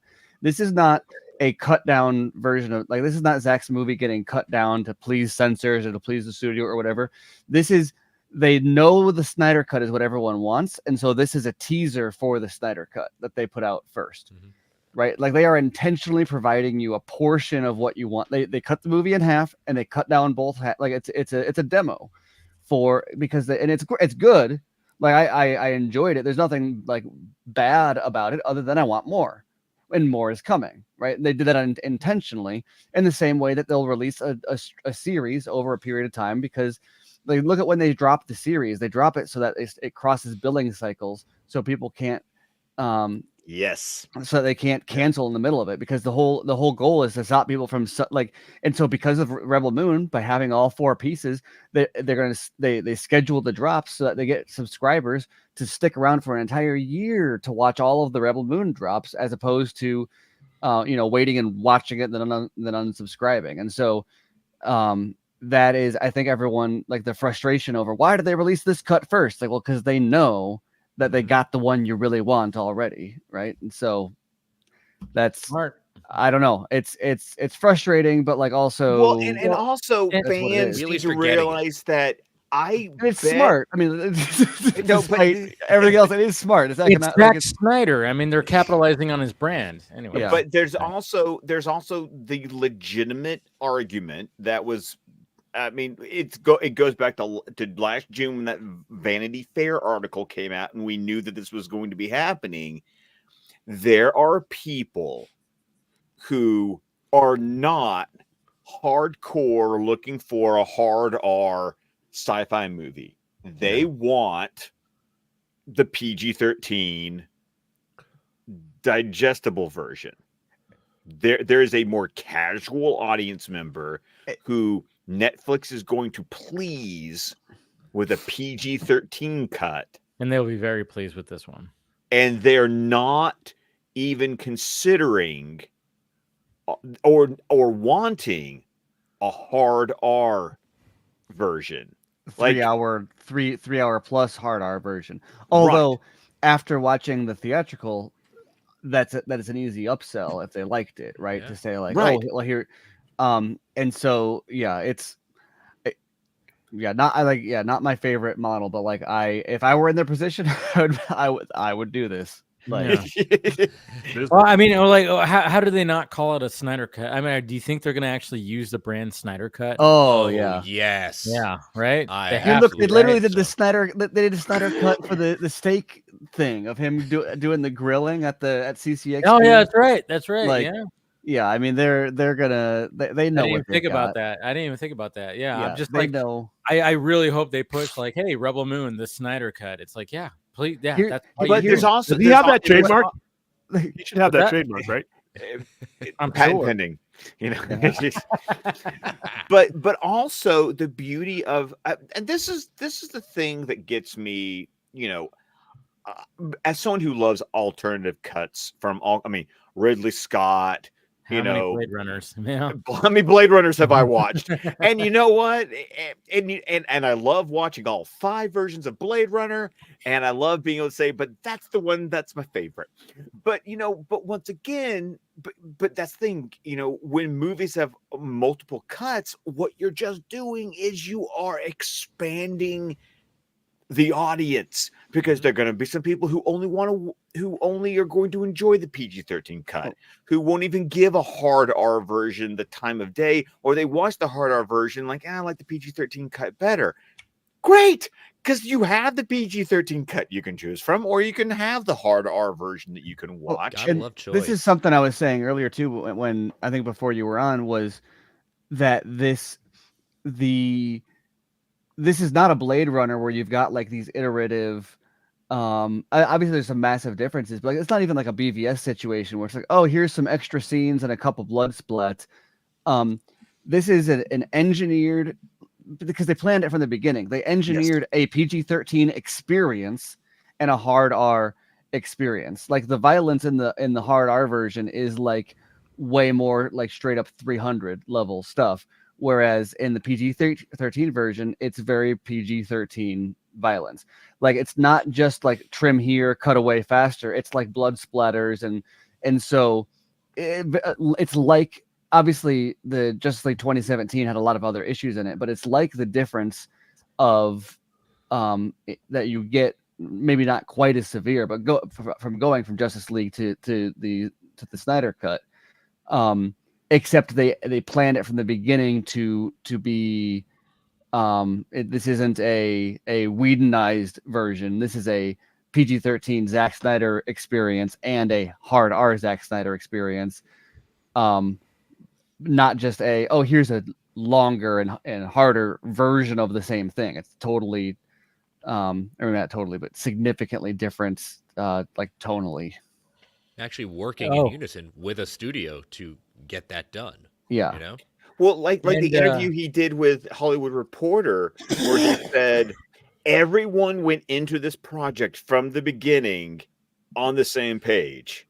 True. We're making a PG-13 version and an R version at the same time. And Zach's, when it came to Justice League, he was, he knows how to shoot 2 different kinds of movies, right? We all know that. Yeah. We all know that story. He didn't have to hide. Oh, yeah, he did the version that, Jeff Johns and all the suits wanted to do, and then he did also his version, which is very smart. But I wanted to bring up this quote because, Mr. Joey Moreno was at the Q&A thing right now. Quote from Zack Snyder when it comes to that R-rated cut: the R-rated version of this movie is really freaky because, I gave 0 fucks. Mic drop. There you go. That's what was said from Zach right there. Gave 0 fucks. So that, again, I mean, that's just like, okay. I that's why when it comes to the question posed of the fact that it's like, what after seeing this version, do you want to, obviously I want to see part 2, but I want to see this version first before I'm glad that it's been confirmed that the hard R version of part 1 is releasing before Part 2 gets released. Because at one point, I speculated that they were going to wait till after Part 2 came out and then give us the hard R versions of both. I rumored summer.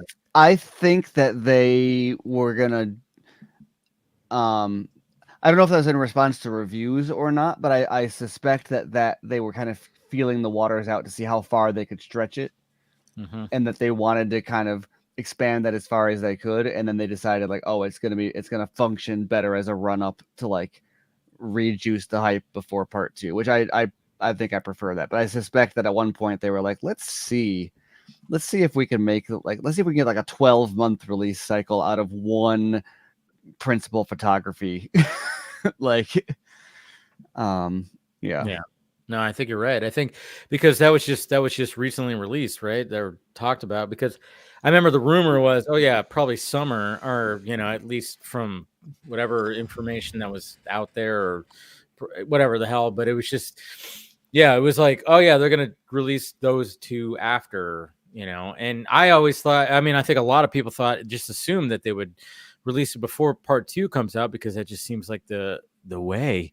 But yeah, you might be right, Steven. It's like they were just kind of gauging on the reception and reactions with all the marketing, and kudos to like the cast and crew and Zach and Deborah. They were traveling the fucking world in the past 2 weeks. My God. Yeah, they CCXP like less than 2 Brazil. weeks ago, and then or around 2 weeks ago, and then Mexico, London, Tokyo, and then now LA, and now he's at these screenings too, and he's literally working on the edit for Part 2, like right now also, like yeah, that's why like even there was that question about like, do you think I think like we talked about was like the fact that like would they change Part 2 or I don't know, I think it was something like that, I don't know, if they would change the R-rated cut because of the critic reception. It's like, no, that's already in the bag. It's like it's already done. He's already working on post-production on Part 2. The VFX are getting dialed in. Editing is happening right now when it comes to Part 2. So yeah, it's such a big project. Let's go back to something, and I know that there were some smart asses commenting under your post, Steven, because it's social media, of course, are smart asses. What? I know, right? I think I talked about this at the very beginning. I know which tweet you're talking about, I think. Yeah, but let's just say this. On a streaming service, who gives a fuck the critics have to say for a movie or a series? Because this was something that Zach talked about when he talked about what it was like to write and film a movie for streaming, understanding that it's a completely different animal when you're doing a film for streaming services, because there's a very low threshold to enter, but there's also a very low threshold to exit. So he talked about how you have to shoot and write a movie that grabs people and then keeps them going so that they don't decide to, bounce, because it took them nothing to start the movie. It's also going to take them nothing to stop that movie. It's not like going to a theater where I have sat through movies that I wanted to claw my eyes out because I felt committed because I paid for that ticket. Exactly. So I said. Well, they took the time to actually ask Zack Snyder whether he was going to change his cut based on what critics thought of his movie. That was a serious question. Who asked that? What this happened? Like, when did this happen? I think it was a question from earlier in the evening, wasn't it? Was that? Oh, that was. I think I had a question of like, is Netflix going to potentially pivot some of the existing footage or the film in the can, so to speak, based off of some of the feedback that rolls out between this and the extended cut or the next film? See, I thought it was someone that actually asked Zach that question. No. Oh, okay. It wasn't me. I swear. I'm asking it right now. No, it wasn't me. No, I thought the way that you phrased it, David, made it sound like someone asked Snyder. No. I was just referring back to that question being posed. Well, he's been asked. I don't know if he was asked that about this specifically. He's been asked that about other things before, and his answer is he wouldn't change a frame of anything he's ever done. Yeah. Which he'll say that, but then we talked about earlier. He's saying now that he wants to go back and reshoot the ending of Sucker Punch. So obviously, but he wants to reshoot it because also that was the original ending. Right. I imagine because they wanted to do what was the song they were going to sing at the end? Oh, what was the musical number? Yeah, Sweet Child of Mine or something like that. No, that's not what it was, but it was. God, can you imagine if they actually do that? That'd be insane. I would love it because I can still look at Sucker Punch and go, I still haven't I've never watched the theatrical version entirely through the entire way through. I have seen the extended cut and own the extended cut, but there's still part of me watching this movie going, it's not quite there yet. I'm glad Amanda's asleep because she would probably jump through my computer and bash my head into the table. And it's fine. That's hilarious. I said Sweet Child of Mine. It's the Ooh Child is the Ooh Child, things are gonna get easier. That's what it is. Okay. And so that's the song that Baby Doll sings. Ooh Child, yeah. I'm hearing some punching up towards Taika and Gunn. That never happens. What are you talking about? I mean, well, good on Gunn for debunking that THR article that was like, hey, these two that were in the Guardians movies are now going to be in this movie. And he's all, no. He's all, no, that's not happening. Palm, I'm disappointed. I love Palm for sure. Yeah, Palm. I mean, yeah, it's interesting too because even touching on that, I know we're now going to Gunverse and stuff like that, but I was having a conversation with somebody who's like, the biggest thing right now is, when it comes to Gunn is nepotism. There's always say, oh, it's nepotism. Ever since Sean Gunn was cast as Maxwell Lord, it's like nepotism. He's just doing nepotism, and it was just like, wait, is this really something you want to I mean, how many times have we seen directors just work with the same people over and over and over and over again, and multiple times? Yeah, Scorsese's done it multiple times. Nolan, Kevin Smith. My God, Kevin Smith literally took two of the actors that he had in Mallrats and made them different characters in the next movie, Ben Affleck and Jason Lee, and then brought both of those characters that they played in, in previous movies back into a Jay and Silent. And I don't know. It's just one of those things where I just go why is this a hill that we're going to be try to die on to complain about? Netflix literally made memes about how Mike Flanagan has used the same actors in every TV series and movie he's done. Whoa, what happened there, William? Everything okay over there? His ring light. Vegas had an earthquake. Seen its better days is finally seen that day. But go ahead, continue. No, but you're right. I didn't even think about Flanagan. Yeah, Flanagan. I mean, like I said, because there was actually memes the Flanagan universe, and they literally on Facebook, Netflix had created grids of the actors and who they played in various Netflix series. So going all the way back to the Gerald Game or Haunting of Hill House, and here's who they were in this. I think the thing is that the problem is you can't assume that any argument that anyone is having on social media about anything is in good faith. Nobody gives a shit. Nobody gives a shit about nepotism. Nobody gives a flying fuck about nepotism. It's just a buzzword they can apply to someone they dislike about something. Well, what does it even matter in the sense of whether they just do it doesn't. I mean, they're gonna hate, and even if he cast 11. If he cast an unknown, they're gonna be like, "How dare he cast an unknown?" I'm not the huge Gunn fan, and but then, it's and then of course they do the whole thing. Oh, he's gonna put his wife in it. I'm like, okay, so are you gonna go after John Krasinski for casting his wife in Quiet Things, and then even his new movie, If, she's in there too?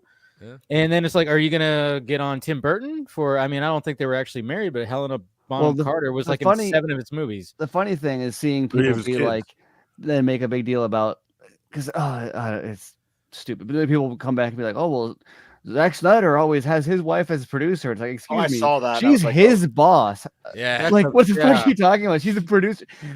She hires.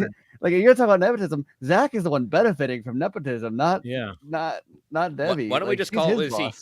You just don't like James Gunn, or just say it. It's fine. It's okay. It's okay if you don't like James Gunn. It's okay. You don't need to. Well, even going to Eggers, doesn't he hire his wife? Is in all his shit too, right? What's her name? Who you're comfortable with? It's Isn't a lot of Eggers money married to one of the actresses that's always in his stuff? Can I make a controversial, comparison? Well, I know I'm on a hot one tonight. Who was it though? Like Scott, Well, I'm not sure about Eggers, but I do know that the guy who directed Shazam. Why am I blanking on his name? David F. Sandberg? Yeah, his wife is in his movies. Okay. Yeah, you're right. Yeah, but Eggers. Who's? Yeah, hold on. All right, go ahead, Rhea. I'm gonna look this up. Yeah, before I forget, like I guess I liken this to the argument of like hiring someone for their proficiency in a role as opposed to giving an opportunity to an actor that perhaps looks different or is of a different identity to the quote unquote source material. And I feel like this is sort of in alignment to that comparison because we are, I think the foundation of our argument is that like these in terms of like Zack Snyder and who he chooses to, work with, and actors and directors and things like that who they prefer to work with.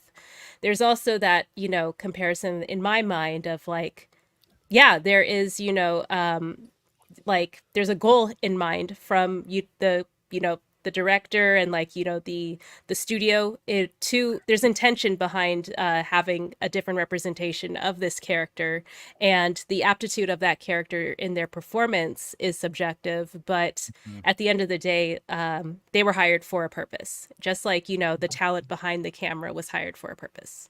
Exactly. No. And sorry, I was not thinking of Eggers. It was Flanagan. Sorry, I got mixed up. Oh yeah, because Kate Siegel is it's in everything. Yeah. But I think the only Flanagan thing I haven't seen her in, I don't think she was in Gerald's Game, and she wasn't in Dr. Sleep. Yeah. But all of his Netflix stuff and his horror movies, she's in everything. Yeah. Well, Ryan Murphy does the same thing in all the American Horror Stories. See, I know, and that was the thing that I was trying, and it was funny because the person I was going back and forth with when it came to all that too was, well, that was your first mistake. Yeah, I know. It was like I was like, you know what? Let's do this. Let's be like every now and again. You're being feisty. I was being a little feisty today. It's Friday. I was like, you know what?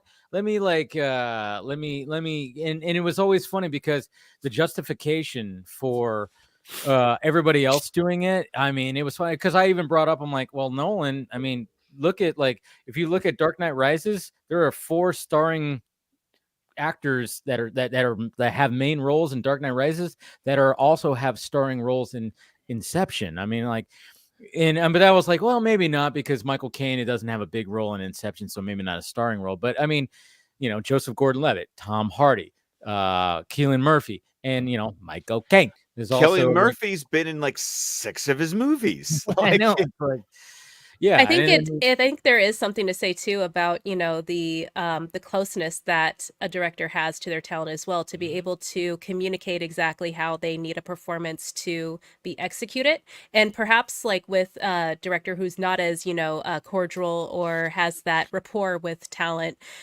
their mind's eye doesn't necessarily correlate to what the actor is interpreting, or like what the director sees is trying to get out of their performance may not land in terms of how the actor is able to execute it. So my point is that, like, let's say with like a Ryan Coogler, for example, I don't necessarily have any idea of like or perception of a bad performance that he's gotten out of Michael B. Jordan. Like, I just feel like, they identify as like family at this point. They're able to communicate creatively as well as on an emotional level. So I think that speaks to, Gunn's, preference on, working with talent that's reoccurring in his films, because they just get, his creative voice. So the end.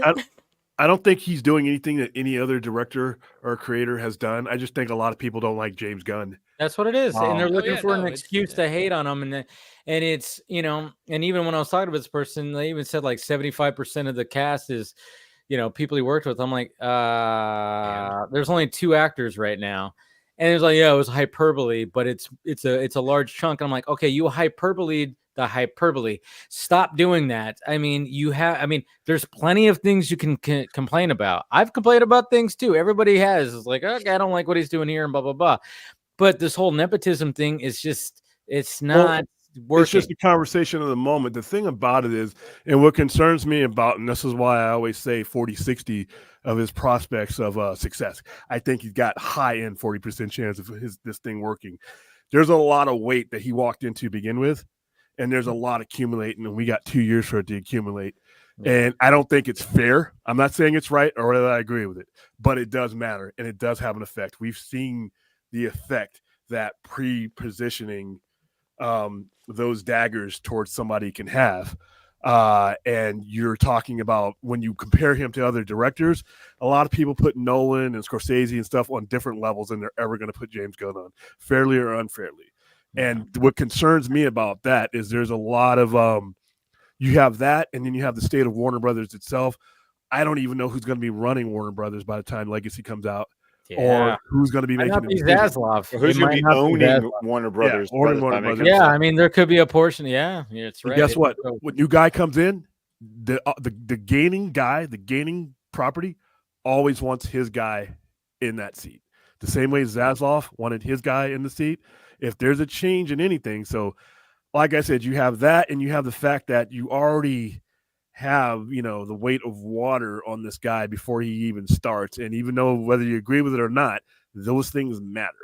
And I think that it could have an effect on his prospects of success. That and real world, issues as far as, where the company is going to be by summer of 2025. We could legit, and that's why when I say I'm going to Blue Beetle this, not because I think it's going to be trash. Is I just don't, I just finished investing in a universe that didn't get finished. I'm not really on board for another unfinished roller coaster ride. And with all this thing, these things going up against it, like I said, legit, I don't know who's going to be running Warner Brothers by the time Legacy comes out. And if the results, that Legacy produces are going to be enough for person X who's now in charge of Warner Brothers, whatever it be, Warner WBU, WB Universal, whatever Warner Brothers is. It has a good ring to it. WBU. Yeah.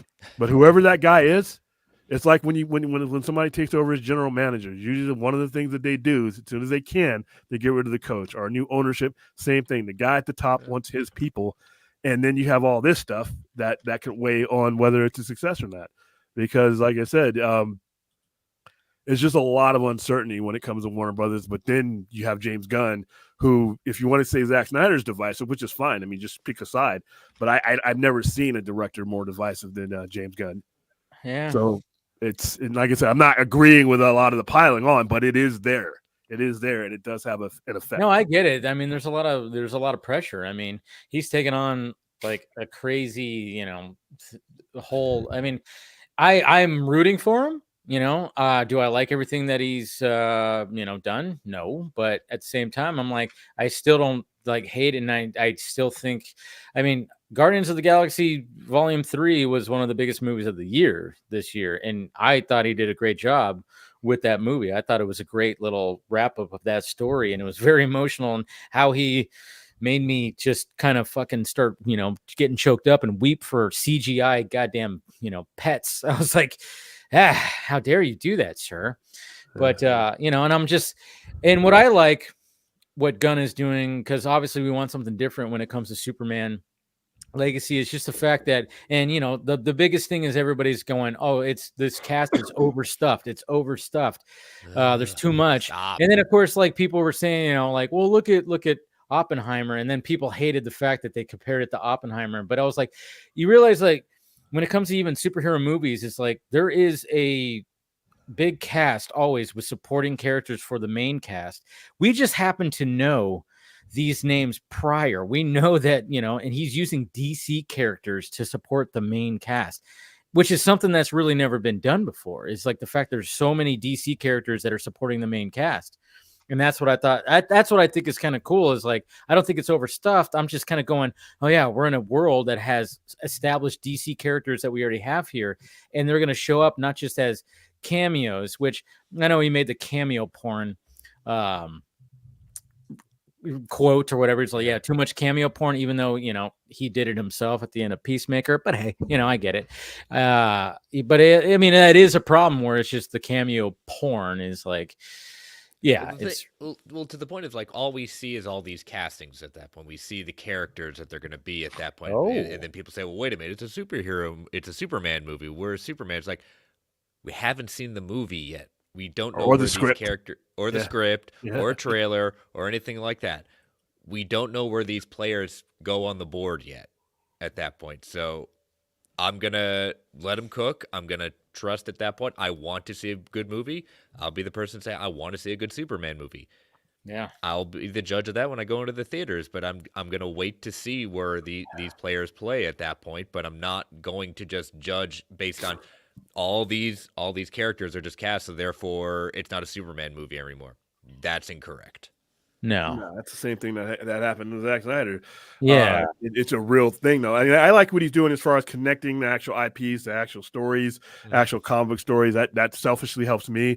Like I said, I think that the groundwork is there for him to be successful. Unfortunately, I just don't think the circumstances are, and a lot of that 60% doesn't have anything to do with him.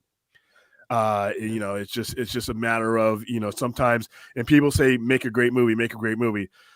That's bullshit for the most part. Making a great movie is about 25% of the success, you know, because there's a lot of great movies that have tanked and gone south. Blade Runner 2049. What's up? There's a lot of crappy movies that have gone on to make good money. So making what a did good you say, movie. Scott? Which movie?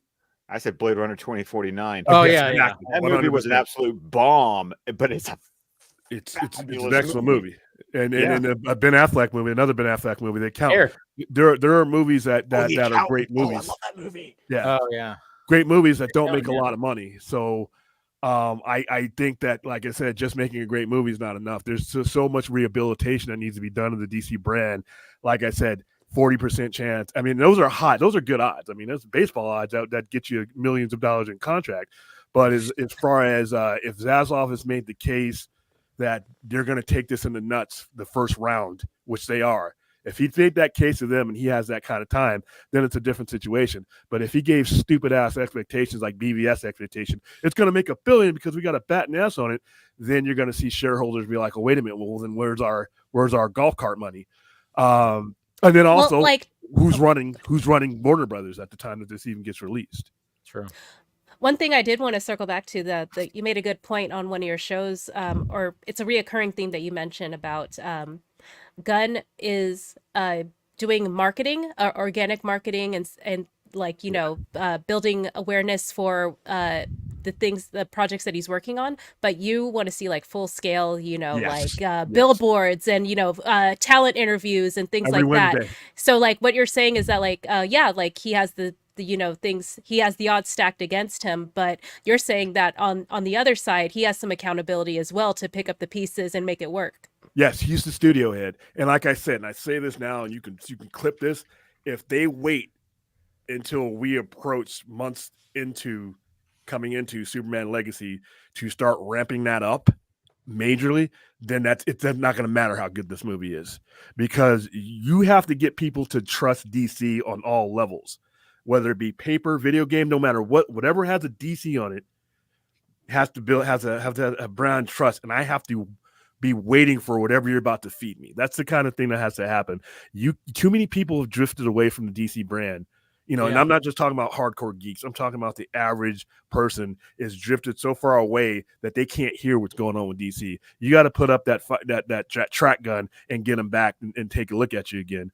And if they wait till 2025 to do that, then it ain't gonna matter. This could be Scorsese's best type of level movie, and then it's not gonna matter. The situation dictates what the movie makes. True. Captain Marvel sucked. It made $1 billion. Oh, yeah, it did. And then the sequel, oh man, made exactly because look at the situation. Look at the situation. The situation. But I think my hope is just the fact that, because I'm like, all right, what can you do that's different? It's just the fact that it's like it's an established world, and you have all these supporting characters that are all DC characters, and maybe that could bring the some hardcore DC fans back, like, oh yeah, so and so is in this. But it's all gonna be, but it still might not be enough, because maybe some of those people are just like, Jesus Christ, what the hell is this movie gonna be? It's too overstuffed. It's gonna have a bigger cast than fucking Endgame or something like that. But maybe, I mean that first trailer, there's so many things, like we're gonna get a suit reveal that's gonna go buck wild, blow up the internet. Our first still, like if he's probably gonna be posting from the set when they start shooting in March, and then when we get that first teaser, which will probably be like August or July, maybe Comic-Con, maybe they'll have something. Who knows? They'll have something. They probably won't even be done shooting, but what I like that James Gunn is trying to, on social media, trying to answer stuff, debunk things. I love that when he debunks things. That's perfect. I love it, even today when he did that.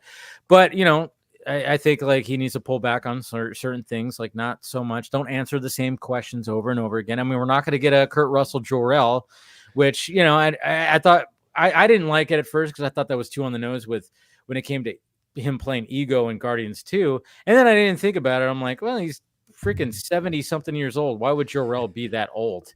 He wouldn't be that old. And depending on how he portrays him in the movie, or if he portrays him at all, it's like, yeah, he should be younger, way younger. He should be like in his 30s or 40s or something like that, not be 70.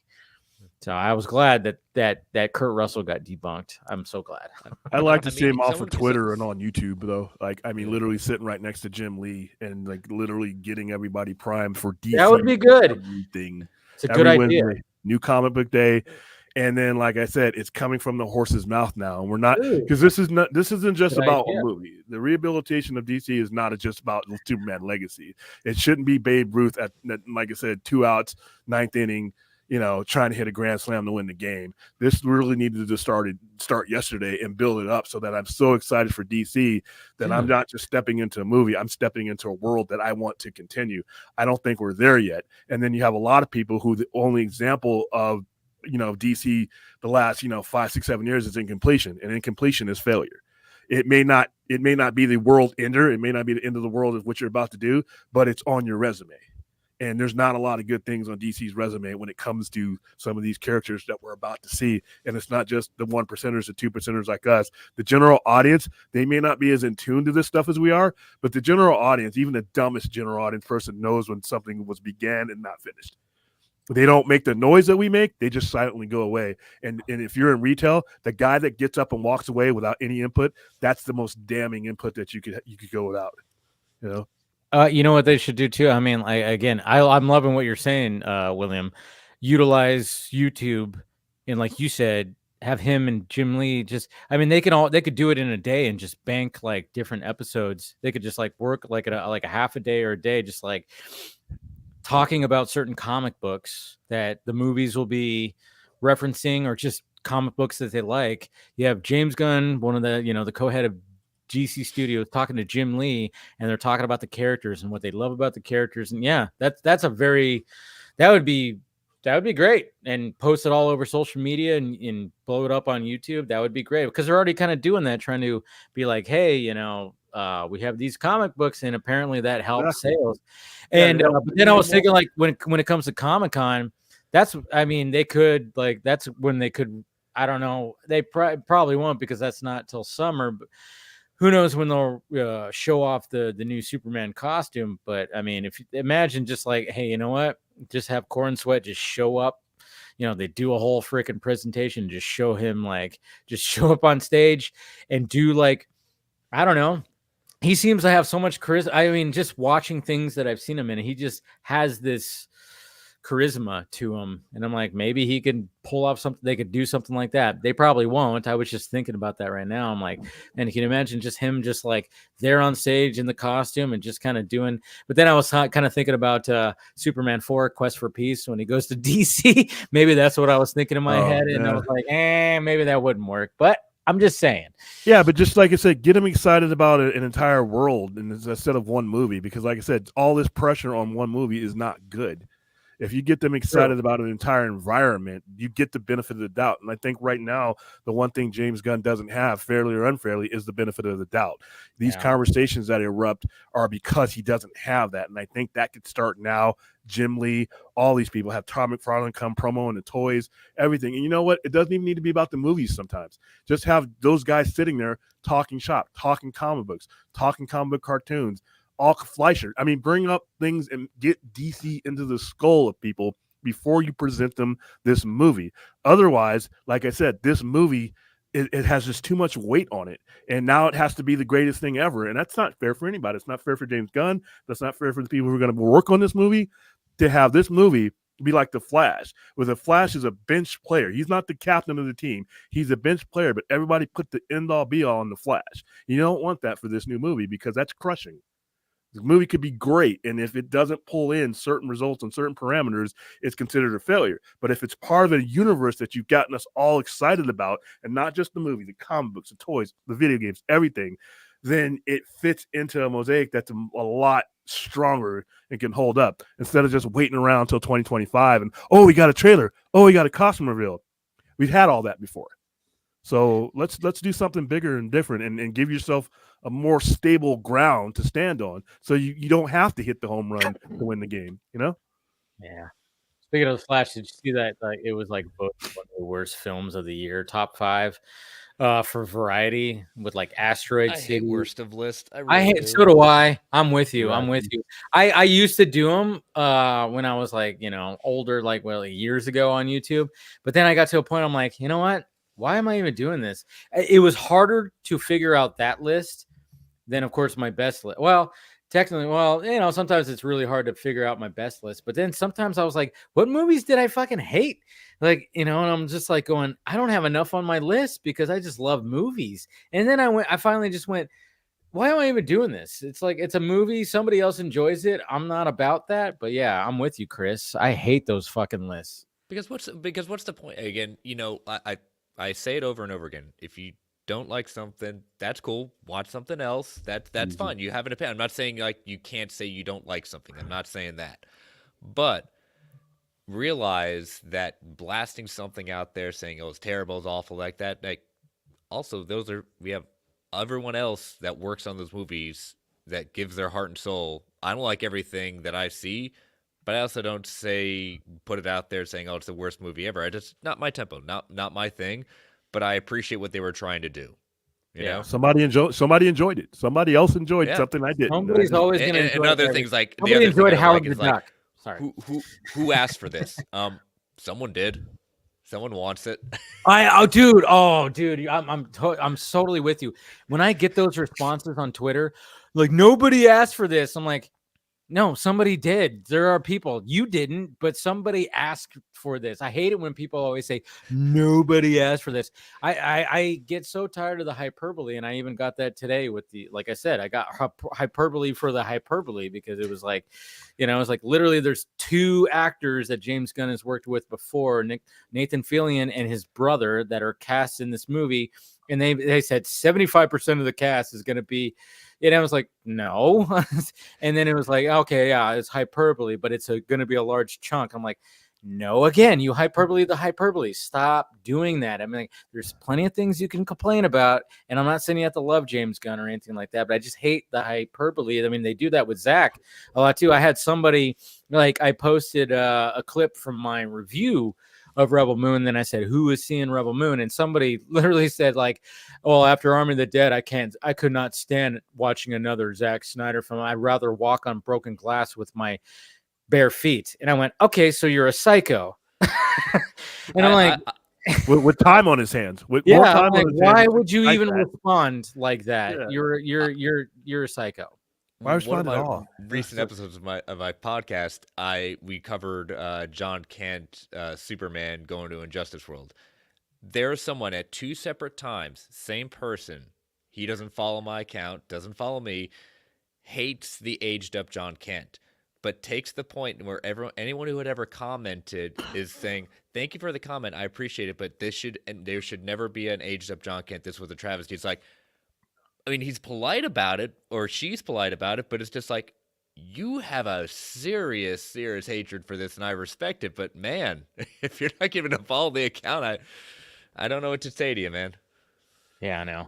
I know. It's just like I always just love that. It's like, I mean, yeah, I will get a little frisky sometimes on there, but it's always kind of fun just to like when I have a tweet or something that just kind of goes like starts getting traction on Twitter and I start getting responses. Sometimes I'm just like, all right, let's have some fun here and see what's like, what's going on. I mean, Steven, you kind of had one that went a little bit crazy today when you were talking about like the reviews and stuff like that, where people were like, yeah, well, explain Army of the Dead and Zack Snyder's Justice League, because you were talking about the Rotten Tomato stuff, right? Yeah, I have a hard time.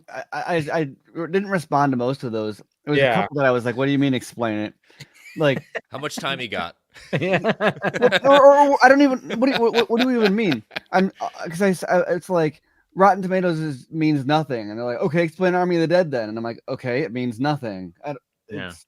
Everything means nothing. Are you assuming that like I'm like, oh, Army of the Dead's 70% on Rotten Tomatoes is like my only grip to life? Like, no, I don't care. I would like Army of the Dead also just as much if it was a 30% on Rotten Tomatoes. Like, it has no. I've never wielded the Army of the Dead score or the Zack Snyder's Justice League score as like some sort of proof of anything. So it's funny to be like, the score doesn't matter, and have them be like, well, what about this one? It's like, yeah, I know. It still doesn't refer to my first tweet where I said it doesn't matter. That's what was so funny about that. It was like they were like going like because the whole thing was like you're like, hey, Zack Snyder gets low scores in here, and guess what? That makes things. I mean, look what happened. Like when they got the low score and they tried to course correct, and it got even worse. And then Zack Snyder's Justice League came out, and it was this phenomenon. And it's like, hello, that's the point here. It's like the other one I said was when the Justice League 2017 came out, there were a bunch of reviews that said it was a step in the right direction. Yeah. And it's like, so if a step in the right direction, yes, if that's a step in the right direction and like that's what they want to see, then I don't want that. Yeah. If that's the standard, then I want whatever makes them give it bad reviews. Yeah. And then once again, so well, what about Justice League then? It got a fresh score. Do you dislike that one? It's like, no. I don't know what. Okay, it's okay, Steven. We're gonna use that screenshot of that tweet for the next 5 years. I'm gonna replace that with the 40 tweet. Anyway, sorry. Go ahead, Chris. No, I was saying I think Steven needs to do a diagram at that point. Yeah. Yeah. I mean, why not? I mean, there's so many factors when it comes. Or I could waste no time on those people. That's exactly. That's even better.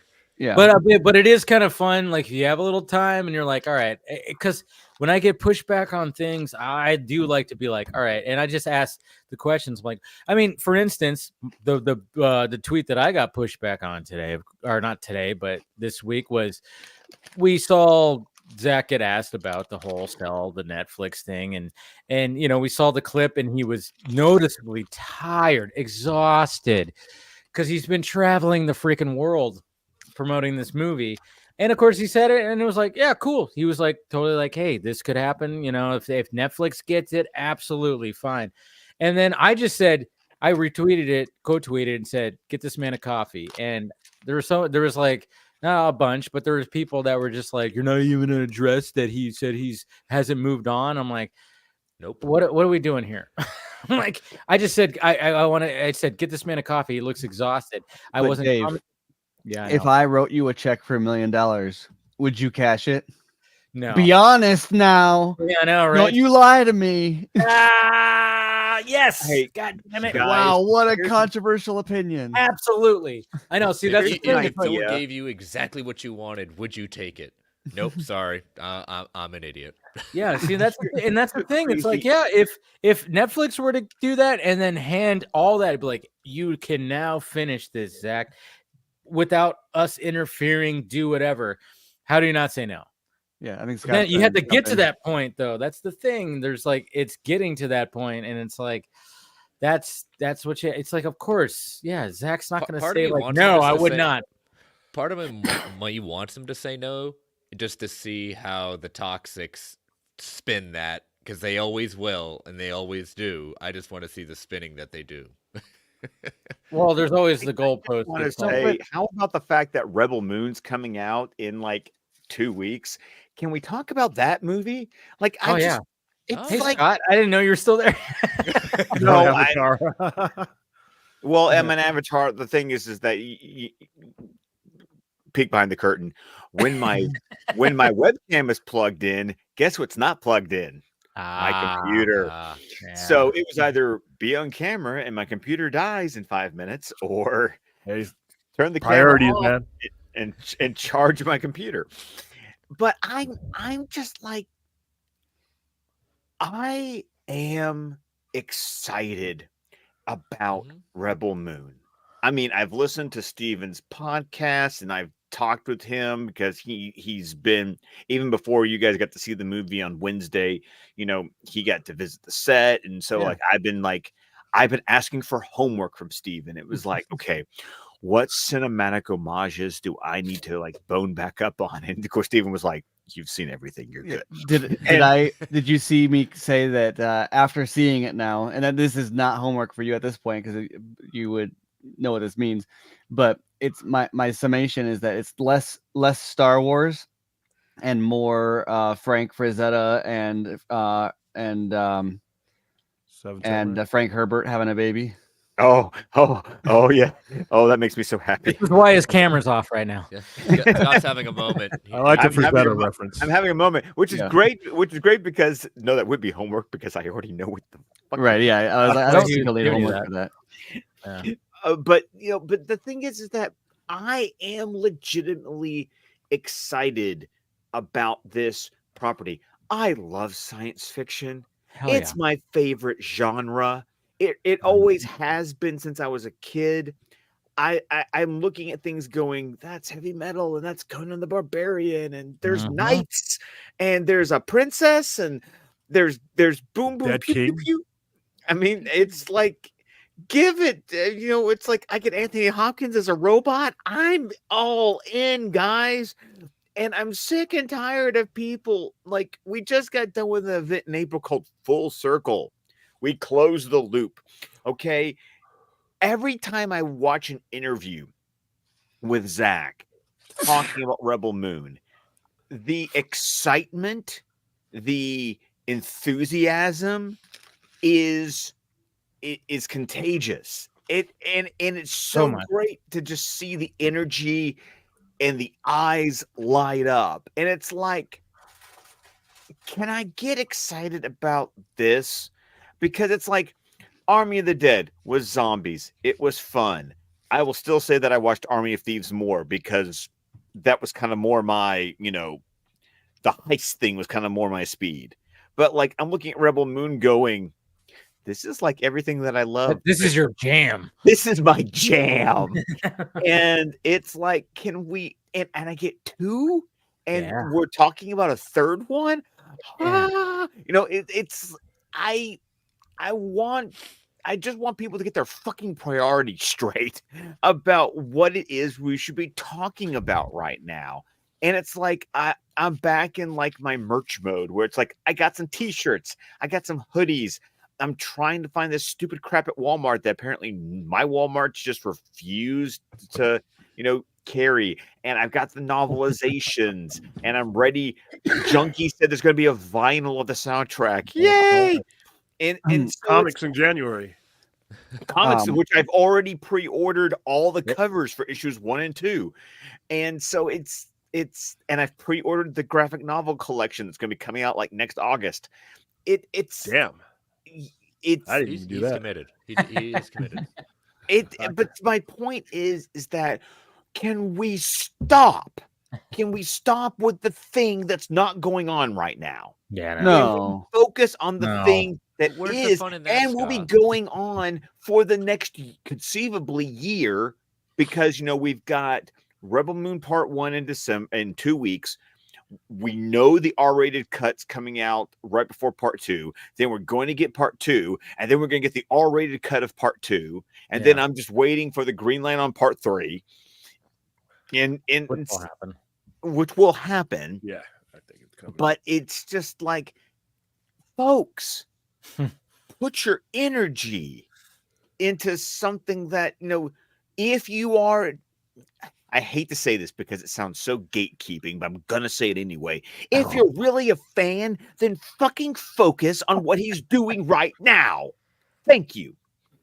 Now, cheers. What I will say, though, Thank you for attending Scott's TED Talk tonight, ladies and gentlemen. If you're not into science fiction and fantasy, that's nothing against you either. Just right now is not the time or place. And like I said, as much as I want answers to all these questions, eventually the time will be there for that. Patience has got us just about everything we've gotten in all of this. So it'll get us whatever it's going to come. But right now, I hate that when I see, no matter what the actor or actress or director is doing, and he's there for something else, and then people kind of broadside him with other things. And that's what I felt like that was when that question came up. Obviously, like I said, it's a question you want to answer, but there's a time and a place and decorum for things. And really, you would like to see people focus on that. But if you're not into science fiction and fantasy, if this is not your deal, then that's cool. I don't consider anybody less of a fan per se, because like I said, Ridley Scott is one of my favorite directors. I would rather eat wet dog food out of the can than watch Thelma and Louise. So I can understand why, if you're not into it, you're not into it. But you know what? Just bide your time. That's an image. Yeah, that is an image. You really hated that movie that much, huh? I detest that movie. And like I said, I gave it a shot because that introduced us to Brad Pitt, William. Come on. None of that. Know, so I wouldn't even begrudge people. There's all sorts of logistical stuff and practicality stuff aside, like, campaign for your thing, whatever.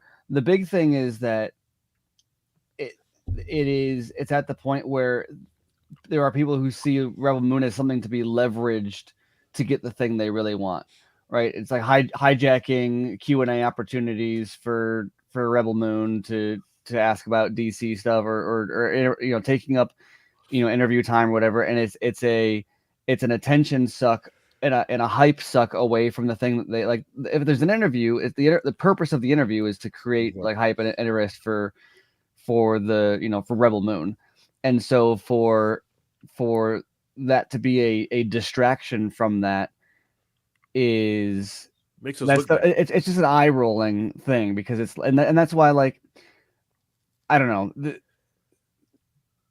Nobody who wants to see that is ever going to accept that, like, that Zach doesn't want to answer that question again. But like, I asked him before Full Circle on the Vodka stream, right? Like, and if anyone didn't notice, I when I said, I was like, because I'm sure you're going to get this a lot, and now you can answer it once and then never answer it again, right? Like, this is not a mystery. If this stuff was served to him on a silver platter, it'd be fine. So like, great. So now let's, you could have campaigned for that, wait for it to happen, but like, stop being like, oh, he's talking about Rebel Moon again. Let's take this opportunity to make him talk about, I don't know.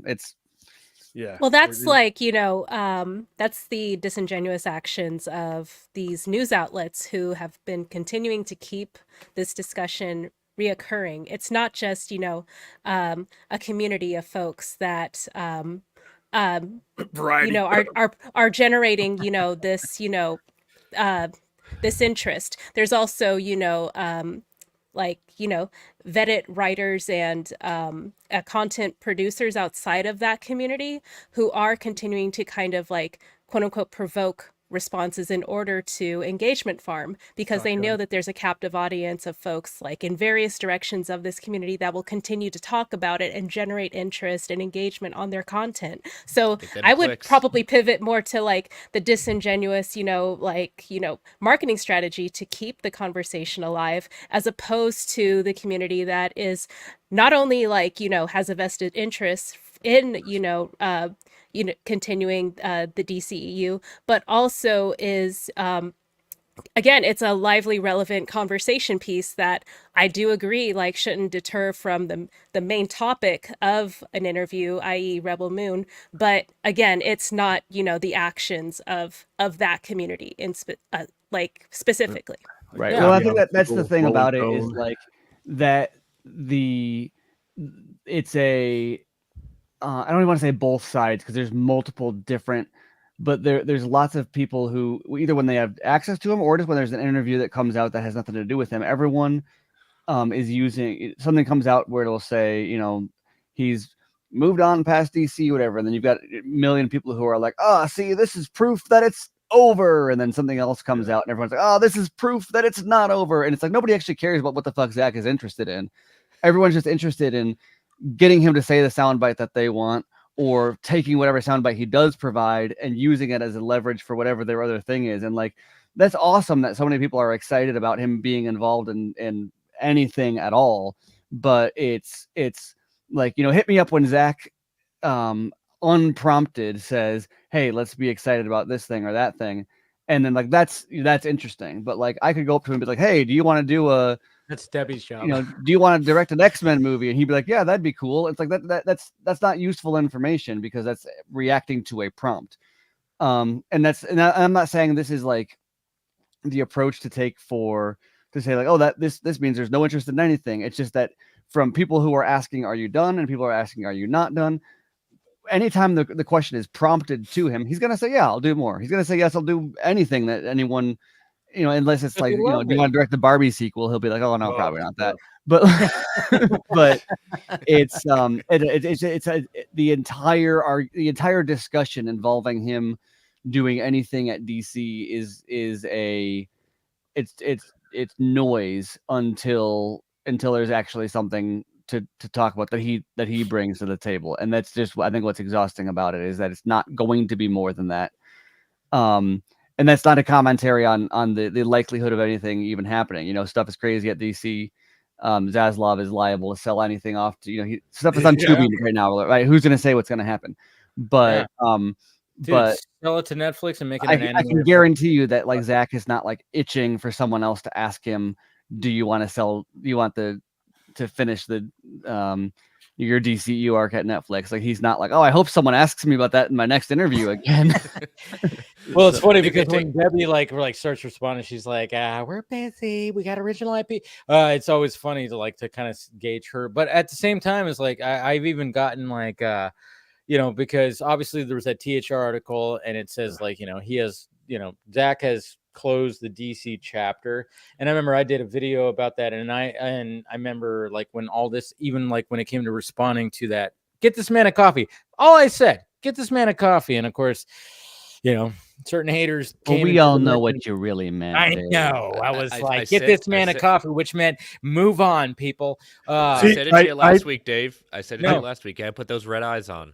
I know. I think it's a legitimate question for a fandom to toss around, but like I said, like the Hollywood Reporter and the Variety and all these articles, they know exactly what they're doing when they. Of course they do. So it's like, of course they do. But it was just funny because what I was saying was like, oh, that you're gonna take the L for what you said. And I was like, okay, he closes the DC chapter. Okay, do you guys know what a chapter is? Yeah. He didn't say close the book. Chapter. If he were to even come back, if say everything happened and he was gonna like, all right, I'm making Justice League 2 and 3, that's a new chapter. Okay, closes this DC chapter, and then because that was a struggling time, that was like one of the things that it was like, I was like, I didn't say, they didn't say book. He didn't close the whole book on it. He just closed that DC chapter, which is like, that was a rough time that he went through, and then he got redemption for it, and there you go. And so that chapter is closed. Who knows? There's a new DC chapter that could end up being in the future. You just never know. I would like it if 10 years from now, after he's done with the Rebel Moon stuff, he comes back and does like some Kingdom Come thing and get Henry Cavill back, get Ben Affleck, get the whole gang back, and do some kind of Kingdom Come thing. Man, that would be. In the meantime, make the hashtag make the ZSJL miniseries. 12 issues, maxi series, five variant covers each issue. Dude, what do we have to do to get that story told in comic book form? Why is it so hard? It's a comic book subject. Dude, they're doing Batman 89 and Superman 78. You could do a Snyderverse. Fucking come on. I'm just gonna keep saying it over and over again. DC doesn't know what they're doing with their comics. That's exactly. Really? They don't know how to make a book evergreen. They don't know how to. They could have a Snyderverse section in the comic book store that continues every character. You can even have an Atom character. You know, you can have everything. You could have like the Nightmare, sequel. You can have a whole Nightmare universe. Fully fleshed out. So much potential. Fully fleshed out. Budgets. You're not talking, dude. It costs pennies, literally pennies to make these staples and paper, mass produced, and you already got those done. So the money is there, and then you let that sit there. Let that sit there because once you can't do anything without a first step. And you get that out there, 12 issues, it sits out there. Whoever looks at the numbers at that point and does whatever they want to, they can do it. But you can't do anything without the story out there. And I'll tell you two books that DC hasn't made evergreen yet. And one of them was just mentioned here. Kingdom Come is not evergreen, nor is DC New Frontier. They are not evergreen. Neither one of them. I'm just saying. And this is the company that gutted their entire collected editions department, and they're a little bit better now, but it's bad. And that's what I mean about DC not just focusing on this movie, focusing on the entire brand of DC from wherever. Because let's say if you take a nuclear family of 4, all right, you're not just selling to me. You're not just selling it to dad. I want you to be able to sell it to everybody in the family and transfer those generations up.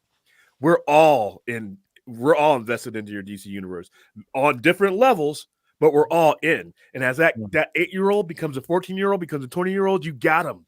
You got them. And then you just keep handing that down. And that's what they need to do. Like I can tell you personally, if it ain't got a bat on it, good luck selling it sometimes. And I hate to say that, but it's true. Batman and certain titles make up for 63% of all DC sales, which is too much. But what they need to do at all different levels is, like I said, is just take a look at it, do an entire autopsy on it. And Jim Lee needs to be there, David Zaslav needs to be there, and James Gunn needs to be there. I don't care if Safran's in the room at all, but if he's there, fine. I don't care about that guy either. Yeah, but you need to look at it from so many different angles to where you need to provide as many doors for people to walk into that DC mansion and end up at that same big DC table. And one movie ain't it. That's just like I said, that's a shot in the dark. That's throwing shit up on the ceiling and hoping it sticks and doesn't fall. I mean, imagine this. I'm trying to look at what you're talking about, William, and Dave, Steven, Chris. I think because we're all close enough to the same age to go, what worked for us? Like, I'm not saying that let's try something that's already been done, but let's look at the magical circumstances that existed when we were at that impressionable age that got us. Yeah. Because I'm looking, because really, for me personally, as it's been well known, it's like there was just something magical between 1989 and 1992 that all I needed was whatever they did in that era. I mean, because you had, they were rerunning Batman 66 while the Batman 89 movie was coming out. You had Death of Superman happening in the comic books, and then you had Batman the animated series coming on after school, and it just seemed like it. When my aunt buys a 7-year-old The Dark Knight Returns, which never should have happened, but it did. And I was traumatized for literally 23 years until I was Zack 30. Snyder's White Whale, he said. Yeah. I'm just looking at going, what are they? What? And Chris, because I stopped. I mean, I buy limited series and Black Label books. I haven't bought monthly books since Death Metal. Like that was me going, this is where I'm punching out. Thanks, guys. What is your impression? Because you were talking about how they I want you to expand on your comment of how they don't make Kingdom Come or New Frontier evergreen. I'm really curious what you mean by that, and I want you to expound. And then, what is your impression of the current state? Like, where are your opinions coming from? Because I'm really curious. Because I like I said, I punched out years ago. Like, for what I mean by evergreen, for those that don't know, an evergreen book is mean that it'll always be in print. It'll never, it might sell out, but they'll always come back to print at that point. Okay. So I just did a stream yesterday on my buddy's channel, Omar Near Mint Condition. We got a whole panel together looking at like what are evergreen books that we would like to see DC do at that point. And and like I said, Kingdom Come, New Frontier are not on an evergreen list that DC officially has put out. Like All-Star Superman is. That's one of them. Dark Knight Returns is. Sandman is. But there are some interesting ways that they go about it right now where, we've already we're now in the dawn of DC, and there's a lot of these different titles I'm seeing on DC Universe Info. Because like you, Scott, I don't collect singles. I haven't collected singles in ages. But when I'm reading these ones that come through on through the thing at the end of the month, at that point for the last month, like I'm seeing like 3 or 4 that I'm really kind of into, and I don't know where DC is kind of going with. I'm not looking for the next event. I'm just saying, where are we going with this? Can I interject real quick? Yeah, go for it. Yeah. All right. Somebody who's collected since 81 and owned the store since 95.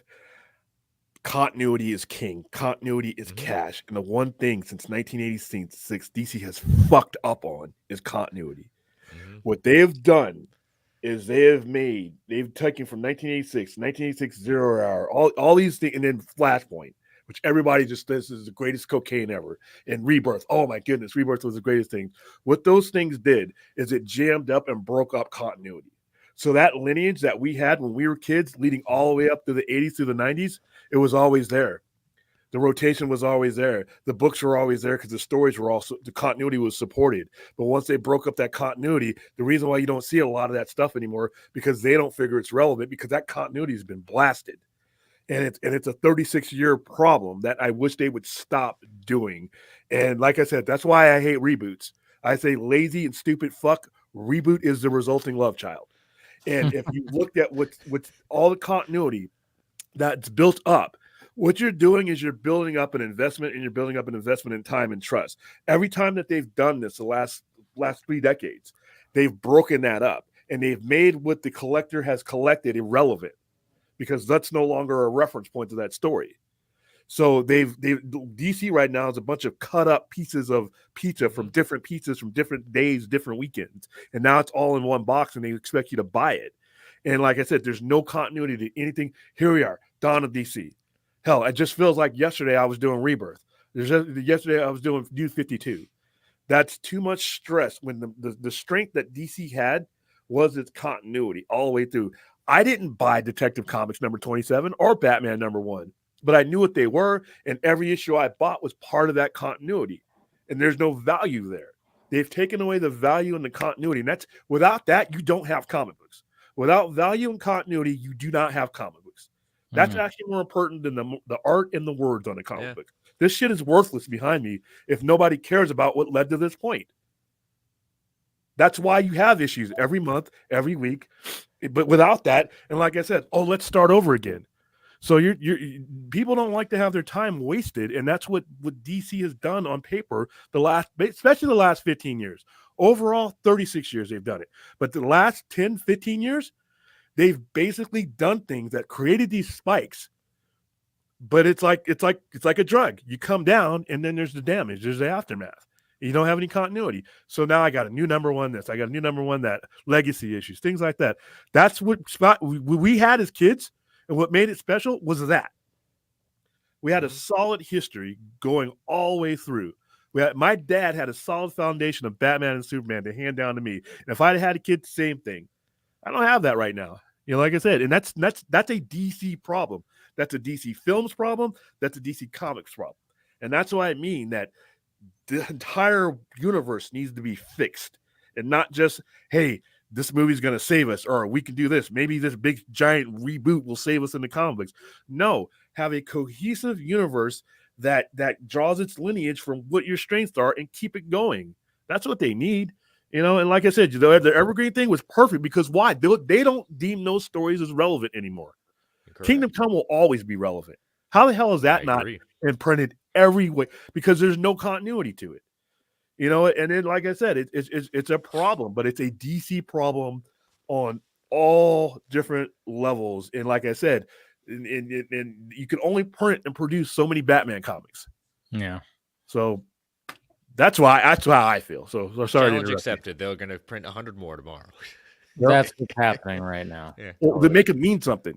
Make this entire DC universe something that somebody wants to pick up, because there's so many. You got video games, you got all kinds of things. You got TikTok. You got so many things that we didn't have as kids to take away from it. Now you're competing with that now.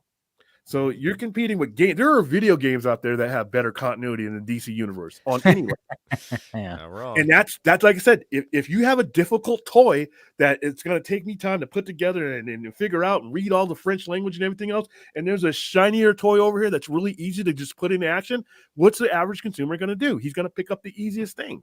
Why do you think like going to the indies and Image and Boom and everything else, like I can manga, why does manga outsell everything? Because you can literally say, where do I start? Issue 1, go. Yeah, and when Boom Studios is some of the best selling stuff I have. And like I said, you do not have the continuity issue. But the thing about Boom Studios though is they don't have the 80 years of historical strength though. Facts, yeah. And that's what DC throws away. Like it's like they see it and they're like, wow, is that continuity over here? Let me throw that away. Oh, wow, is that history over here? Let me pull down my pants and shit on that. and it's not just it's on every level. It's on movies. William, I don't think you're passionate enough about this. I'll say the same thing I said to Amanda. Start again. On every level, you have James Gunn and Peter Safran where they're at because of that. You have Jim Lee, who's probably one of the best minds in comics, struggling with DC Comics because of that. It all leads back to one thing. And if you fix that one thing, you can sell DC to anybody. Okay, but William, so here's my question though. Does that mean the comics need a true and honest blank slate? I think they need a realignment to what matters and what made them what they are. But how does that not just come across as another reboot or restart? No, because when you did Crisis and you fucked everything up only to unfuck it 4 years later and then unfuck it again 4 years later after that, you did it. You did it because unfucked. Somebody wanted to take their narrative and make that the paramount narrative, whether it be Jeff Johns or anybody else. And what you need to do is you need to unfuck that. And you need to let people know that you're unfucking it and why you're unfucking it. You need to let them know we got 80 years of history. My grandfather read DC Comics. Right? We got 80 years of history, and we're going back to what made that. You know those back issues that you got when you stopped collecting, when you said you don't buy singles anymore and all that? Remember all that stuff that didn't matter because it just ended? We're going back to that right now. All your shit is relevant now. All your history, that time that we just told you we wasted when we did this Flashpoint, New 52, and all this other garbage, we're taking that back now. We're going back to what it was, and you let people know that, and you explain that to them, because otherwise, where we're at next year, I don't know what it's going to be next year. All I know, it's going to be some bullshit, new big storyline, the Dusk of DC or something like that. All I know about DC is that they're going to get tired of something. They're not going to have the attention span, and they're going to get something new again. Yeah. And you got to stop that. Continuity is cash. You have to have that for DC. Movies, video games, whatever has that DC logo has to have continuity to their history. Otherwise, it doesn't mean anything. It is just paper and staples. You can just throw that shit away. Oh, man. My opinion, though. Yeah, no. I mean, that's the thing. It's like you have a unique opinion because you've been running a place that sells these books, and you're very knowledgeable about all this stuff. We promote these movies. We promote DC movies, and you can see the fan that I have here that will come to see these movies. like I said, when they come to a comic book movie, 97% of all people who will ever see a comic book movie will never pick up a comic book. Iron Man to them is Robert Downey Jr. Yeah. That's pathetic.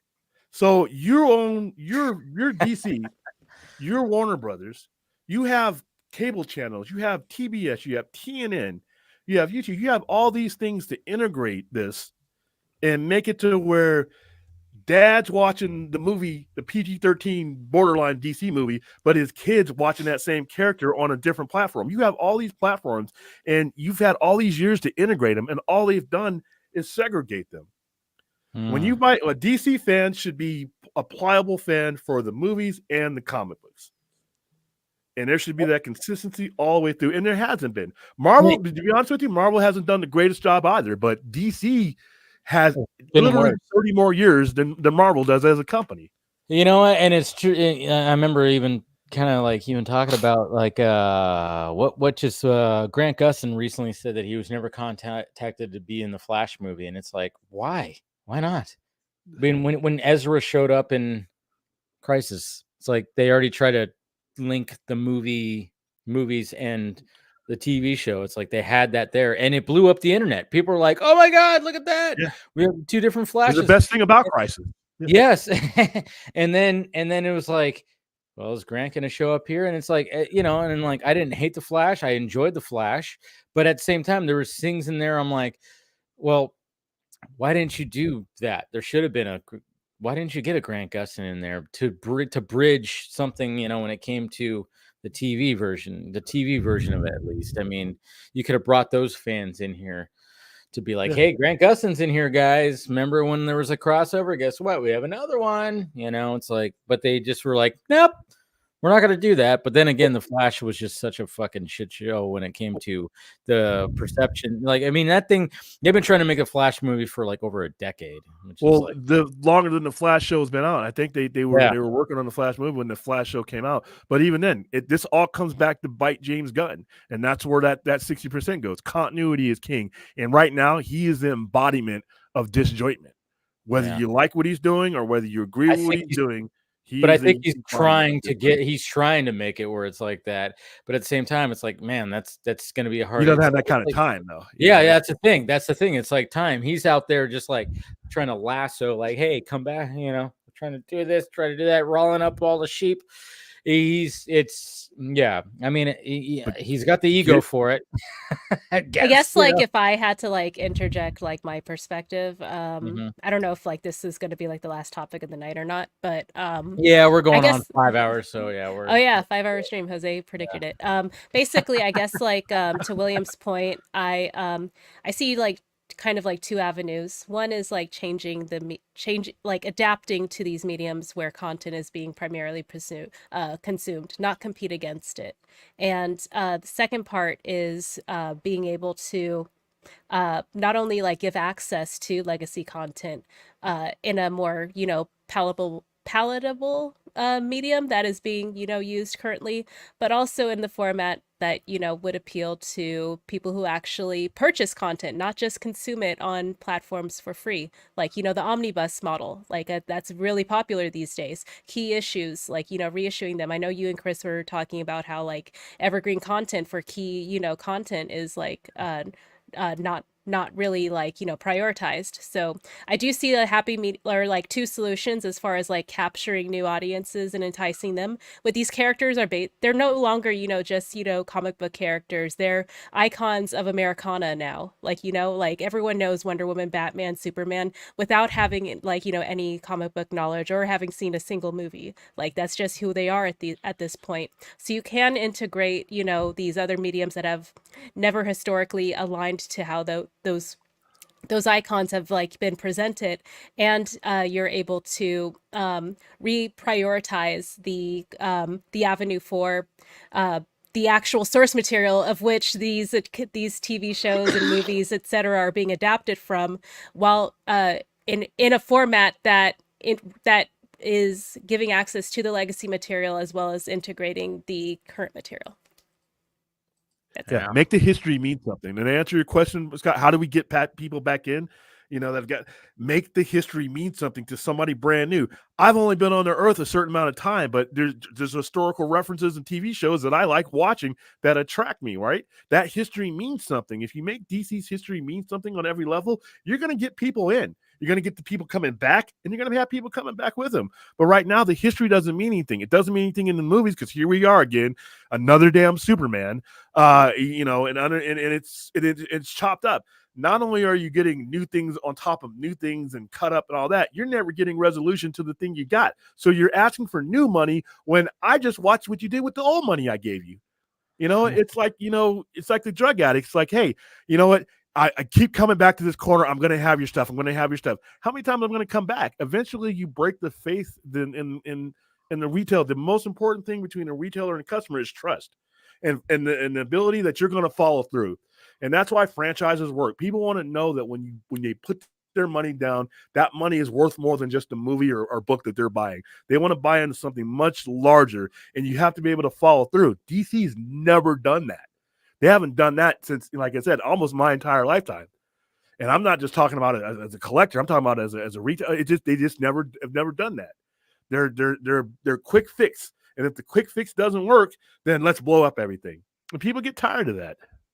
Yeah. And like I said, that is what James Gunn. Those are the shoes James Gunn is putting on that right now. Yeah.